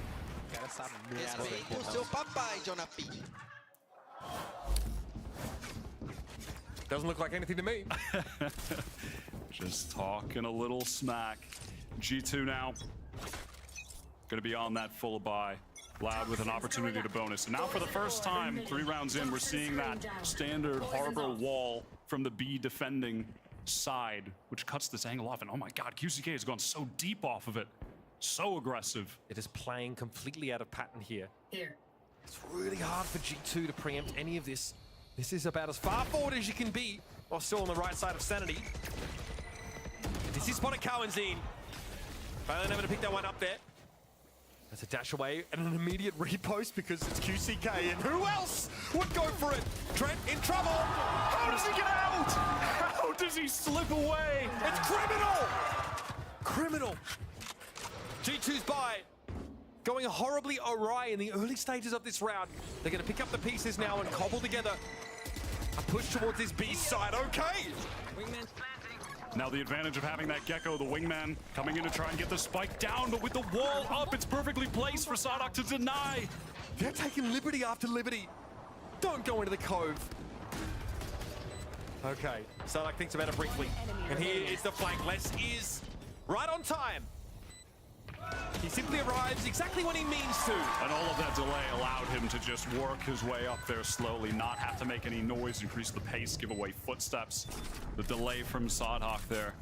And it's that Harbor wall that is so nice that just curves around the default plant spot so he can work up and break that wingman without being in danger. But, I mean, come on, how the hell did QCK get away with that in the early round? So awkward for G2. Trent was trying to reload.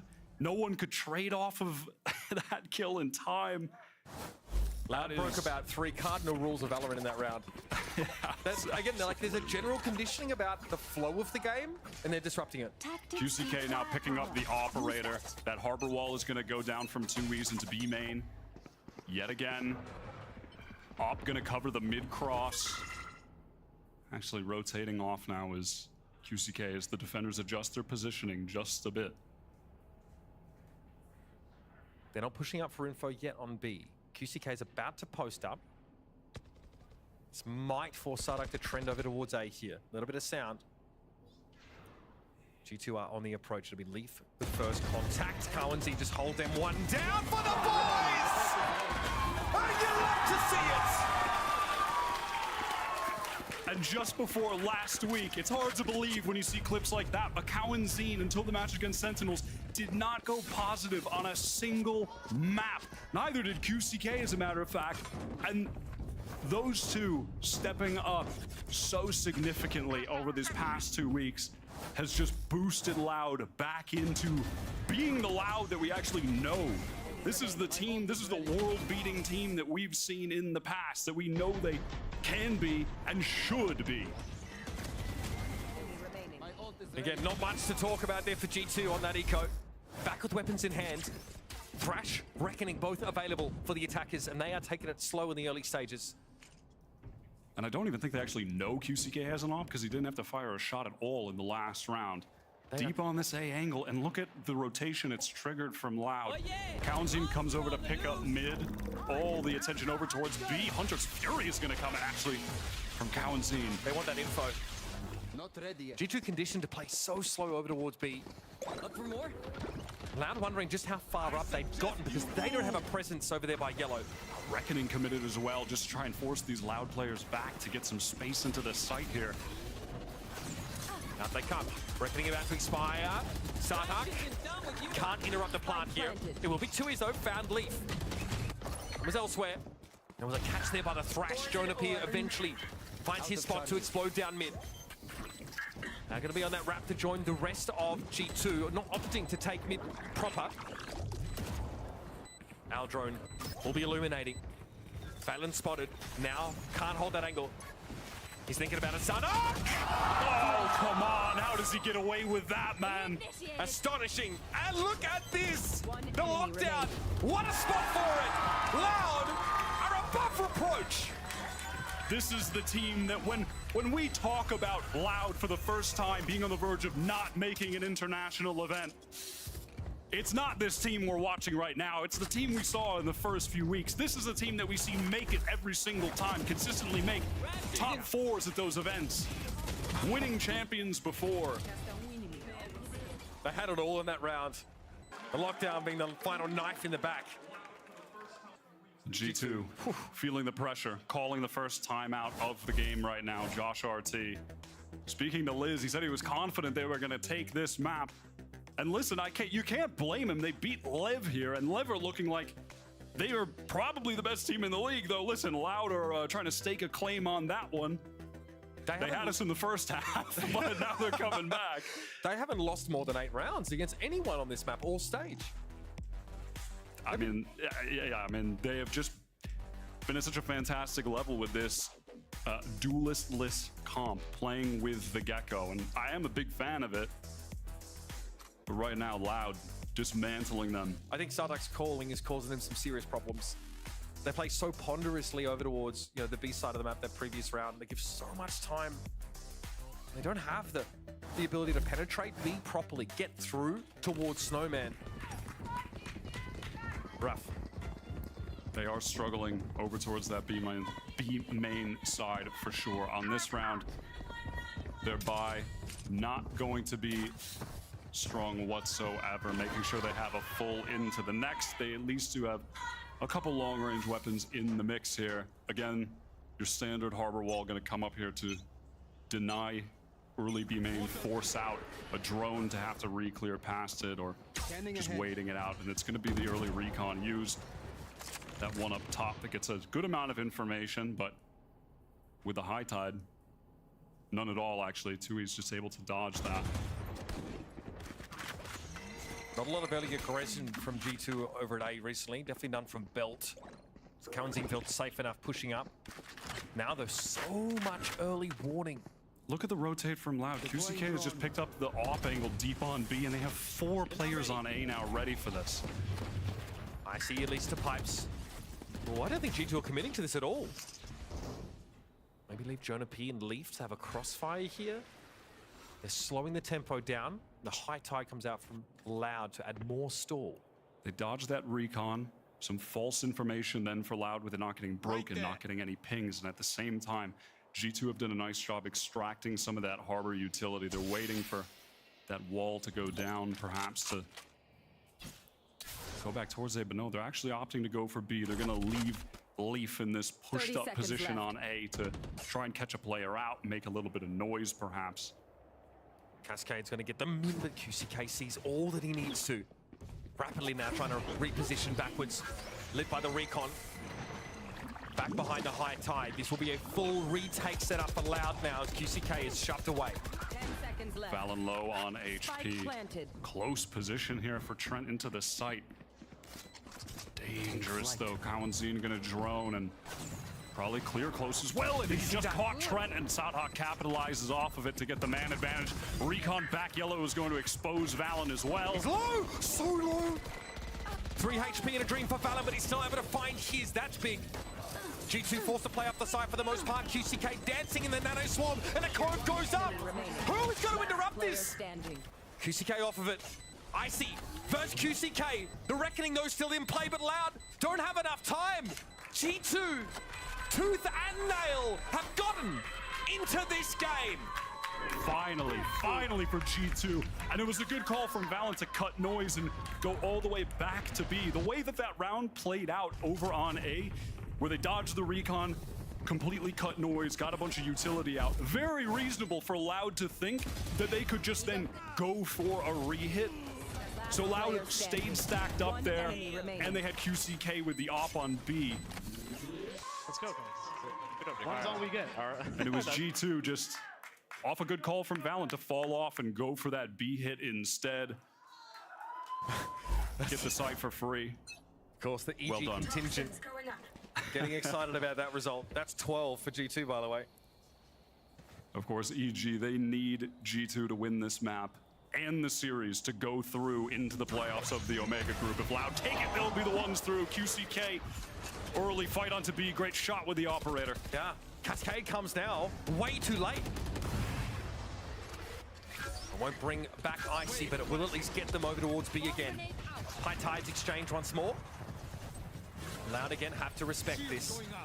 Cove gonna go down for the safe plant, but actually not gonna plant inside of it. Gives Trent a little bit of space to play off of and hold that angle up top, and the pit comes in from Jonah P as well. Trent, look at how far back he is. He has the Hunter's Fury in case things get scrappy. Could pull that one out to close the round out.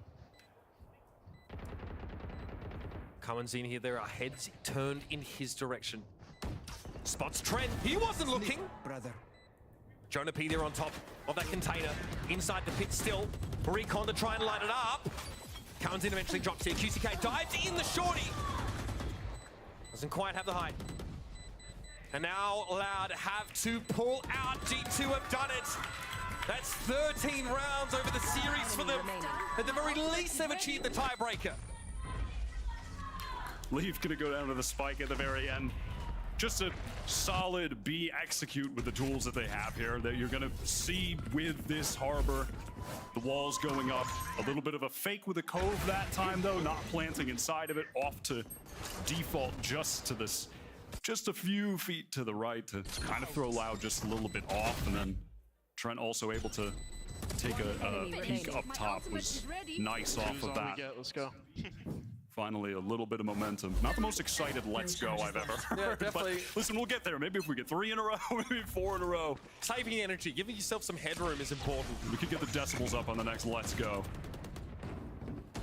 All right, that's a recon cleared early. Less. What an opener.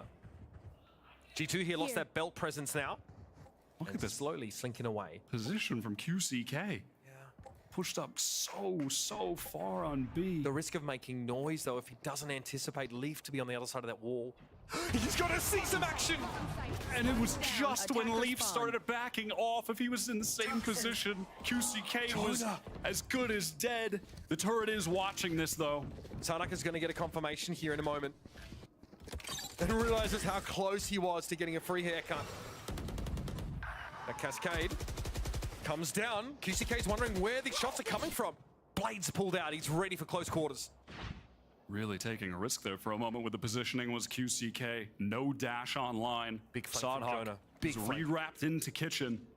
It seems like he's sniffing this out, aware that a player could have worked up all the way through kitchen into this position. He had the turret there, obviously. Broken. QCK's done. Left. He's cooked! Jonah finishes the job. A little haphazard, but still effective. And there it is, G2. In that 2 versus 1. Les on a bit of a late flank. Spike planted. Icy can't win that one out. And Les is very healthy now to take this last challenge. He has the Viper's Pit, but Leaf is the one with the lockdown. Going to be some serious delay here. Is he just going to get right on and take the fight? There's just no way. He's got to get out of the way of this lockdown, or he does get it just in time to break it. He's just too clutch.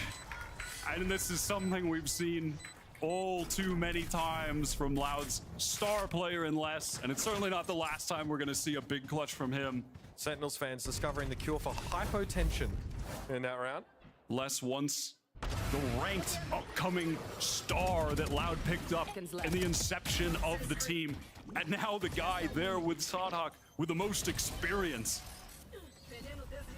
And the guy as well just steps up in these tough scenarios against Leaf, who has just been incredible since switching to the Sentinel role for G2. And specifically, when he's on the Killjoy, he's putting up 0.9 kills per round. Damn near a kill per round when he's on Killjoy. That's duelist level.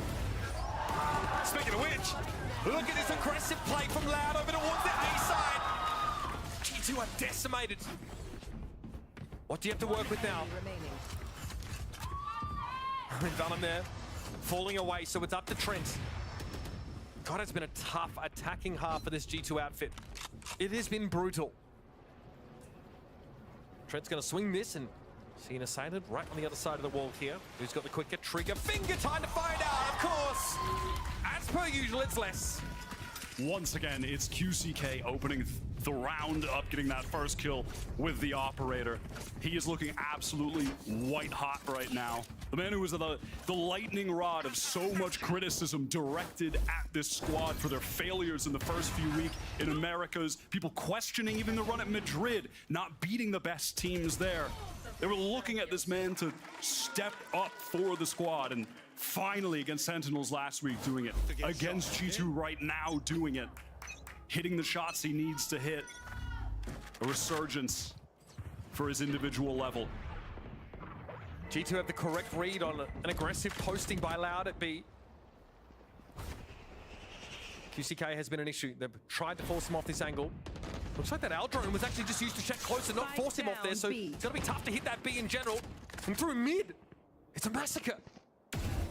Sadhak steps up. The mid control for Loud has been at a premium. Dizzy, no problem. Jonah P on his Lona P. Yeah, that's tough.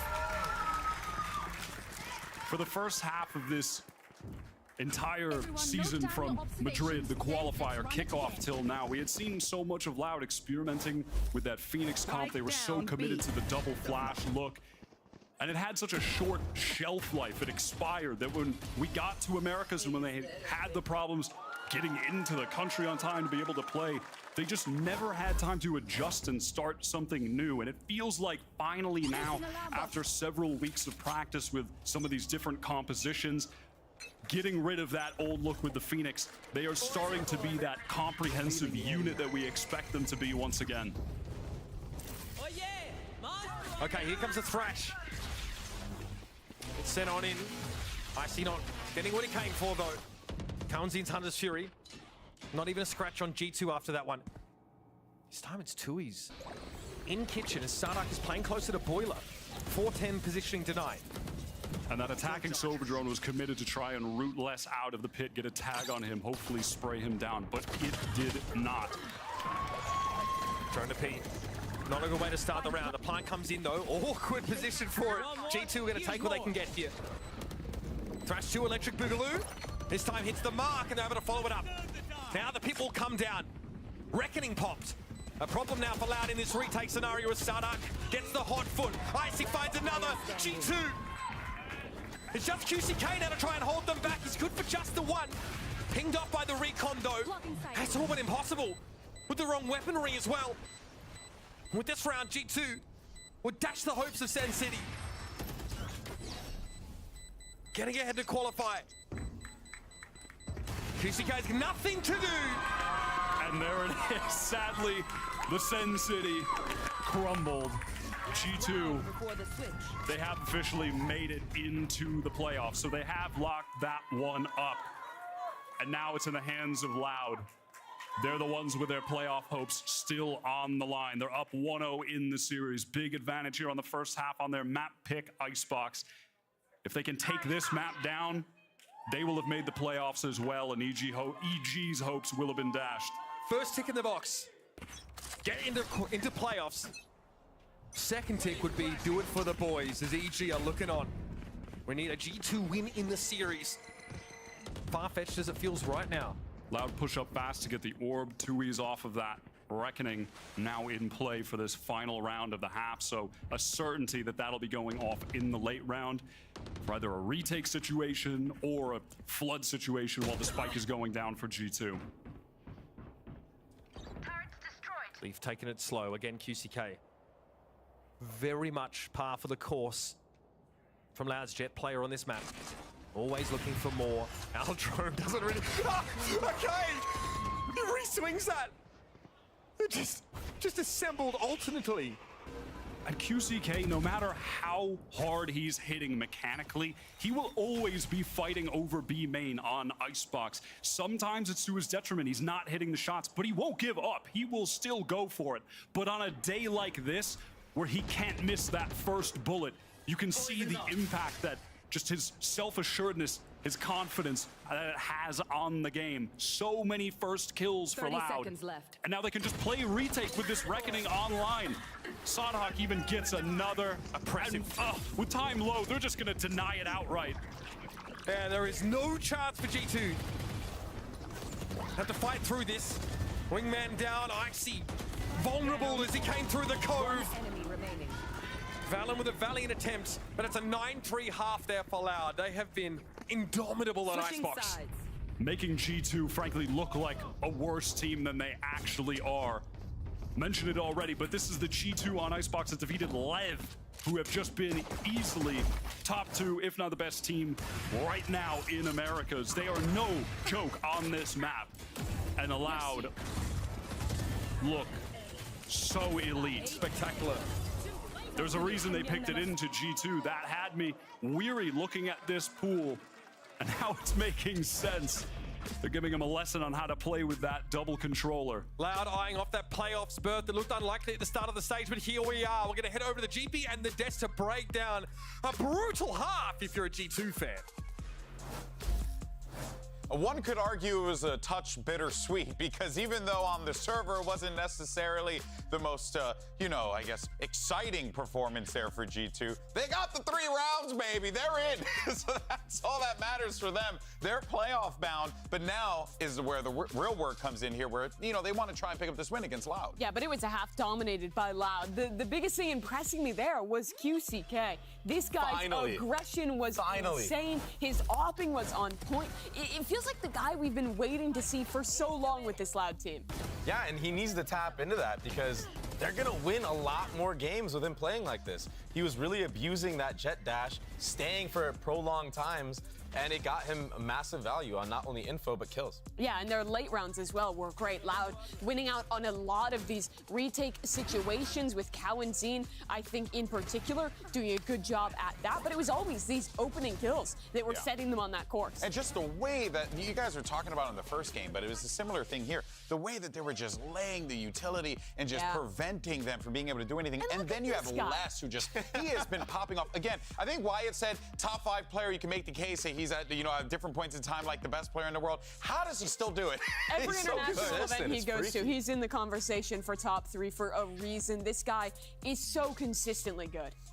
It's so scary to see how this Loud team has been able to pick up the pieces, Baby Bay, and now they look very dominant in this situation. Yeah, but G2 is no slouch on this map. Defensive side is where they're really good, and this is where they like to thrive. If Loud win this one, close out 2-0, they guarantee their slot in playoffs. If G2 could make this comeback happen, though, they could do it for the boys and give EG a slot of their own. Yeah, you got to check the heart monitors there for Evil Geniuses, make sure that they're still with us. But for now, let's go ahead and send it back over to Uber and Wyatt. 9-3 halftime scores. We return now to the frigid tundra. Loud really setting the pace early. And a pretty standard B main take here. Pushing that high tide forward to get the space for Loud. Now on the attacking side, Sodhawk pushed up towards A. Turret in tow just to control this part of the map. And look at this drone being expended on B right now from Cow and Zine. But G2, they're not buying that as something significant enough to draw rotations. Matter of fact, they have 3 towards A right now. Expecting this hit to be the likely one to come in, and they'd be right. That drone's going to be relevant. I want to circle back to it after. Loud here. playing without any flashes to speak of. That's going to be exposed potentially on this side. I mean, look at how deep Cowanzine is right now. This is ridiculous, but they haven't left A because surely if he's here and the spike isn't going down, they have to still be at A, right? But they've given him so much space and the rest of Loud so much space that they can just rotate all the way over to him. Les is in a pivotal position. They're not ready for it. They never seem to be. That results in a trade. G2 grouped up as 3 now, all through orange. Icy does still have the wingman. Cowanzine with a great timing. What a timing. And that means Leaf is up against it. Pistol loss here would be catastrophic for G2 and for EG. Bot coming back. And it would be Loud on the precipice of making playoffs. Something that just didn't seem possible early on in this season. We thought they were done. We thought it was over. 3 weeks straight of, frankly, the lowest level of play we have ever seen from this Loud squad since they began years ago. Debuting at Reykjavik, making it to the finals against that old Optic team, and since then it has just been greatness for 2 straight years. A legacy. It felt like we were finally witnessing the fall off, but after a few weeks of that, they said, hell no. And they're right back to that top level form. Like they forgot about Dre. Unreal. Off we go now over towards the A side. Heavy belts presence for Loud. See the Guardian for Cowanzine may be relevant. 2 Vandals also brought into this. Cascade now to screen them, and QCK just loves to float between Raptors and Gen on rounds like this. Get that backside control. But he's doing it piecemeal. Just splitting it up, not overcommitting, so disciplined. The scaling onto the site is just perfect from Loud. Cleaning up this anti-eco with ease. I say that, but now Leaf on the flank, maybe with an opportunity. I've seen easier. Going to be shut down by 2Es. Easier for him, no doubt. What? A little bit silly there at the end. 2 Vandals. They bought 2 Vandals. They take 2 Vandals out of the round. Problem? I don't think so. 11-3 now in G2. Their last best chance here, truly, to come back into this map. Their best map. Their best map. They are struggling. They're drowning. When you're looking at the map pool, G2 have to be... Seriously? Hold on. We got Icebox and Lotus, and we get to pick a 3rd map? But Loud are in rare form right now. Less 16-4. What a player. It's going to be that early drone to control B main. Deep harbor wall, making it look like a split could be coming in here onto the B site in totality. QCK has to play passive for now and opts to drop off that tube angle. Some creeping forward for Loud though on the B side of the map here, and it's a more passive angle being held by Icy here at yellow. And you can see that alarm bot. G2 are playing around that. It's a key to their decision making here. Sawdog making a lot of noise on A, and Cowanzine did break it. It's going to trigger these mollies as well. But no opportunity for Icy to play off contact. Cowanzine now wants to creep up. Now hearing a lot of footsteps. Our G2, Icy with the first, Leaf swings out top as well. Great timings. Never check it. Icy here, able to reposition comfortably. Loud whittled down to 3. Do have less they can activate for a late flank through mid, but he'll have to watch out for Valen, who has a similar idea. Timing though. Les is actually up in tube. Something Valen is not prepared for. Left. And there is an opportunity for Les here to descend. Here's that drop. There is okay. There is a turret that takes contact here, so he is revealed. Twice. Easy pickings for Trent. Now 2 left for Loud. Making the way up past yellow. They're quite advanced in their positioning, but Valen made that flank through under tube. At least not going to get bonused out of this game. G2 had everything on the line in that round, of course. Their entire economy hung in the balance, winning that one out. With some kills as well in that round, Valen has gotten his Reckoning online. 2Es similarly, the Harbor for Loud, Reckoning online as well. Could certainly see those exchanged here. And another little small note I'm looking at is Cowanzine. He's 1 off of his Hunter's Fury. We'll see if they try to play for this Aor where they're gathered up right now, have that key ultimate online for a post plant. Oh, they've picked a lightly held site here. Can G2 hold them off? Is that high tide? Okay, this is definitely going to force a full retake setup here for G2. They do, of course, have the Dizzy to play off of once Icy gets here, but he's a long way from the action. Now getting close is QCK. They're using this wall to their advantage to really dig deep into the site. All right, counter reckoning here. Coming out from G2. They're going to pick their mark. Trying to approach here through screens where Kawanzin was waiting for Leaf. This is by no means a short things for the defenders. Oh my god. Trying to be as good though. He's having to drop down off rafters, and Les has a tough time tangling with him. Up by 410. Wall renewed by the defenders now, and Les doesn't know where to be looking. He gets a stay of execution and turns it into a kill. You can't let him get away with this every single Get away with that. And how does Kawanzin is a robot in that moment? How does he break the wingman into the Dizzy and get the headshot?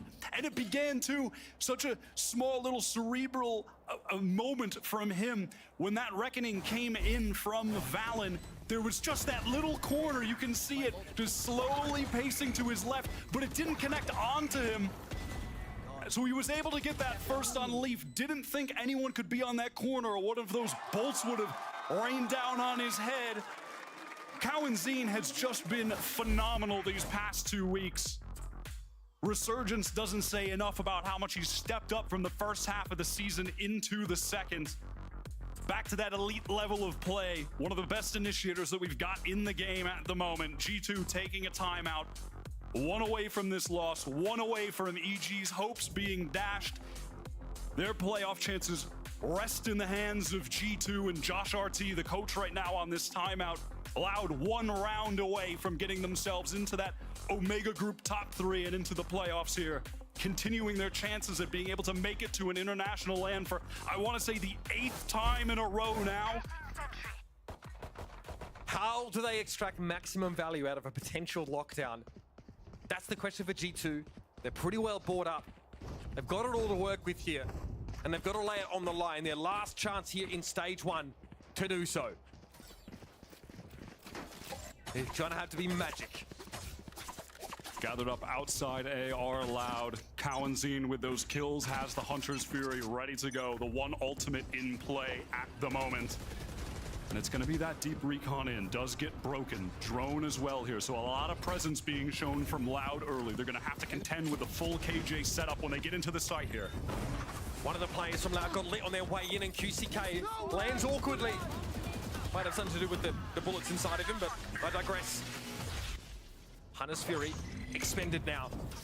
Louder up and on the site. There's going to be some hot and heavy fighting here up close as they try and push through this cove. Oh, Wingman sees it all! Beautiful setup. But Kawanzin is always there for 2.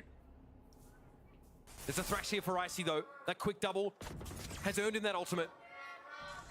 The spike is so far away from Loud though. They're going to need to spelunk to recover it.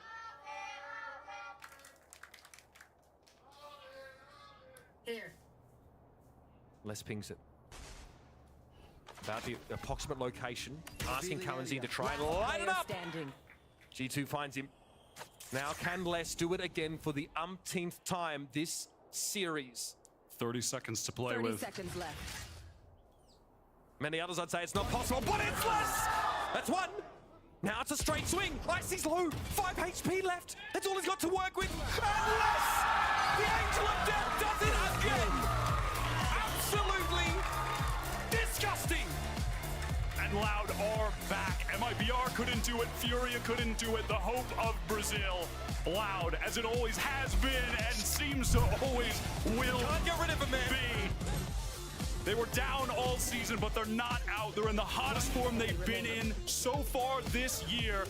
Headed into the playoffs next week, and it feels like now they have a legit chance at making it to Shanghai, continuing their streak of making it to every single international event, always being a contender, always fighting for the top spots.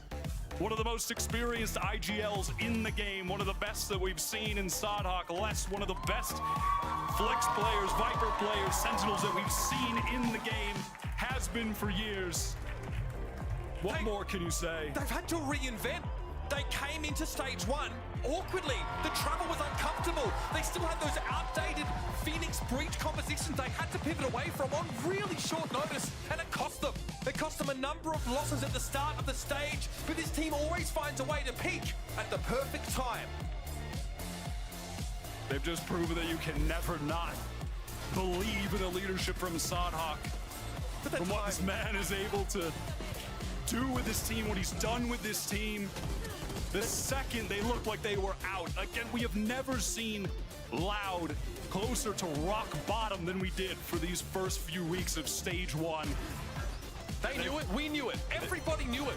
They've crawled out of that pit that it seemed like they weren't going to be able to, with 2 matches left against Sentinels, the Madrid winners last week. They take them down in convincing fashion, and G2, who were contending with Lev, have a number of big wins this season. The team that has stuck together for years as well made it into partnership. Another convincing win on their map pick, and then on Icebox, which has been so good for them, blowing them out. It was a blowout. Make no mistake, that one was not particularly close. This Loud engine has gone into a high gear. Cowanzine is looking stunning. QCK has been extremely impactful. So many of those situations hinging on great operator play and just the general disregard for your self-preservation and for your opponent's ability. That was really hard for Valiant, I think, to try and game plan around. Yeah, absolutely. I mean, this is and was a battle between 2 of the top IGLs that we have here in Americas. I mean, Sadhak, most people would say he is the best IGL we have here in Americas, and Valen leading the squad over the past couple years to try and make it into partnership, which they did successfully through Ascension last year, the team to win it to make it up here into Americas. And it's not over for them yet. They won enough rounds that they have made it into the playoffs. Similarly to Loud, they are going to have they're going to have a big match where everything is on the line, because the first seeds, they make it through to the double elim stage. Both of these teams, though, 1 loss, and they are out in the playoffs, but it's not over for either yet. That's right, again, no second chances there, but for now, we're going to take a moment, reflect. We're going to head down with Elizabeth at the stage, standing by for our Verizon post-match interview. Thank you so much, gentlemen. Here, joining me now is Loud's very own star, QCK. An absolutely incredible performance from you today. They were talking in the cast how you've been kind of on the brunt of receiving a lot of criticism from your performance. Do you think you just silenced everyone today with your performance and how good you were today?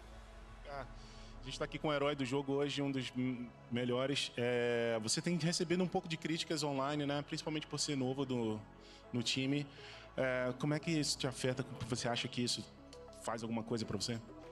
Cara, eu acredito que eu recebi pouco de hate, não vou dizer injusto, mas foram poucas partidas que eu não consegui performar o que eu deveria, mas eu consegui agregar pro time de diversas formas, além de impacto de kills. Eu voltando individualmente com certeza ajuda o time, mas não é isso que tá fazendo a gente ganhar, é a gente conseguir se unir como equipe e ser uma equipe cada dia melhor. Yeah, I think I got a little bit of hate, not exactly, you know, okay, but it was a little too much. But it's not about only me playing well. It's about the whole team, you know, coming together and playing as a good team. Well, let's talk about that, because this is a revitalized Loud. They were talking in the cast, we were all watching. You know, this isn't the Loud that we were worried weren't gonna make an international event for the first time in a very long time. This is Loud that we know, we love, and most importantly, we trust and support. So what is this Loud like now? Essa é a Loud que a gente está esperando ver, né? É a Loud que todo mundo conhece internacionalmente. E o que é a Loud agora pra gente?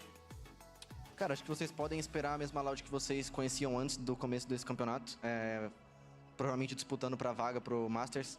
Acredito que a gente tá bem forte e que a gente vai vir pra buscar essa vaga. Yeah, you can all expect the old Loud, the Loud you knew from the past years. We're gonna be very strong for the rest of the season and for these playoffs. Well, I just received confirmation for your playoffs. You were the 3rd seed going into playoffs. That is a lot of work, but listen, God's strongest soldiers, toughest battles, right? So how do you feel about being the 3rd seed going in? Vocês vão ser o 3º seed, né? Entrando nos playoffs. Como é que você está se sentindo com essa posição? Cara, sendo bem sincero, não é o que a gente esperava quando a gente voltou do Masters para disputar esse campeonato, mas acredito que a gente teve uma resiliência muito boa no campeonato, então a gente vai ter muita confiança para buscar essa vaga. TB8, it was not what we were expecting. We were expecting to place a little bit better, but we are feeling very resilient and we're gonna do a good thing. Absolutely. Well, congratulations, obrigado. Everyone give it for QCK one more time. An incredible performance. But we're going to throw it back to the analyst desk because we have a treat. It's Sadok and Valen in the post show. So, friends, take it away. Thank you so much, Elizabeth. Yeah, you know, we figured we mix things up a little bit. The Red Bull's out, all the little minions are getting excited about it, and we thought it would be a good idea to go ahead and bring two great IGLs together here to chat about that, you know, just qualifying and, you know, the match and just everything all together here.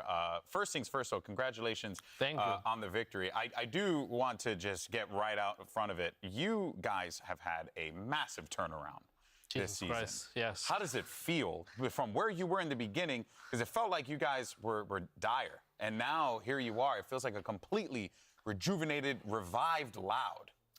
Like, I'm going to be honest, I don't think we deserve it yet because thank God our group sucks because that gave us a chance to qualify.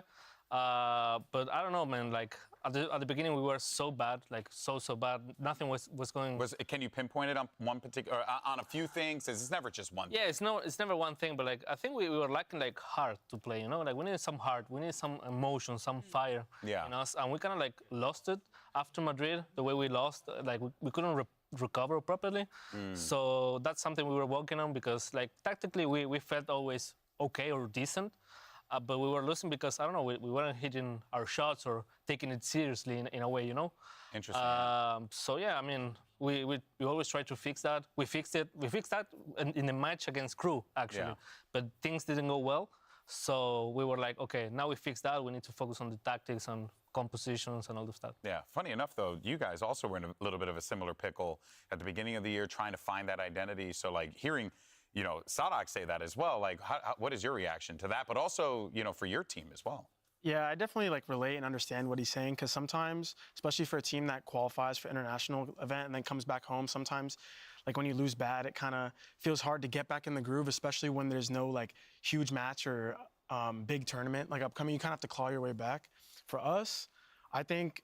Like, you know, we made a roster change, and ever since then, it's been kind of easy for us to, like, get that fire just because it was, like, a new team, a little bit of, like, a honeymoon happening. And, yeah, I mean, we had some rough losses, like, even today, but we're, like, growing every day and trying to get better. And currently, I feel like our team has that fire and passion. We just need to refine, like, a lot of the small things and try to fix, like, maybe the match time mentality. Because especially today, like, we were getting owned by Loud. It felt very pressuring. And it's hard to recover sometimes for us. So if we can get over that hurdle, I feel like we'll be in a similar situation. Yeah. Both you guys had similar stakes today, and this was the game that was like the qualifying game, the last chance to make it into playoffs. I wanted to start with you, Sadok, because you've been in this position a lot of times. It seems like, Sadok, that your team is oftentimes slow starters, even in international tournaments, and you tend to heat up into this. Are you just used to the pressure of these do-or-die matches? Does it register with you still, and does it affect the team still? I mean, I've been competing for quite a while, and sometimes I need a little bit of emotion, you know? Yeah. So, yeah, I mean, this position always feels right to me, like it's do or die, and we always, like, want to deliver. So, yeah, I mean, the team also likes that, but they're super young, so maybe, oh my God, the pressure, no. You know, like it's the end of their lives if we lose in a way. But we love those situations. And what about for you, Valen? Because, I mean, you went to Reykjavik way back in the day, you've played in Ascension, but playing in VCT Americas in like a Tier 1 league is still very new. What was it like today for you and the team with that pressure? It was a really weird game because we knew that we just had to win like 14 rounds to qualify, but we still really wanted to win this game. Like mentality-wise was we want this championship point. We want to prove that we can beat Loud and be like a top Tier 1 team in VCT. Obviously, it didn't go our way, but yeah, I mean, I understand like Sadok's point of view because sometimes like you want that pressure and it kind of motivates you to work even harder. So I'm not surprised that they played so well today under that do-or-die situation. Yeah, no. For you guys as well, it seems like you're the only team that's still playing like Harbor Viper Icebox. A lot of teams have picked up kind of the variant like you guys have with the Gecko KO or Gecko Sova, things like that. But you're like the only team that's still running the comp that you guys innovated last year. What do you think makes you guys so good at that comp, that you're still finding success with it where other teams have failed? I think we have the right players for the characters we're playing, for the Asians we're playing. Like, for example, you take Les, he's an insane Viper. You take Twist, he's an insane Harbor player. and I just play Kyushu. It's whatever, right? Like Just Kyushu, chilling. yeah, just put a turret there. But like, Hey man, you do that. You place that turret very good. yes, thank Okay, you. you're one of the best. And the alarm mode, right there. Yes. Right there, buddy. It's more like, yeah, it fits with our playstyle. Like people are opting more for flashes in a way, and we're like, yeah, we don't need flashes. That Are you not on the give me all the flashes train anymore? not in that map. Not in that map. Not in that map in particular. Yeah. In the others, yes, for sure. I love it. What do you think makes them so hard to play against? Because this. Tell me. I mean, from my perspective, if you give them a hot start and they have momentum going, they are unstoppable. Like, they're just multi-killing every time. QCK is down B long against my Sova drone and my Cascade and still getting picks. Like, he's finding all the little gaps. And also, I think their prep was so good. We have a lot of footage on our Icebox. Yeah. And it felt like, it honestly felt like as an IGL, they knew what I was trying to do almost every time. So I think we got prep diff pretty hard, and also they started like 4-0, started hot, and it was like, how do we stop these guys, man? Yeah. Do you agree? Was it prep today? Oh yeah, yes. Yeah. We prepped a lot for that match. It was super important for us, so we did a little bit extra homework for them. Yeah. So yeah, we were understanding what they were trying to do, and for us, like for example, Vine was kind of like we knew what they were trying to do, but at the same time, like they were having these surprise kills, like on me, for example, on hookah or some random pick. So they were like destroying us on Vine, and after we kind of reset, it was like, okay. Yeah. And Icebox was like, yeah, we know what they're gonna do. Before we move on, I do want to ask just one final thing, mostly just about, like this team here. I mean, what was it about this team that you guys were concerned about coming into it? Because it felt like the game plan, you guys were prepping aggressively here. It did work out very well. What were the things that you were concerned about? Well, for sure, you guys are insane. Of course, you have amazing players. I respect every single player you have. We used to scream a lot in the past last year, so we know like you guys are actually insane. And also like they have amazing coordination with utilities sometimes. So it doesn't matter if we are prepared for that. It's more like, okay, they're gonna just wreck us if we're not like breaking the Gecko utility or just being ready for the flashes and everything. Yeah. You did say in an interview that you looked up to Sadak and you wanted to play him in a match. Can you give me a little sweet moment? I mean, it was definitely like such a fun experience, like even though I was getting owned.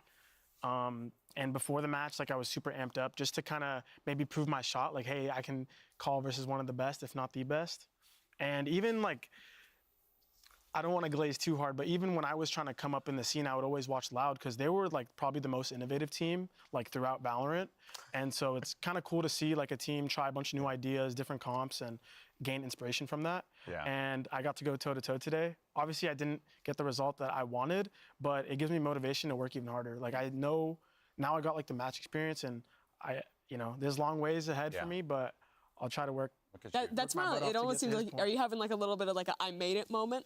Honestly, not really. No? Like, I don't really feel that way. Like, I made it. I just try to take each game, like, how it is, like, each game one at a time. And I'll feel like that maybe once I, win champions or something. But until then, I'm still very new, and I understand that, and I just want to work my way up to the top. Look at you, Theo Sadak, always just inspiring people.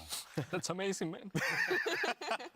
All right, well, let's go ahead and take a look at the standings here because stage one is officially over and done with. So here we go. And as it's locked in, Crew in first place. You got C9 in second and G2 coming in third. And then over in the Omega group, Leviathan is going to be sitting at the top of that group. You got 100 Thieves in second, and Loud have now made their way. Your head sit up. Jesus Christ, man. Like, the Omega Crazy group start. is lacking, Like, it's not good at all. Hey. We won like minus 13 rounds. Like, yeah, sad. Hey, but you know what? All it is just inspiration for you guys to just do even more. Both of y'all, Yeah, right? thank you for the VOD. I will watch Icebox. No! I still made it somehow, but I'll take it. Hey, you'll take it. All right, well, this is how the playoffs are going to break down here since we have our mid-season playoff bracket. And it is going to be C9 versus G2 to start things off, and then Loud versus 100 Thieves. And the winners of that will take on Crew and Leviathan. Now, well, guys, we're going to get your thoughts. You're going to be facing off against C9 at familiar territory for y'all. Yeah, I mean, we scrim them a lot, so we're pretty familiar with each other. Yeah. And I think it's just going to come down to a game of execution. They execute their strats very well, and so do we. If we can stop Oxy from getting 30 kills, I'm pretty confident we're going to win the game. Yeah, and now you guys are going to have to deal with 100 Thieves. What are your thoughts on them?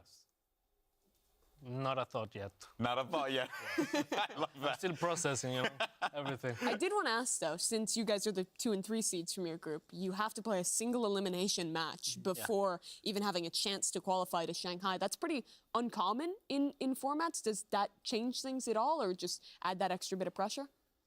I think, at least for us, it's good, Like, if we win, it means we deserve to win, in a way. Like, it's not just pure luck that we're here, And also, like, it builds momentum in a way, because if you win that and then you have to face another one, it's like, okay, let's do it, let's go. So it's a good thing. Same for you. I kind of understand what he's saying.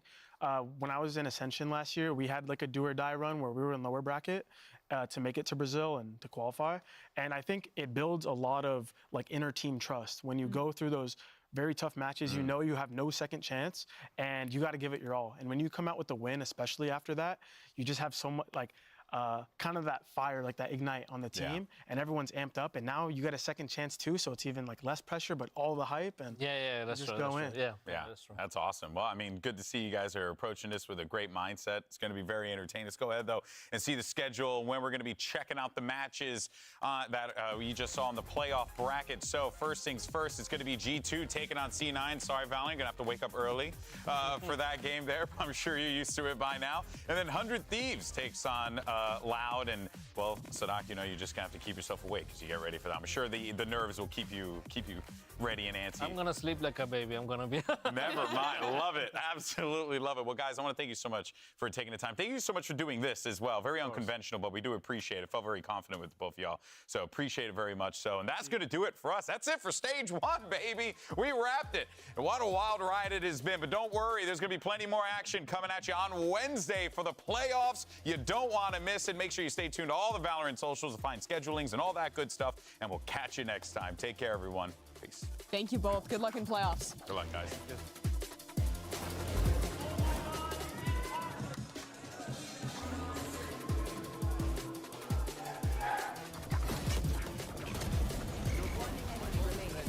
You want to be known as the best duelist in the world? Can't be sleeping, bro. Hold up. I'm going to sleep. Wall finally double it up. That's a 1-for-1. Guardian left. And he lands that shot as well for Artisan.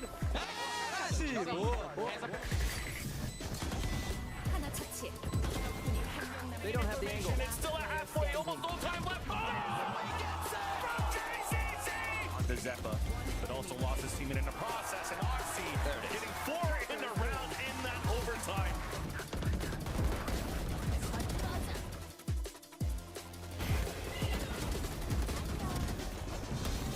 No, it's Vanity with a judge. Oh boy. It's a judge. It's a jump. It's a judge. Three kills coming through.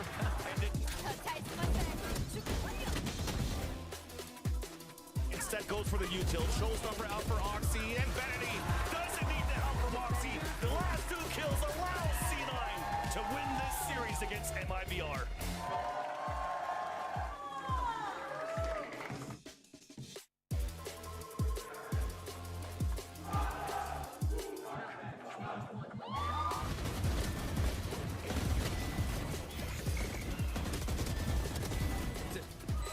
Okay, he gets into U-Haul. There was no pick up. Oh my God! Why did I do it? How did I do it? Magic from QCK.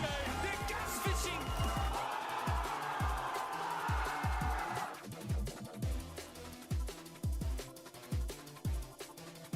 Two are on the approach. I mean, Leaf, the first contact. Cowanty just hold them one down for the boys. How do you like to see it? Many others, I'd say it's not possible, but it's less. It's all he's got to work with.